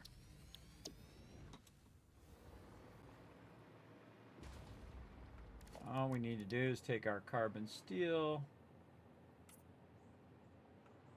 and color in that pole that's in the center there. And that's good. Now we don't need to take that whole thing out for that. If it's just a small thing, you can just modify it in the moment. See, I can just go in and just do it here. Be faster for me just to do it like this. And then if I do take them out and put them back in again, the blueprint itself is already corrected, so I won't have to worry about it. Because these walls aren't going to be there. Their walls are just there for scaffolding, for setting it up and putting it together. So this is our start one. Let's just save this again. We did all the things we need to do. This one? Yes. Okay, so in theory, if we did this correct, we should be able to put this on the other side. So let's get our blueprints. Let's put this as number 4. And we will go over here, and we should be able to just put that right there. And hopefully the angle of this is going the right direction to where we can run some tracks. And that's how we'll know if we did it right. So what I'm going to do is take my tracks here. I'm going to turn them around. And I'm going to put it halfway through this foundation. Right there in the center. And then I'm just going to bring this down one full, one here, and then a half to there. And then same thing here, 1/2 on this side, all the way to there. And then the rest of this will be 1.5 down to here so that it will line up nicely without too much of a curve and it lifting up off of the foundations. So that'll be perfect there. And then in theory, if this works, we're going to run this around. And this decides to let us. There we go. It's going to be halfway into this foundation. Like that. And then this one here. And we are off and running. Look at that. Beautiful start to our spiral. Then all we have to do is build the pieces on top of here, and that's it. We only need the 2 sides. That's even better, everybody. So much awesome. Do I put basic production by resource sites or by the base in the early game? Basic production by your base, but your base should be by the resources.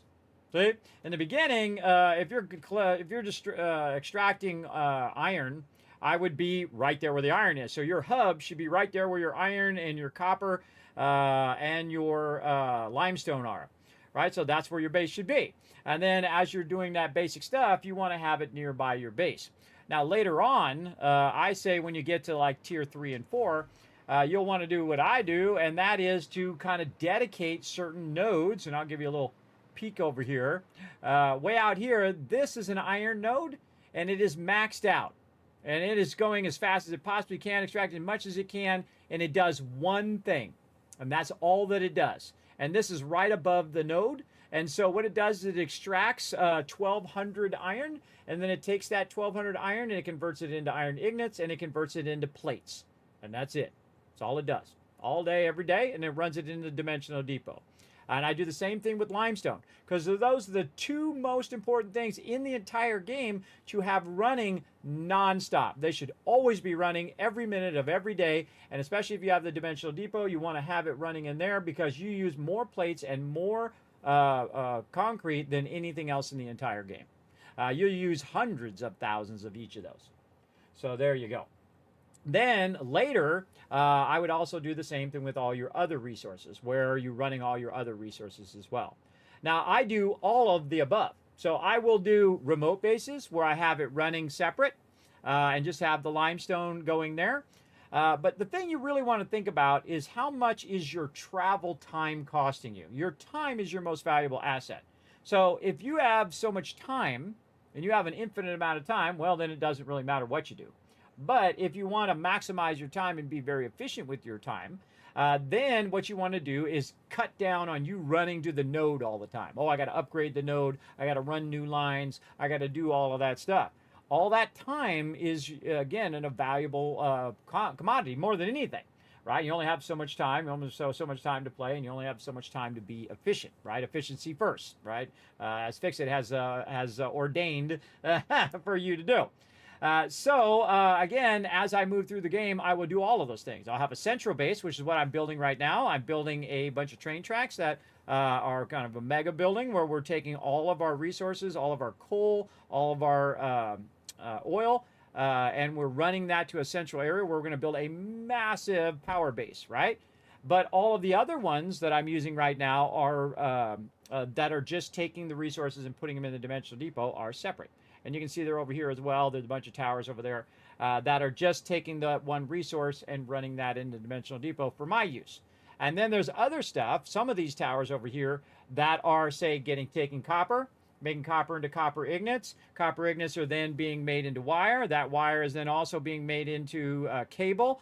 Some of that copper ingots are also being made into copper sheets, and all of that stuff's being running into the dimensional depot as well. So you can chain it that way as well. So there you go. Yes. Yes, iron and limestone close together, then plop a base down next to them. Exactly. They're usually pretty close to each other, but you definitely want to work on all three. Iron, copper, and limestone are your key thing. And out of those three, your number one node of all time. People think it's iron. It is not iron. It is limestone. Limestone is the thing that's going to take the longest and you're going to need the most of. Absolutely. So the limestone should be the very first thing that you're doing because that's how you're going to upgrade into the higher tiers because you're going to need that concrete. So you want to get that sucker popping as quick as possible. In fact, my limestone is, you can't quite see it, is right behind here, right here, and it's been running since the very beginning of the game. Now, where I'm at, these are all pure nodes. So right at the beginning of the game, I'm already getting 120 extraction. So I'm getting massive extraction. In fact, what I do at the beginning of the game is I put down a bunch of those little mini extractors. I put like 10 of them down. And so it's actually going to extract faster than the fastest extractor in the game if you put 10 of those down. And you're going to have thousands of resources you can just go ahead and pick up and boom, make whatever you need to make at the beginning of the game. And one of the best things to do is fill your entire inventory full of stuff when you're about to, when you start getting hungry, you're like getting thirsty, you're like, hey, I'm going to hit the kitchen. What you do is you get that stuff queued up in your inventory, you start it running, you hit the space bar, and it will just keep running because if you go over the little hammer and you press the space bar, it'll just keep the processing going. And then you go make yourself a sandwich, have yourself something to drink, maybe watch a movie, come back, bam, you got 10,000 resources in your inventory. There you go. Thank you. You're welcome, Valdar. You're welcome. Get your rocking, bro. And again, get that stuff built up. Get that limestone, iron, and copper going. Then you want to build up your stuff so you can run it into the space elevator. That's that thing right there. Once you can get to those different tiers, you say you make some limestone, you are getting some iron, you're converting them into plates, you're converting them into rods, you're getting your concrete going. Now you have enough to do the next tier of item, and the next tier, and the next tier, and it will help you progress through the game like me. Now, I've done it the most efficient way you could possibly do it. With only 20,000 power is an insane way of trying to get through the game. Some people build gigawatts of power. I've never done it, not one time. And I've finished the game 30, 40 times, easy, and I've never had to.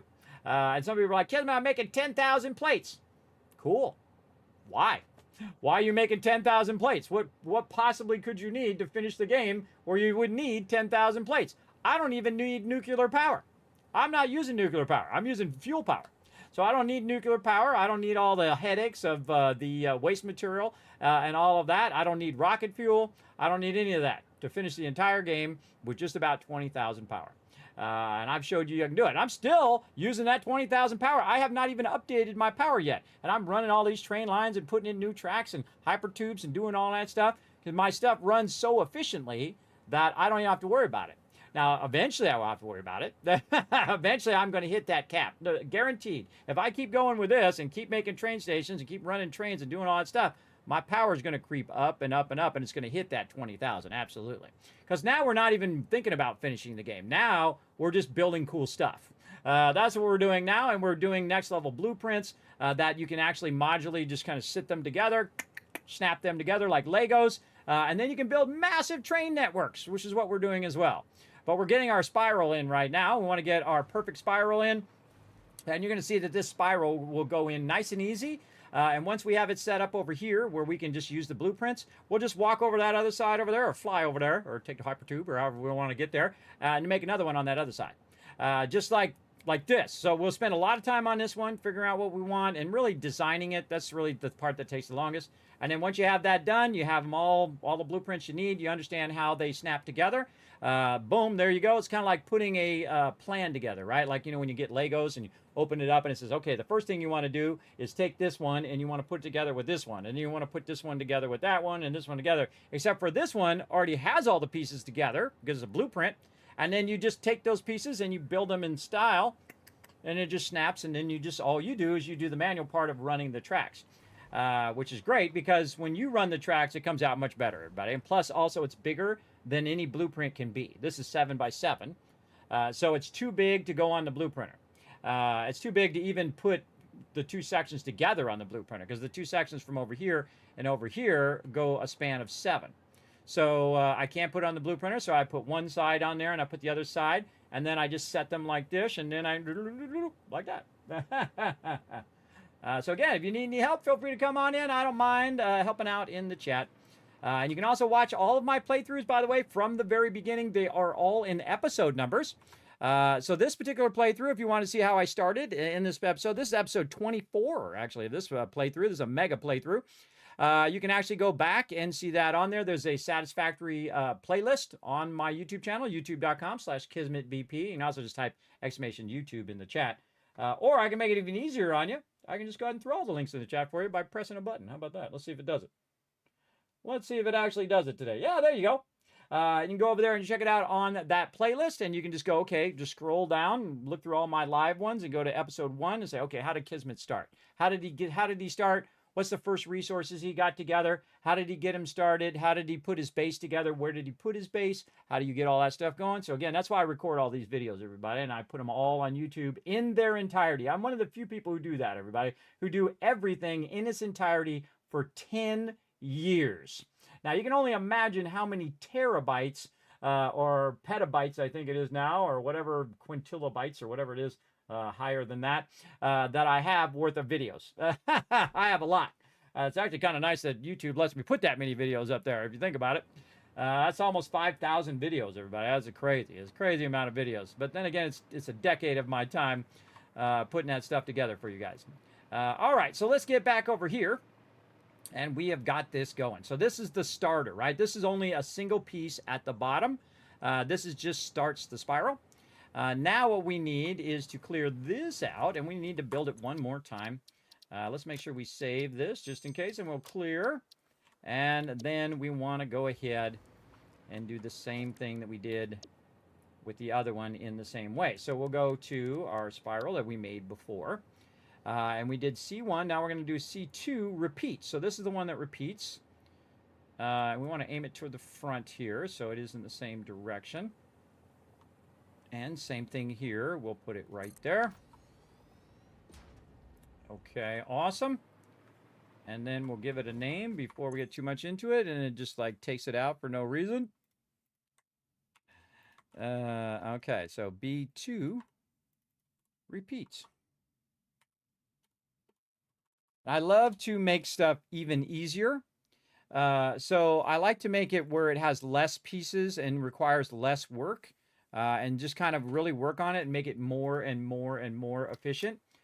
So you don't have to spend as much time doing that thing, right? Again, making it more efficient makes it much better. 5 high spiral is actually what that's called. That's 5 high.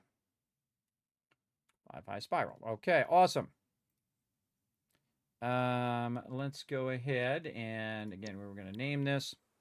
We're going to call this MK3B2, and this is going to be repeat 5 high spiral. We're going to do the same thing here with the ramp, so we can tell that it's actually ramps, not the tracks. And then purple for mega, purple-ish anyway. This would probably be more purple that way. There we go. And then we're going to save that. Awesome. Okay, now we got to do all of our embellishment stuff and all of that. So let's go. Let's go. Did we leave enough room for the thing? We did. And it's going to go that way. Yeah. Okay. So let's get in here and just do the same stuff we did before, where we put the railings in. You know what? We should probably put the foundations in first before we get too far into the railings. Let's get these foundations from this one. Otherwise, this is going to be awkward. Scoop that there. Oh, take this one out first. Scoop that across. Again, keeping that at the same level is vitally important because that's what helps it spiral. And I got to make sure that that is the same height. Now I got the middle mouse button, that one. Put that over there. There we go. Very nice. We've got that going. We want to go ahead and do our sides. Again, you see I'm just doing the same thing over and over. And that is because you don't want to mess up the offset of the walls. So I did spend a lot of time figuring out that, everybody. It really took me a lot of time and effort to make that happen. And I like every second of it. Very nice. All right, and then this needs to go this way. It needs to go all the way up to the top. There we go. That actually worked first try there. Let's take this one out so we can get this middle part in there, which is our cable cluster, which is just, you don't need to put this in here, but this is just for embellishment. This is just to make it look cool. That's it. I don't need any of this, everybody. All I really need is the walls and the things like you saw my basic one where I put it down, and that's all I need. I can just do the spiral. But we also want it to look cool when we're building it, and we're using these just purely as scaffolding. And once we have these all in place and we have all this in place, we'll take out the walls, and then boom, it'll just look like a freestanding structure with some I-beams holding the whole thing up, which is cool. Okay, so that's that. Anything else we need to do other than do this? And we need to put this in the center and make sure it's just underneath that platform. And we have to adjust this manually because of the way that those foundations are offset. So I want to really make sure that that looks like it's sitting on there. There we go. I want to zoom it this way, but it don't want to go that way. Okay, 2, 3, 4, 5, 6, and 7. Double check it. 1, 2, 3, 4, 5, 6, 7. Because we know that's a 7 across span. Look how beautifully that matches up to the center, everybody. That is just so cool. Again, if you figure out all the math, look how nice that just matches up. Figure out all the math, your offsets, how many foundations out, all that kind of stuff. That really adds up big time. All right, we'll just grab this beam because it's already colored the right color. We'll get to this side, and we'll rotate it again, just giving it some visual variety so it looks different than everything else. If you rotate it, not square the whole thing. There we go, and we'll grab the end caps off of that one. And it does remember the rotation of my end caps here, which is nice.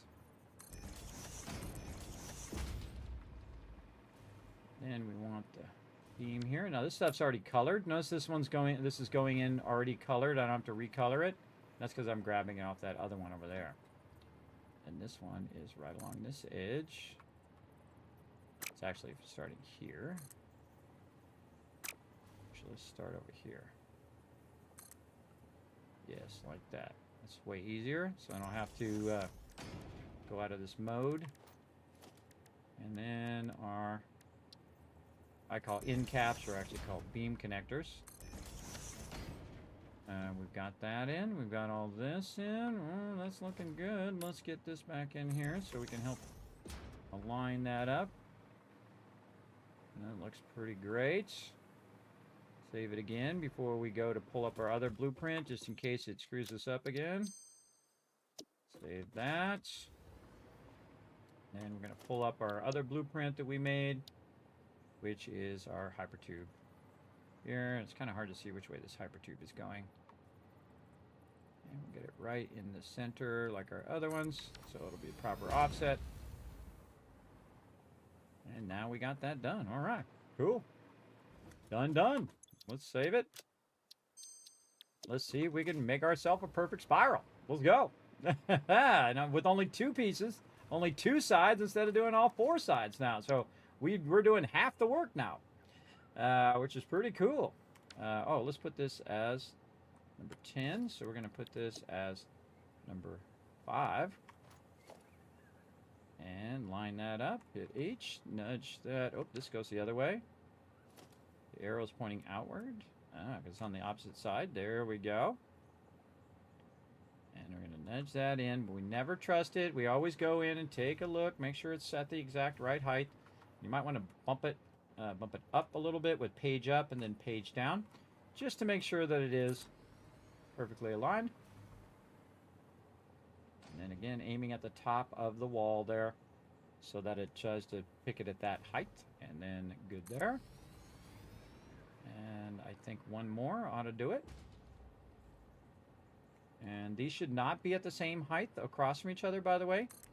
This should not match up to this. It should be going every other one. Oop, that does not line up to the center. This here is offset. Yeah, it's offset 1/2 in the front. This middle support beam is not correct.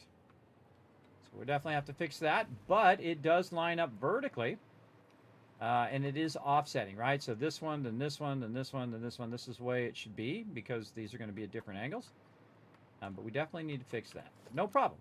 See, we're using blueprints, so we can just take these right back out, nice and easy. Go in there and fix that offset. That's why we leave it on the blueprinter in case we need to modify things. And we'll have to modify some of this stuff again, and we'll just take this back out. Right here, so it doesn't get in our way of what we're doing. So this we'll put here, we'll hit H, and we're going to move it forward a little bit, then nudge it in there, and put it right there where it should go. Oh, okay, I forgot to turn the zooping off. There we go. And then H, nudge it in there. Better offset. That, and I was worried about the vertical offset, and I forgot about the horizontal offset here. Again, make sure that's down the center. It is. Okay. Take all this out. We'll take these caps off. We don't really need to redo any of this up here. This is already still good. And then that's 2. This is 3, 4, 5, 6, and 7. And again, we'll just middle mouse button from over there. Line it up on this. Just rebuild these again. Do as many times as it takes, everybody. Again, don't kick yourself if you make a mistake or it's not offset right. It's all part of the journey. Making mistakes is part of your life and part of the journey. Everybody makes mistakes, without exception. Everyone who's ever lived and everyone who's ever going to live until AI replaces us. And the funny thing is we're making AI and we're flawed, which means AI is going to be flawed too. We think that we're going to build the perfect thing, but we can't build the perfect thing because we're imperfect. That's the funny irony of humans, everybody, is they are inherently flawed, which is why your phone sometimes doesn't work and your computer has problems. I'm spending 5 hours fixing stuff that I don't really want to fix because humans are inherently flawed. And again, if you just embrace that, everybody, if you embrace your flaws and your shortcomings and, of course, enjoy the flaws of your spouse and significant other.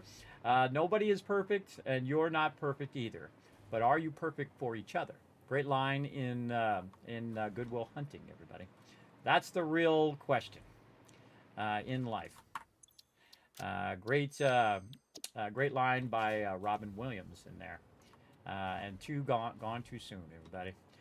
Amazing actor and, of course, comedian. Amazing. You know, I always wonder if people like that really know how truly, exceptionally amazing they are.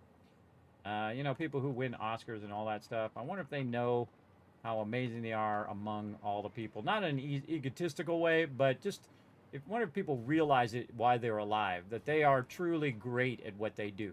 They have their moment of greatness, and I appreciate that in people. That they have their moment of greatness. And sometimes you just have the one moment, and sometimes you get multiple moments, everybody.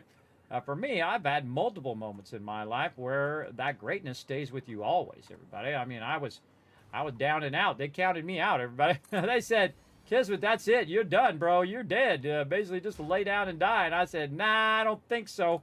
And I said, you know what I'm going to do next? I'm going to try to become a partnered streamer on Twitch at 45 years old as a disabled man. I could barely sit in a chair for more than 30 minutes, everybody. And that's what I decided to do. And here I am, partnered streamer, both on Twitch and on YouTube, by the way. Oh, that's too high. That's too high. We don't need that top one. We don't need that top one. Now, we did it right. We go down here. We check this gap between here, and it should be... And then we got this done. Gap good there. Gap beautiful. All right, now we got it. Now we got that gap down. We got looking good here. We got, oh man, I can't wait to do this now. I can't wait to run these lines and try this train out. Let's go. Let's give it a go, everybody. Now I'm just going to run the lines manually. Now I'd always leave yourself something to do. You don't want to completely replace yourself, but this is way easier to do if you do it. Right, so what we're going to do is make sure that we run this way first and then curve it back so it doesn't do this weird stuff. I don't know why it does that stuff, but it does. And then we're just going to go halfway into this foundation. And we're just going to do both sides at the same time. And again, just kind of bring it out and try to get it to go. You got to fuddle with it most of the time. Halfway into the middle of that one. And then this one. Over to here, we're going to manually kind of tell it which way we want to go. And we can see the middle of this one, by the way, by looking at the side here. This little split right here. That'll tell us right where the middle of that is. Very, very handy. Again, this is the perfect mega spiral. Absolute perfect spiral, which will make your trains go at maximum speed without slowing them down. And you won't have that weird porpoising to the degree that you would have if you were just, putting it every two. Which I see some people do. I've seen a lot of people try to do spirals, and, some of them are okay. But none are perfect like mine. And now you know the secret. Now you can make perfect spirals as well. And again, if you're really tricky, you can make it end up where you wanted it to be. All right, again, we got to work this a little bit to get it to go. And we want it to go right there, and then over here. Again, you want to make sure you get it in the middle and centered so that when it goes to the next spiral, it'll be awesome. And if there is an issue with it, we'll figure out what the issues are and solve those as we go. There shouldn't be an issue. It used to cut through the middle of this before, but now they make the spirals go all the way out like they should. I'm so thankful. They were probably watching my stream. They were probably going, oh, that's a problem. We better fix that.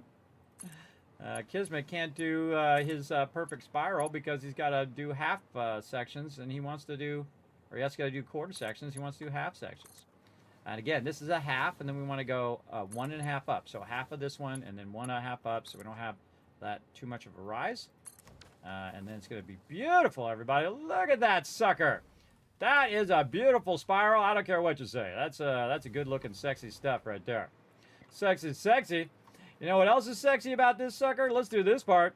Well, we're going to go and probably going to make our Pioneer throw up from this, but but we're going to do spiral hypertubes that go along with it because we got the curve function, everybody. Look at this. It's going to follow the curve of this because, again, it's perfectly offset just like this. So not only did we make perfect spiral, but we're making a perfect hypertube spiral, which is pretty cool. I've never seen anybody do a perfect hypertube spiral. I don't think anybody ever thought of doing it. But I am, because I think it's cool. I think it's super cool. Right over here, you're seeing some killer stuff here, everybody. Some killer stuff that you can, do in your next playthrough. Or make it even better. Make your own perfect spiral and improve upon it. Right up here we go. And then this is going to put us right over here. Bingo. All right, and then all we have to do to get power to these tracks is to connect them to the tracks we already have. And we'll go in and we'll fix this part here. But now we have power there. And we can try the train tracks out. Let's go. Let's try the downward spiral first. Here we go. This is the fun part. So let's go. Well, thanks for hanging out. VVNB. Thanks for hanging out. All right, perfect spiral. Here we go. And again, minimal porpoising, maximum speed. Right now we're going 116, which is really nice. And then we want to dip because watch out! Oh, look out! It went off the tracks. Oh God! Oh, it was so close. We almost died. All right, and then take that locomotive off of that side, and let's go up the spiral and see what maximum speed we can accomplish on this perfect spiral. Let's go. Now, if we do it right, it's going to have the minimum of this stuff, right? Which you can see, it's not going up and down, because that's what it'd be normally doing right now. And look at this speed we're gaining. Look at that, everybody, nearing maximum speed. We're at 100 kilometers, going straight up, basically.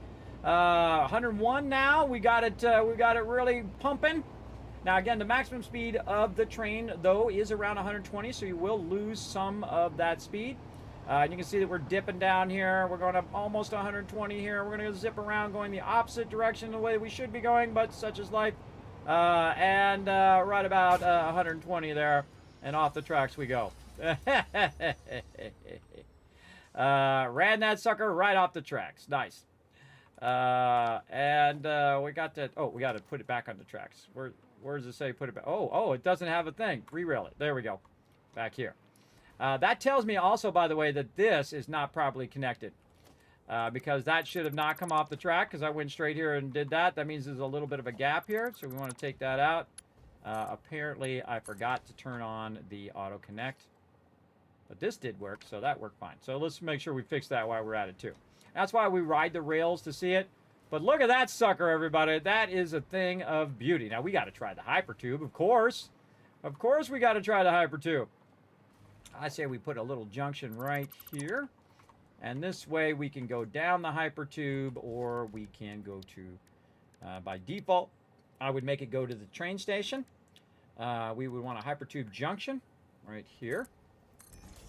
And then we will put our hypertube here. There we go. And way over there, a little too far. Okay, we'll just temporarily do this, but we'll fix that up here in a second.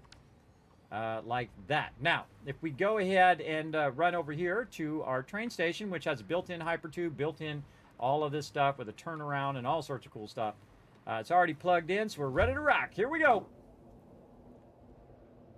And then we'll be able to choose which way we want to go on the way back. We're going to go down the spiral. Here we go. No hands, everybody. No hands. Here we go. Down the spiral. It is going to be fun. Woo! Just like a roller coaster ride. Let's go, baby. Down the spiral. Now, of course, this is not very efficient, everybody. This is just for fun.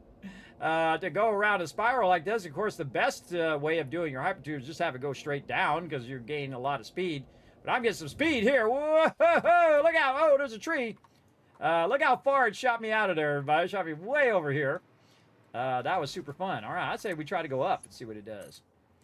What's it going to do on the way up? It's all about fun, everybody, not really about efficiency. If I was going to do this super efficient, I would just have the hypertube come straight down, because that would be fun. That would be efficient. But this is fun. And again, you're just dipping around. Now, I think that this is the time you should be in first person. And again, just gives me that roller coaster feel, doesn't it? Doesn't it give you that roller coaster feel, chat? Before we know it, we'll start seeing Terminators take over. Well, these all the rich people want to take over. They want to have a bunch of robots. But humans are inherently dumb. They'll just keep repeating the same dumb mistakes and kill all each other with robots until there's none of us left. We'll go extinct, and AI will be the only thing left. I mean, any rational human being would know you don't build something smarter than you, because then you are no longer the dominant species on the planet. The reason why we're the dominant species, everybody, is we're, in theory, the smartest being on the planet. And the second we replace ourselves with a smarter being, then we are obsolete. Then we are the pets of those smarter things. We get to be the dogs and the cats and the pigs or whatever you like as a pet of them. We'll be their pets. So there you go. Whee! Right over there. It just makes no sense, everybody. I mean, any normal human being would know that that's not a good idea. You definitely don't want the motion blur turned on for this. I know, right? Somebody with vertigo making a hypertube spiral. Probably not the best idea, but it sure was fun, though. We did it all for the fun, everybody, and not for efficiency on that one. And look at this beautiful turn into that curve there. Really love that turn on the curves, everybody. I should put those in on each side so I can match those up in the future. But yeah, look at this. And again, we could go this way, and it's going to go ahead and dip us automatically toward the train station, right? That's what we wanted to do, and we could also have told it to go the other way. And I have this set up so I don't have to go back into the same one. It'll automatically go to the left, which means it'll automatically turn me around and send me back the other way. Though if I did take that out and just put the one in, it would go out and then come back anyway. But I think it's fun to just kind of go around that little spin, and then if I'm going this way, it'll take me on the spiral. I can also stop, say, you know what, I don't want to feel like going down the spiral. You know what that reminds me of, everybody? When you go to the water park and you go in those tubes, reminds me of that, everybody. Reminds me of those water park tubes. All right, now we did this correctly. We should be very easily build the spiral on the other side over here. This is where we're going to put our second spiral. And that should then match up to the level of our trains that we're doing over here. And so we're going to run way down over here. Turn this up a little bit so we can hear the hypertube. A little bit more. There we go. This is going to shoot us out across the side here. There we go. Now this needs to line up to the spiral. Now right now I've got some of my primary trains running that are keeping my power going. So we want to come out here and we want to end up in this spiral here. So we've already got it spec'd out exactly where we want it. Remember, all of this stuff here, everybody, will be removed and rebuilt. And so we want to run this straight down the end here. We want this to end up right here. You can see we used a bit of our previous spiral here when I was explaining how my spirals work, but we no longer need these because they are now obsolete. And we are going to go ahead and try to get out of that mode. There we go. We are going to go ahead and get this going. Put this back in the blueprint to get rid of that one. And this one. Again, we want our rail to end up that way. Now we want to look at this again and see if this is where we actually want this to be. Or do we want to move it over a little bit? Let's figure it out based on the foundations itself. So we'll run some more foundations. Oh, we got to go back and fix those foundations on the other side too. But we'll do that when we go to work on some more stuff over there later on. So we want this to go this way. And then we'll want it to turn and end up in the spiral. Which is probably actually going to be way out here. So we have it come here, and then it's going to curve to here, and then end up in the spiral itself. So, in theory, if we have the entrance there, we should be able to put it back here, and it should be able to fit right up against the edge of that. That would be pretty crazy. That actually lined up. I say we try it. Let's go. Alright, so we're going to go ahead and color this out.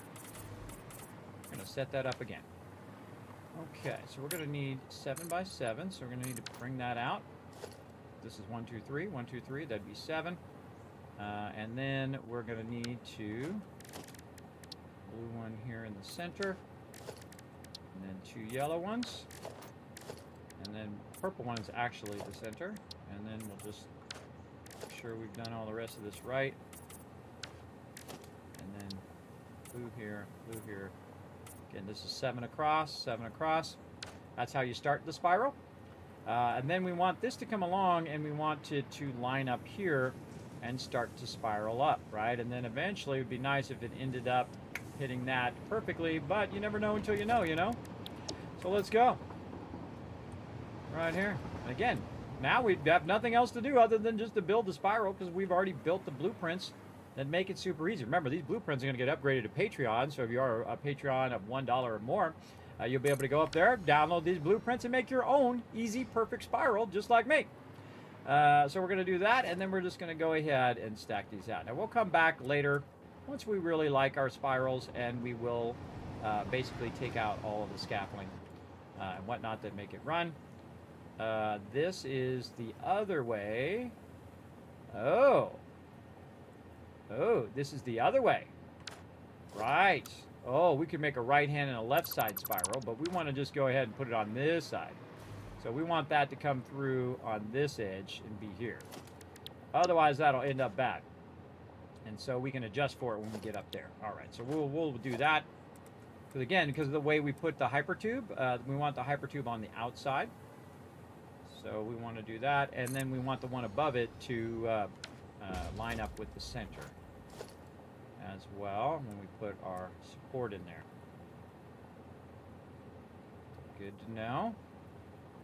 So because I added that, I can't flip these on both sides, or I can if I want to. Yeah, see, that's actually the wrong way. So this faces inward this way. There we go. So yeah, very important to look through that before you put a whole bunch of these down and make sure that you have it going the correct way, and then it lines up to the center line. We'll put that center stuff in later. Right now, we just want to use this on repeat and see how it ends up when it gets to the top. Let's line it up real nicely there. Just aiming at the top of it. That's why I put the walls there. Just makes it so much easier. You hit H for hologram mode, and then you're using your left and right arrows to nudge it into place. Oh, mama, I think we got a nice lineup coming up here. I think I'm gonna like it. Booyah! All right, that is awesome. Nice. Okay, now this one, same thing. This one's down by one thing, so we could bring this up by one. But we need to think about what we're going to be doing down here, and this all aligns to this bottom part. So we can fix that alignment just by adding another angle track to fix that alignment. We have plenty of room here to go into the curve way over here, and then just go up at an angle like this. So we'll just fix it right here. Again, you want to be able to change elevations and fix those elevations if you have to.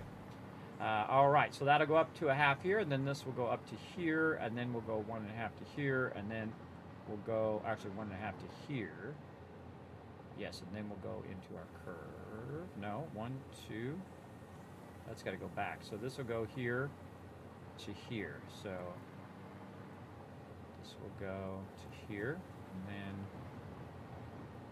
let's put that in.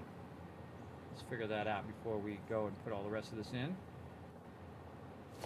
So this is going to start here. This is going to come back. Oh, this will go to here. Yeah, there we go.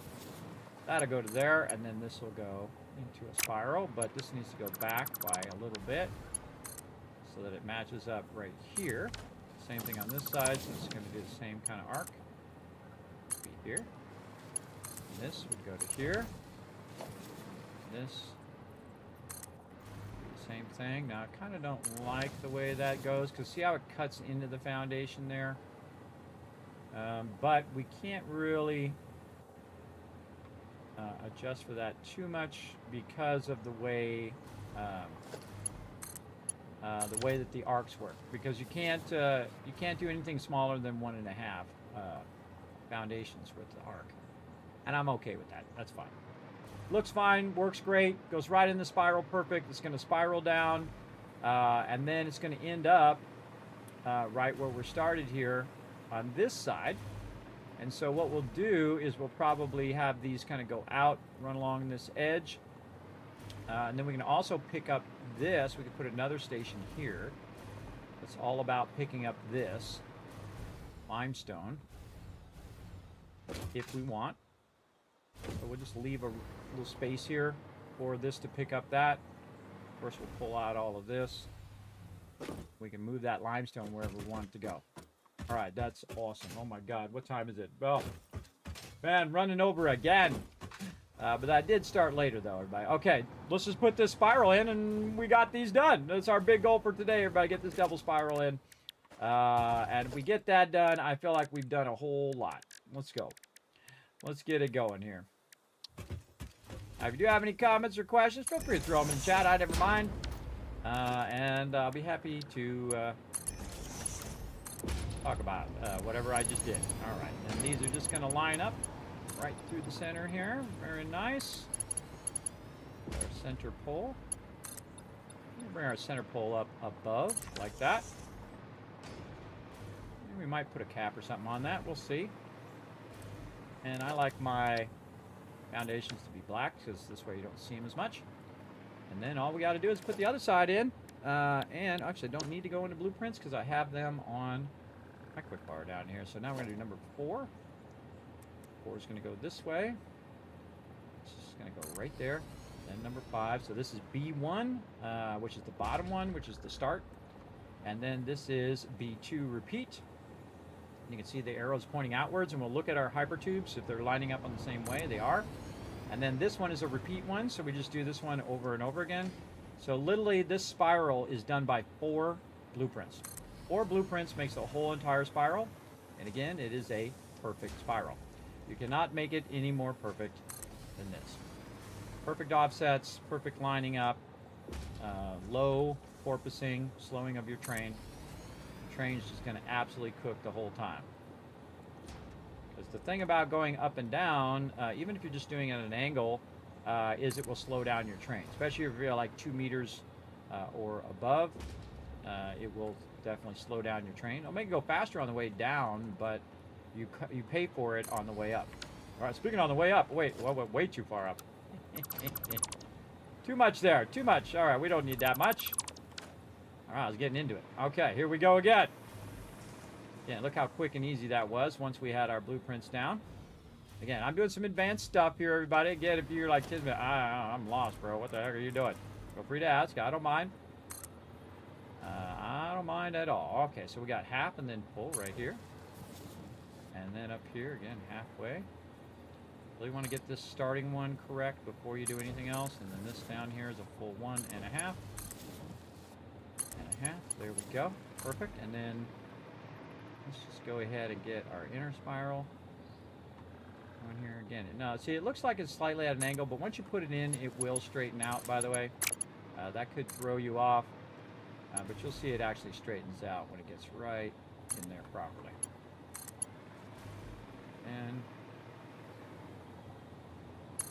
just take your time on this part. Really make sure that you have these lined up left to right and then front to back.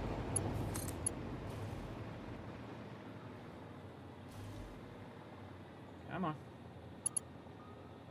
See, I'm just moving my cursor back. I'm not holding down any buttons. I'm just trying to bring it along this edge so that it knows that I want it to go that way and not to flip back weird like that. And again, you got to be quick about it. Just keep fuddling with it until it goes the way you want it to go. The most important thing, everybody, about anything that you make is that you know it works. And once you have the power of knowing something works, there's nothing that could stop you. You are unstoppable. Too sharply, huh? Did I miss it? Did I not hit it? I don't think I hit that edge. Okay, go this way. There, very nice.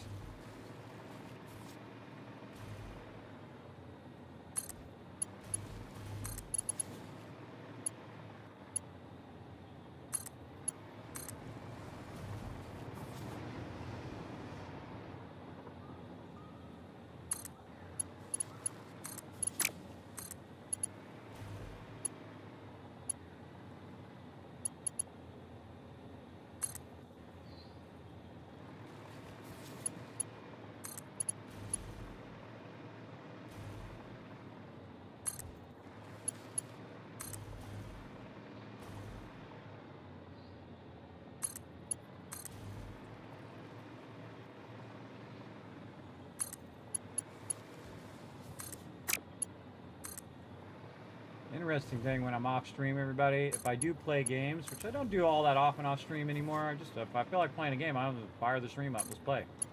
But I can sit for hours in just absolute silence, just doing this kind of stuff. I'm sure some of you can as well. Just in the zone the whole entire time, just having a good time. All right, look at this. We can already got something we can line up with and get this to go. See, it does not want to do that because this is in the way. We're gonna have to pull these out. We'll re-put those back in after we get these in. They are affecting our ability to get it to do what we want it to do. Again, if something's in your way, everybody, you just want to move it. And then put this in first. Build order, vitally important. There you go, perfect spiral. That's just a few minutes, everybody. A few minutes, perfect spiral again. All right, and then down here, we want to adjust for this. Now we're going to have to take this thing that we just made earlier and move that thing out of the way. That is totally in the way. Make that earlier? No, we made that another time. But that's okay. We can just move it for now. Don't need this track anymore. How are we doing this down here? What are we doing with this anyway? Running that under. And we take this off of here. And this from here. We're running this over here for some reason, and I'm sure it was very important in the moment. But I don't remember what it was for, so I'm just going to move it.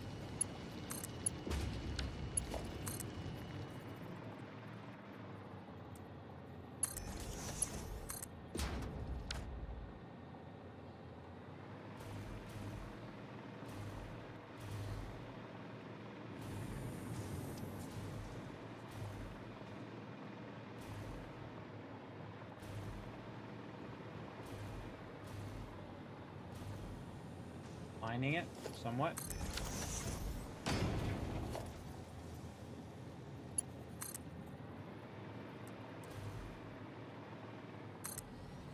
That's actually pretty good. All right, nice.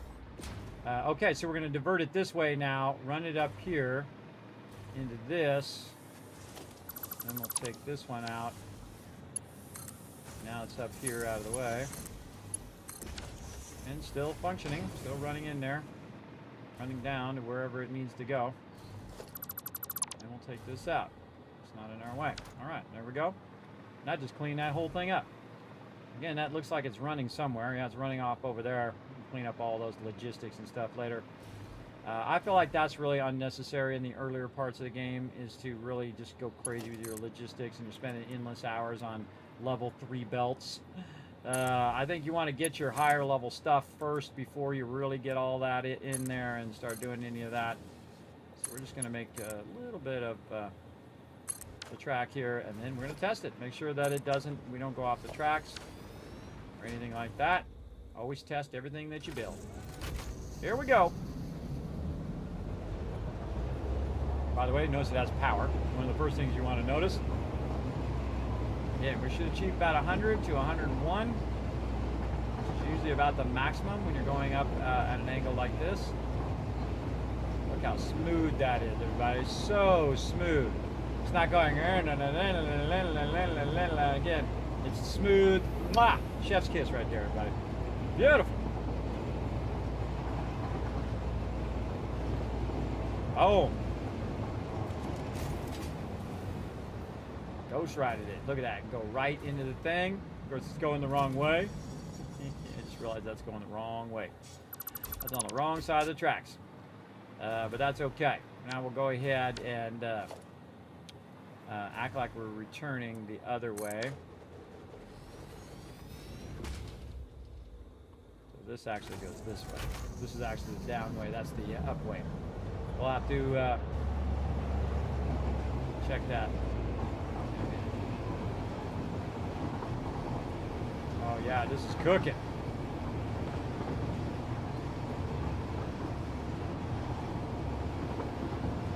Yeah, instead of having to have a really long ramp, that's kind of like a stairwell, everybody. A stairwell cuts back and forth, so you can get somewhere.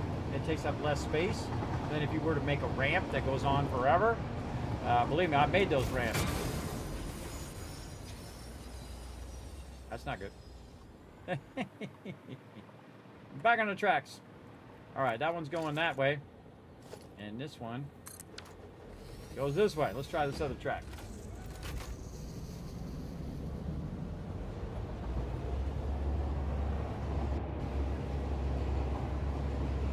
You want to try both sides.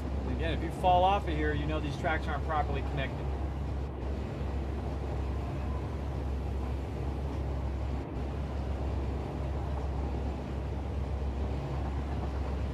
I could build support beams the other way, everybody, but I don't really need to. It's awesome. This will bring us right into the train station.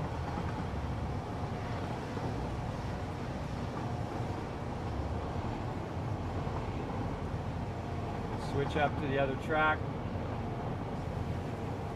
And we can take it all the way up there to the other train station and all of that.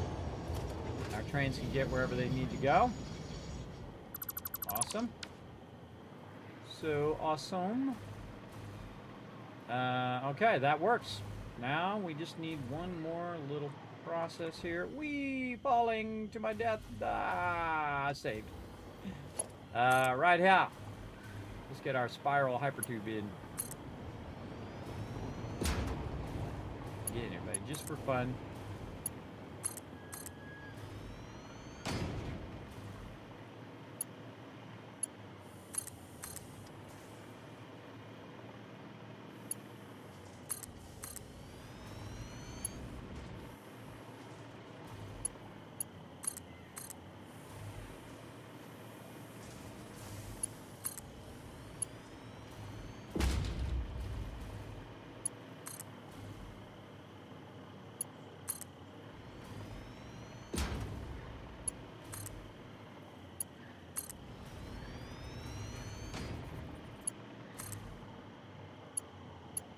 Going through the middle here makes this a little easier to see one side and see the other side.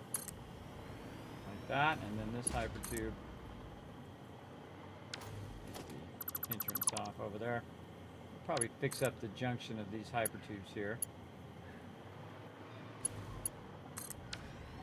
Into there. Alright, let's try the hypertube out. Whee!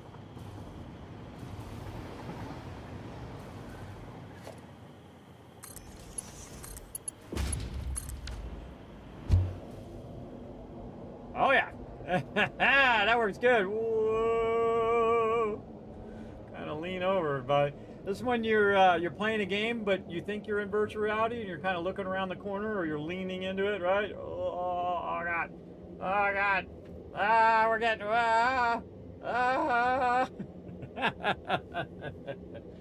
we have a good time in here, but. Intelligence is not a winning strat from an evolutionary point of view. Intelligence is all relative. Have you seen leadership in the United States? Oh, I know, right?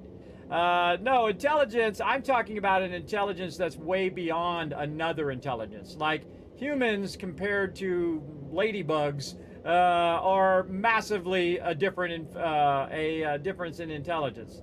Like if they had super smart aliens come down here, but I don't know nothing about aliens, and frankly, I think we made it up as humans. But basically, if they were 1,000 times smarter than us, we would be obsolete. We would be their pets because we couldn't even comprehend what they were talking about. And the same thing with AI. AI will be, first it'll be 10 times as smarter than a human, which it already is. Then it'll be 50, then it'll be 1,000, then it'll be 10,000, then it'll be 100,000. And when it hits 5,000, which it already is, it's going to be way beyond the smartest person in the world. And so we will be, we won't even be able to fathom what it's talking about. It'll be beyond us. And if that's why you don't build something that makes you obsolete. It's just not a smart idea. I mean, I'm just throwing it out there. I mean, this doesn't take, you don't have to be, the super genius and the smartest person in the world to figure that out. You don't want to obsolete yourself, the whole entire human race. That seems like a bad idea. I don't know. But some people just want to watch the world burn, everybody. And the scary thing is all these billionaires who are doing this thing. They don't care. They don't care about you, everybody. That's the number one thing. They don't care about you. They're sitting in their gilded cage with their gold and all their stuff. They're just living their life. And their job is to manipulate you into doing what they want you to do. So they have power over you. That's all they care about. Money and power, everybody. But guess what? The joke's on them because life is a zero-sum game. No matter how many billions of dollars that you have and you have all the power in the world, you're still going to die just like the rest of us. So suck on that, billionaires. They still going to die. So take that as a solace, everybody, if you don't have billions of dollars in your bank. Billionaires still die all the time. They sure do.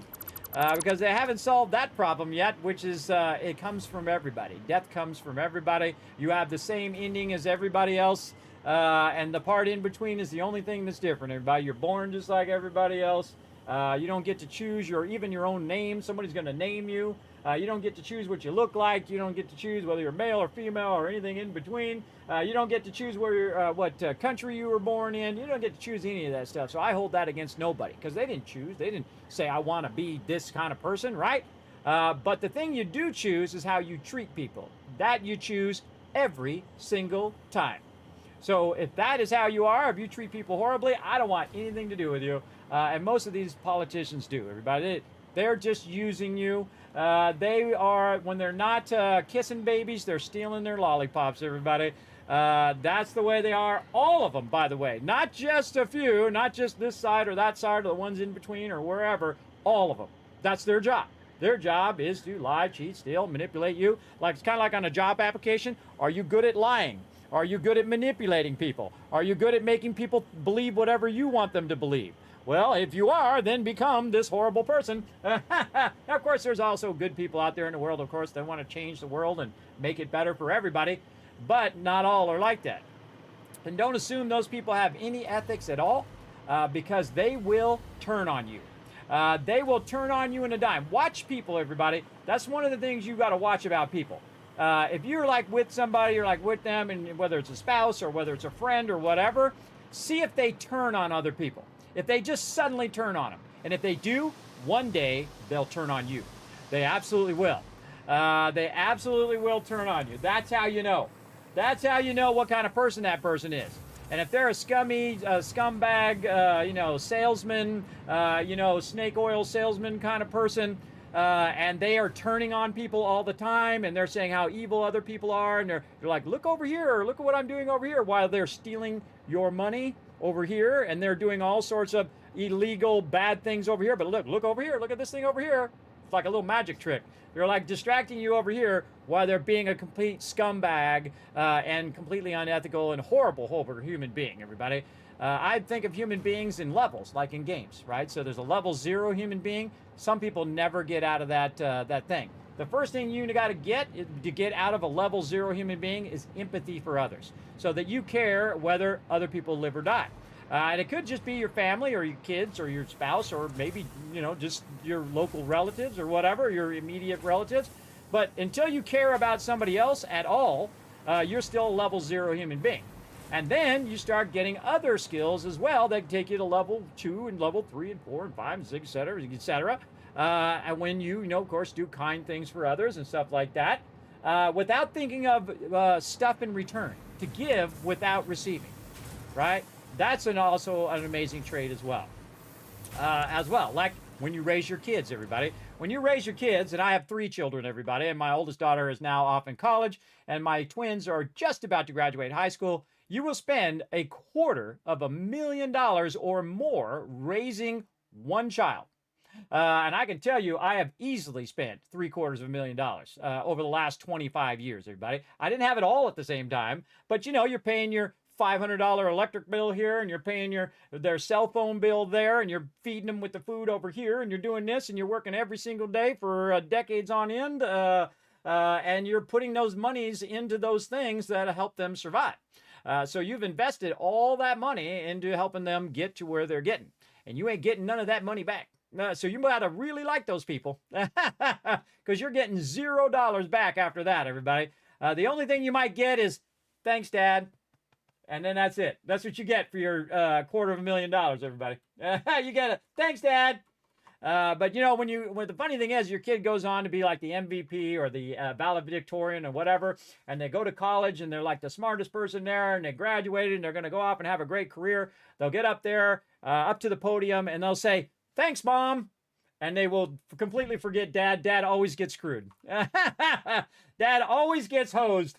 And dads know that too. Dad knows that it's always got to be Mom. Mom's got to get all the credit. Because Mom does a lot of work, everybody. Mom's making your breakfast and making your lunch and making your stuff every single day and changing your diapers and doing all your stuff. And she's out there grinding at work too, and teaching you how to do your letters and how to do your numbers and all that stuff. You should call your mom and say thanks. That's what you should do. You should say thanks for all that stuff that you got right now. Yes. But, of course, some parents are like terrible. They don't do any of that. They'll just let you run wild in the streets. They don't teach you your ABCs. They are drunk. They're drug addicts. They're all of those kind of things. And I feel very sorry for those people who have to have and go through that in their life. But it will teach you to be very resilient, and hopefully you escape that pattern. That's the biggest thing, everybody. Escape the foolishness of the past, of past generations. Like I can tell you that my parents' generations and their parents' generations were horrible racists, everybody. The way they talk about other people make me cringe when I was a kid. Because they would say, these kind of people are like this, and these kind of people are like that, and I can't believe these people are like this. And then I would meet those people, and I'd say, they're not like that, because I could think for myself. I said, they're not like that. This person's really nice. This is a kind, sweet person. What the hell are they talking about? And then I'd meet the other group of people, and I'd say, those are kind, sweet people too. What the heck? Not everybody is like that. You're going to have your bad apples in every group that you can possibly think of. But there are the cool people out there who are the nice, sweet people like me. Who don't care what you look like or where you come from or what, the color of your skin or whether you're male, female, or whatever. I only care how you treat people. That's it. That's it. That's the one big measure of all human beings. And that is what you're going to answer for when it's all said and done. How did you treat human beings? And I got some good answers for mine, everybody. I'm good. I'm a shoo-in. I'm good. I've done a lot of kind things for a lot of people, tens of thousands of times in my 55 years. When people come up to me and they say, hey, I have no gas in my car. Can I have some gas? Because they didn't ask for money. There's a difference. When people are just asking for money, you got to, a little sketchy. But if they say, hey, I need some gas. I have this gas can. I broke down back there. I don't have any gas. Can I get some gas? I was like, right here. Go ahead, bro. I'll fill it up for you. And then I'm sitting talking to him. It's like, how you doing? It's like, I'm having a bad day. You know how it goes, man. Stupid car broke down. I had this rental car or whatever. I said, no problem, man. It'll all work out. Here you go. Enjoy. And then he went off and walked in the darkness. I don't even know what his name was. Don't even know what his name was. But you can choose in that moment to be an a-hole and say, nah, I'm not buying you no gas. Get out of here. Or you can say, yeah, sure, here's some gas. Now, it's 3 o'clock in the morning. I am just got off of work because I worked a very long shift. I'm sitting there with the top down. I'm in a deserted gas station. That person could have killed me and took off in my car, and that would have been the end of me. But they didn't do that. So now you got to think, well, maybe there are some kind people in the world. The people that are not going to kill you every 2 seconds. Though there's a bunch of the other kind too, everybody. Watch out for them. But that worked out where that guy got helped out, and someone did kindness for him, and I hope that he took that kindness and did another kindness for somebody else, right? It's called pay it forward, right? You pay it forward to other people. And those are the people I like the most, everybody. The people who have very few dollars in their pocket, but still take time to show kindness to others, still go out and help others, and help contribute to charities and things like that. That's why I typically will do St. Jude's Children's Research Hospital during the holidays. And we raised $16,000 here, and it went straight to them, everybody, through Tiltify. It had nothing to do with me. I didn't touch any of that. Went straight to them. And that means that 16 children got their chemotherapy. Yeah, so they don't have to spend their childhood in the hospital. Because nobody's thinking about them, everybody. No one's thinking about these kids who are in the hospital and have to spend their entire childhood in the hospital. That blows. So they can get their medical treatments because they probably can't afford it. Their parents have been probably paying these insane medical bills their whole entire life trying to keep them alive. And then someone comes along and shows them this kindness, and then that changes the whole rest of the trajectory of their life, everybody. And we did that here in the stream. Pretty awesome. Pretty awesome, I think, considering I got $8 in the bank. I think it's $8.97 or something like that in the bank this month. But a lot of us live paycheck to paycheck. You know what I mean? In this stream, I put every penny right back into it. My wife's really the one who's paying all the thing because I paid the last 10 years. She's paying this 10 years. And then we're going to get these kids out of the house and hopefully our bills go down. But we'll see. My oldest daughter now pays for most of her own stuff. And she pays for her college and she got blah, blah, blah. Doesn't matter. Still got to go out there and grind out them dollar bills. So you have your food, water, shelter. Got to get those 3 things going. And all the other stuff is just extra, everybody. This is a luxury. This is a luxury. Some people are like, oh, God, I got to have my phone. People go without phone. I went my whole entire childhood without phone, everybody. That phone didn't come in until like the 90s and 2000s, where you really had more smartphones, where, I survived without it. I just pull over, went to a payphone. Hello? Yeah, I'm broken down on the side of the road. Okay, well, send a tow truck. Okay, great. Bye. And you hang up. And then you sat there. And guess what? You had no internet. You couldn't play no games. You couldn't do nothing because there was no Nintendo yet. And there was no PSP yet. So you just had to sit there and wait. Back in the day. Of course, your car still at least did the radio. You could put it on accessory and you could listen to the radio at least. Or you can put some cassette tapes in, or really old school 8-track tapes. Now, that was when I was a kid. Everybody had 8 tracks.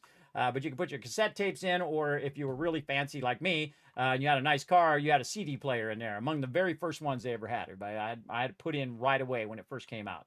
It was awesome. Way back in the day. Yeah, sometimes I miss the times we weren't available to everyone 24/7. Well, I'm not available to everyone 24/7. Here's the thing. You can decide not to be available to them. Because I tell people I'll be happy to answer the phone when it's at my convenience. They're like, hey, you didn't answer the phone. I say, yeah, I was busy. I was busy doing something else. I'm of the old school way. So leave a message and I'll get back to you when it is convenient for me. Not when it's convenient for you. Again, that's the way it goes. And the same thing when I call you. I'll be happy to leave you a message, and when you get a moment, feel free to call me back. Because that respects the person, as opposed to demanding that they always be available for you. You got to protect yourself against that, and sometimes you got to tell people. And if they don't like it, too bad. You got to be willing to back that up. Everybody got to say, well, too bad. That's the way it's going to be. Oh wow, look at that! Wow, filled that whole entire thing up. Nice. We've been letting that run this whole time while we're doing our spirals. Okay, so let's get back to some Satisfactory here. We've got our spirals in now. We're ready to bring those resources there, and then we're going to run that out to that coal eventually. But we're going to run that down the side still to get that over there, and then we're going to run it right up in here into more train stations over here, or maybe over there. We're going to bring the coal in. Where do we put our coal? I think our coal is here. Yes, our coal is here. So we're going to bring that down and connect into this and then go around here and end up on another train station back here. That's right. I'm going to put another coal station here to bring that coal down, merge into here. Or I could just bypass that, go right down the center and then curve into there. But yeah, we'll put another coal station there. Now, what we're doing is we're stacking oil and coal stations. And by the way, you can stack these vertically too, but you can put them straight up like this, which we will do later. We'll do a lot of more advanced stuff. Again, starting the simple way first, showing you some advanced blueprinting and stuff like that. But then we'll get into the really crazy stuff where you start vertically stacking trains and setting up all your Y junctions and that kind of stuff. You can see I have a Y junction right there. Your clover leaves as well. We're going all out, everybody, all out in this playthrough. And look at this cool stuff in the thing. And for those who haven't seen it yet, let's go ahead and take you guys on a quick tour out this way of what we've already done.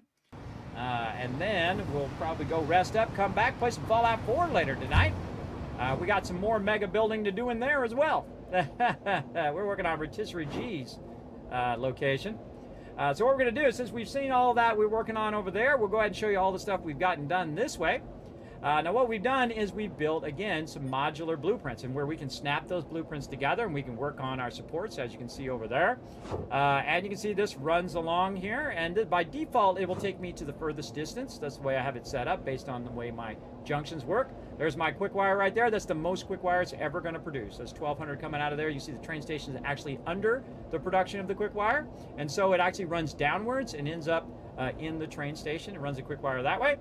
And then over here, you can see we've got this way out here, and of course we have curves, and we have junctions, and we have T-junctions and Y-junctions, all sorts of junctions we can do. We could go off to the side here and stop right there if we wanted to. We could go straight to the coal way out there, but by default, we want to go the furthest distance, which is way out here. And you can see that we're curving around our nodes here so we don't interfere with those nodes. We've got different curves that are going this way as well. We were talking all about how to do curves and cool stuff like that when we started this, and this is going to take us all the way out. But again, this is one massive mega train line over here, and this goes clear across the other side of the map on the low side, and you can see I'm halfway across the map now.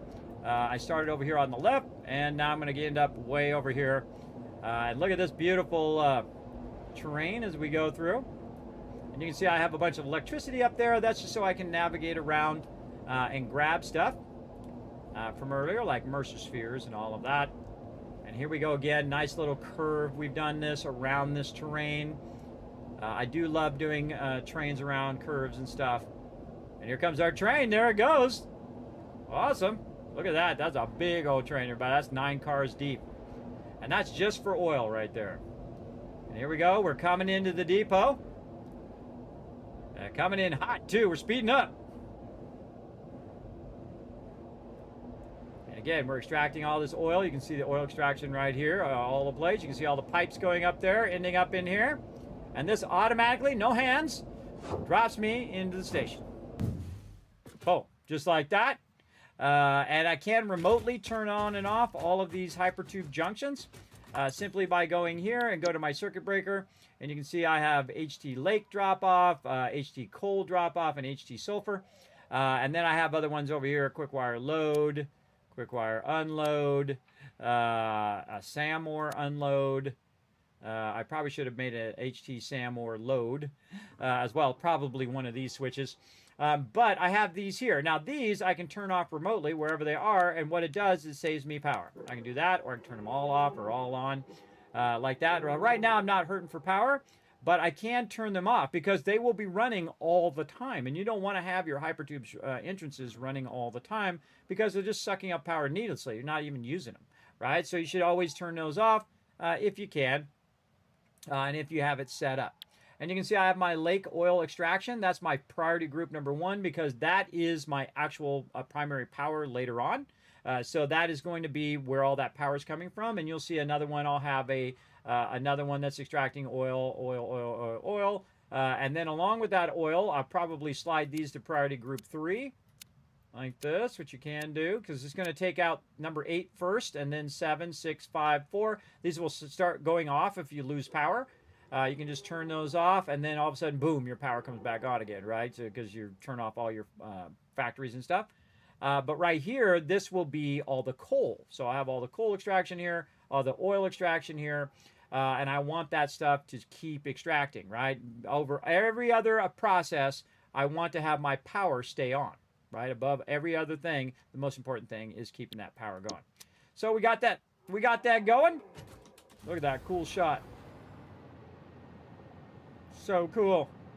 All right, back in the hypertube. Look at that shot of the moon. A ring planet there. All right, lake oil load. We're out of here.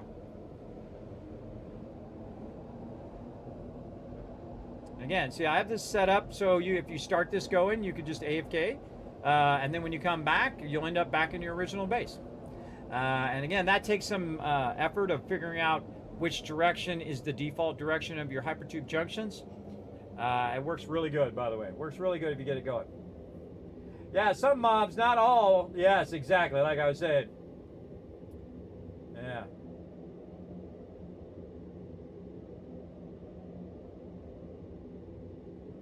Yeah, here's a game about AI, and then a sequel, and then the third game is made with AI. You know what the fourth game is? The fourth game is here's a game about humans gone wrong because the AI is making it. The humans have gone wrong and they all need to be destroyed. Go full Terminator on us. Look at all that sulfur over there. Ooh, look at that sulfur over there. I think I've tapped that sulfur before. Oh, here comes our train again. Coming back to get more oil. Go get it. Well, it's such a cool shot right there. All the stuff going by. Again, we'll test it here and see if it brings us all the way back to our primary base. Now, this is actually one of the fastest ways to travel, as long as it's kind of even, or even if it's in a down cycle. Either this or the train. Now, you can build a hypertube cannon.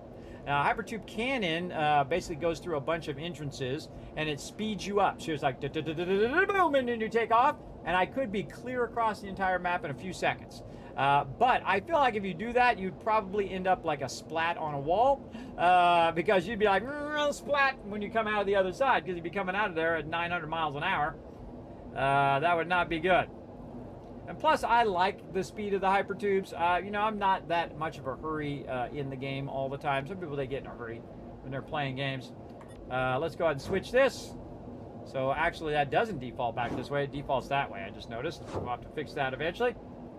And now back over here. This should take us all the way back to our base. And again, over here are some mega builds, everybody. See, that is on a foundation there. That's just making plates. Right over there, this is making just quick wire. And then over by my base over here, just behind this little mountain here, is making limestone. That's all it does, 24/7. Just making me resources. There's so many nodes, everybody, in the game. It's not like you have to really jam everything together into one spot to try to use those nodes. There's nodes everywhere, and you can obviously build a very elaborate system, like me, that would allow you to navigate across the whole entire world. Speaking of our quick wire train, there it is. I wonder if I can get out of the hypertube in the train. No, you can't. I tried to hit E to get into the train while I was going by. Doesn't let you do it. Don't think I've ever bothered to try before. Now I know. This one's going to take me this way, and then it's going to divert me way over here again, and then we'll go this way, and then this way. You see we have all these cool junctions. I love the fact that they added all these junctions. And then this will drop me over here where my sand ore is, which is right by where we were. There we go. Look at it doing my sand ore over there. All right, and we were doing the Christmas event here, and we have opened up all of our stuff, and we did all of our things. And what we're doing is trying to backlog 400 of these right here. Have we backlogged 400? Yeah, I think we backlogged a little bit more than 400. Right over there. I don't know. How many is that? 2,000? That's a lot. That's a lot. Look at them go. Yeah, this is backlogging over here, too. This is, oh my goodness. Holy mackerel. Backlogging over there. Why are these things so slow? Oh, they're not overclocked. Oh, my bad. You know what we should do? We should probably make another one of these because this is about to fill. We're about to overclock those too. So let's go ahead and do this. And take this out on this side. Loop this back. This. So this will also fill this other one up too. Yes, this is not overclocked. Let's go ahead and find any more power shards. We do. We got only 82 left. We're running low. You're like, Kismet, 82 is a lot. Sure is. All right, let's speed her up a little bit here. There we go. You're like, Kismet, you're going to kick your power off. Efficient, everybody. Remember, let me just go up a little higher. All of this is on the same circuit. All of it. Every single bit that you see, all that spaghetti over there, all that power over there, all this stuff over here, all this oil and other production that's going on, and accelerators and everything, and all the stuff up here at the top, which is the top end stuff in the entire game. All of these stacks here, all of that over there, all of this over here, all those train lines you just saw, and all the train lines and spirals and things you saw over there, all running off the same power grid and using only currently, right about now, spiking at about 15,000 power. And I have all the resources I will ever need right now. And I could finish the game if I wanted to. But we want to build some cool stuff. That's what we want to do. So what we're going to do is we're going to stop right there, everybody. We're going to come back to it next time. We're going to call that one, again, MK3 Spiral Upgrades. Nice. Time for the Kismet Left train. Let's roll out of here so we can rest up, come back, play some Fallout 4 later tonight.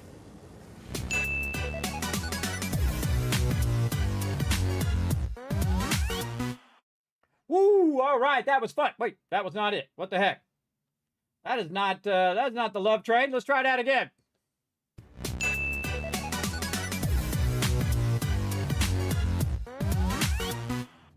I tell you, everybody, my stream deck has a mind of its own. It's acting all crazy, acting like a crazy ex-girlfriend. I don't know what's wrong with it. But hey, here's what we're going to do, everybody. We're going to... Oh, I forgot to do the giveaway. You know what? We'll do double giveaways tomorrow during Fallout. My bad, everybody. I totally forgot to set up the giveaway, and I totally forgot to give you guys enough time to enter it. So we'll do a triple giveaway because we have a regular giveaway from today, our other giveaway from tomorrow. Then we also have a what is it? Steam gift card is what we're on. I think it is. I think it's a Steam gift card. So we'll do 3 giveaways later tonight, 10 p.m. Eastern Standard Time. So make sure to be here, everybody, so you can get yourself some loot, and hopefully I remember this time. I'm so involved in some Satisfactory there, having a good time. Thanks for the stream. You're welcome, Beldar. Thanks for hanging out in the stream. I appreciate you.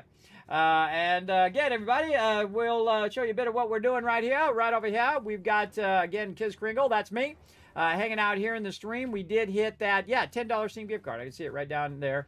We got to do it. Now, again, you can't help support the Vault Van Life Project, everybody. That's why I'm going to build a real-life van, build it out, and then go to different locations like the White Spring, a.k.a. the Blackbriar, places like Bethesda headquarters, and all of those kind of things, cool gaming locations, and all of that stuff, different events like TwitchCon and stuff like that.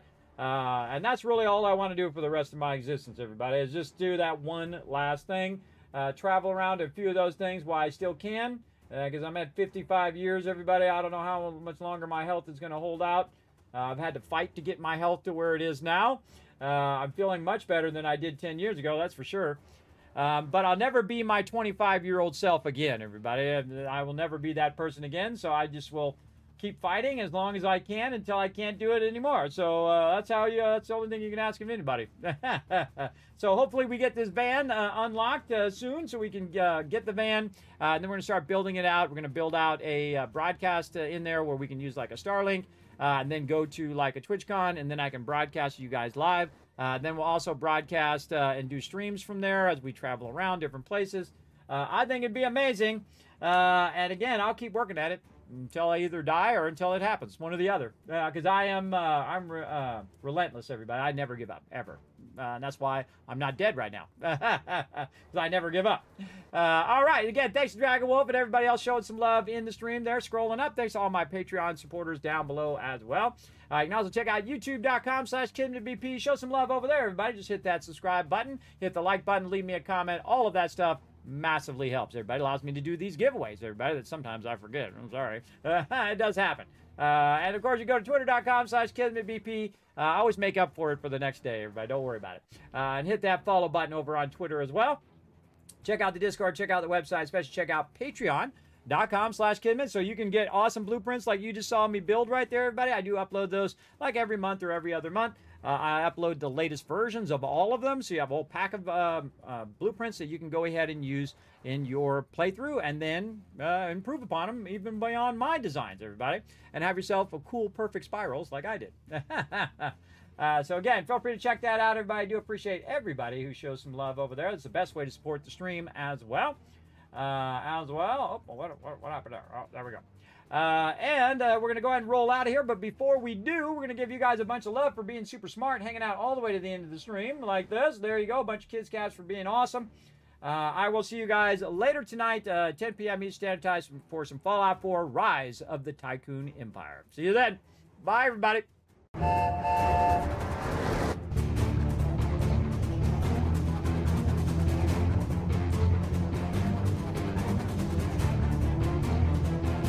Hi, this is Norbert. Thanks for watching. Press the subscribe button. We'll see you all next time. Bye.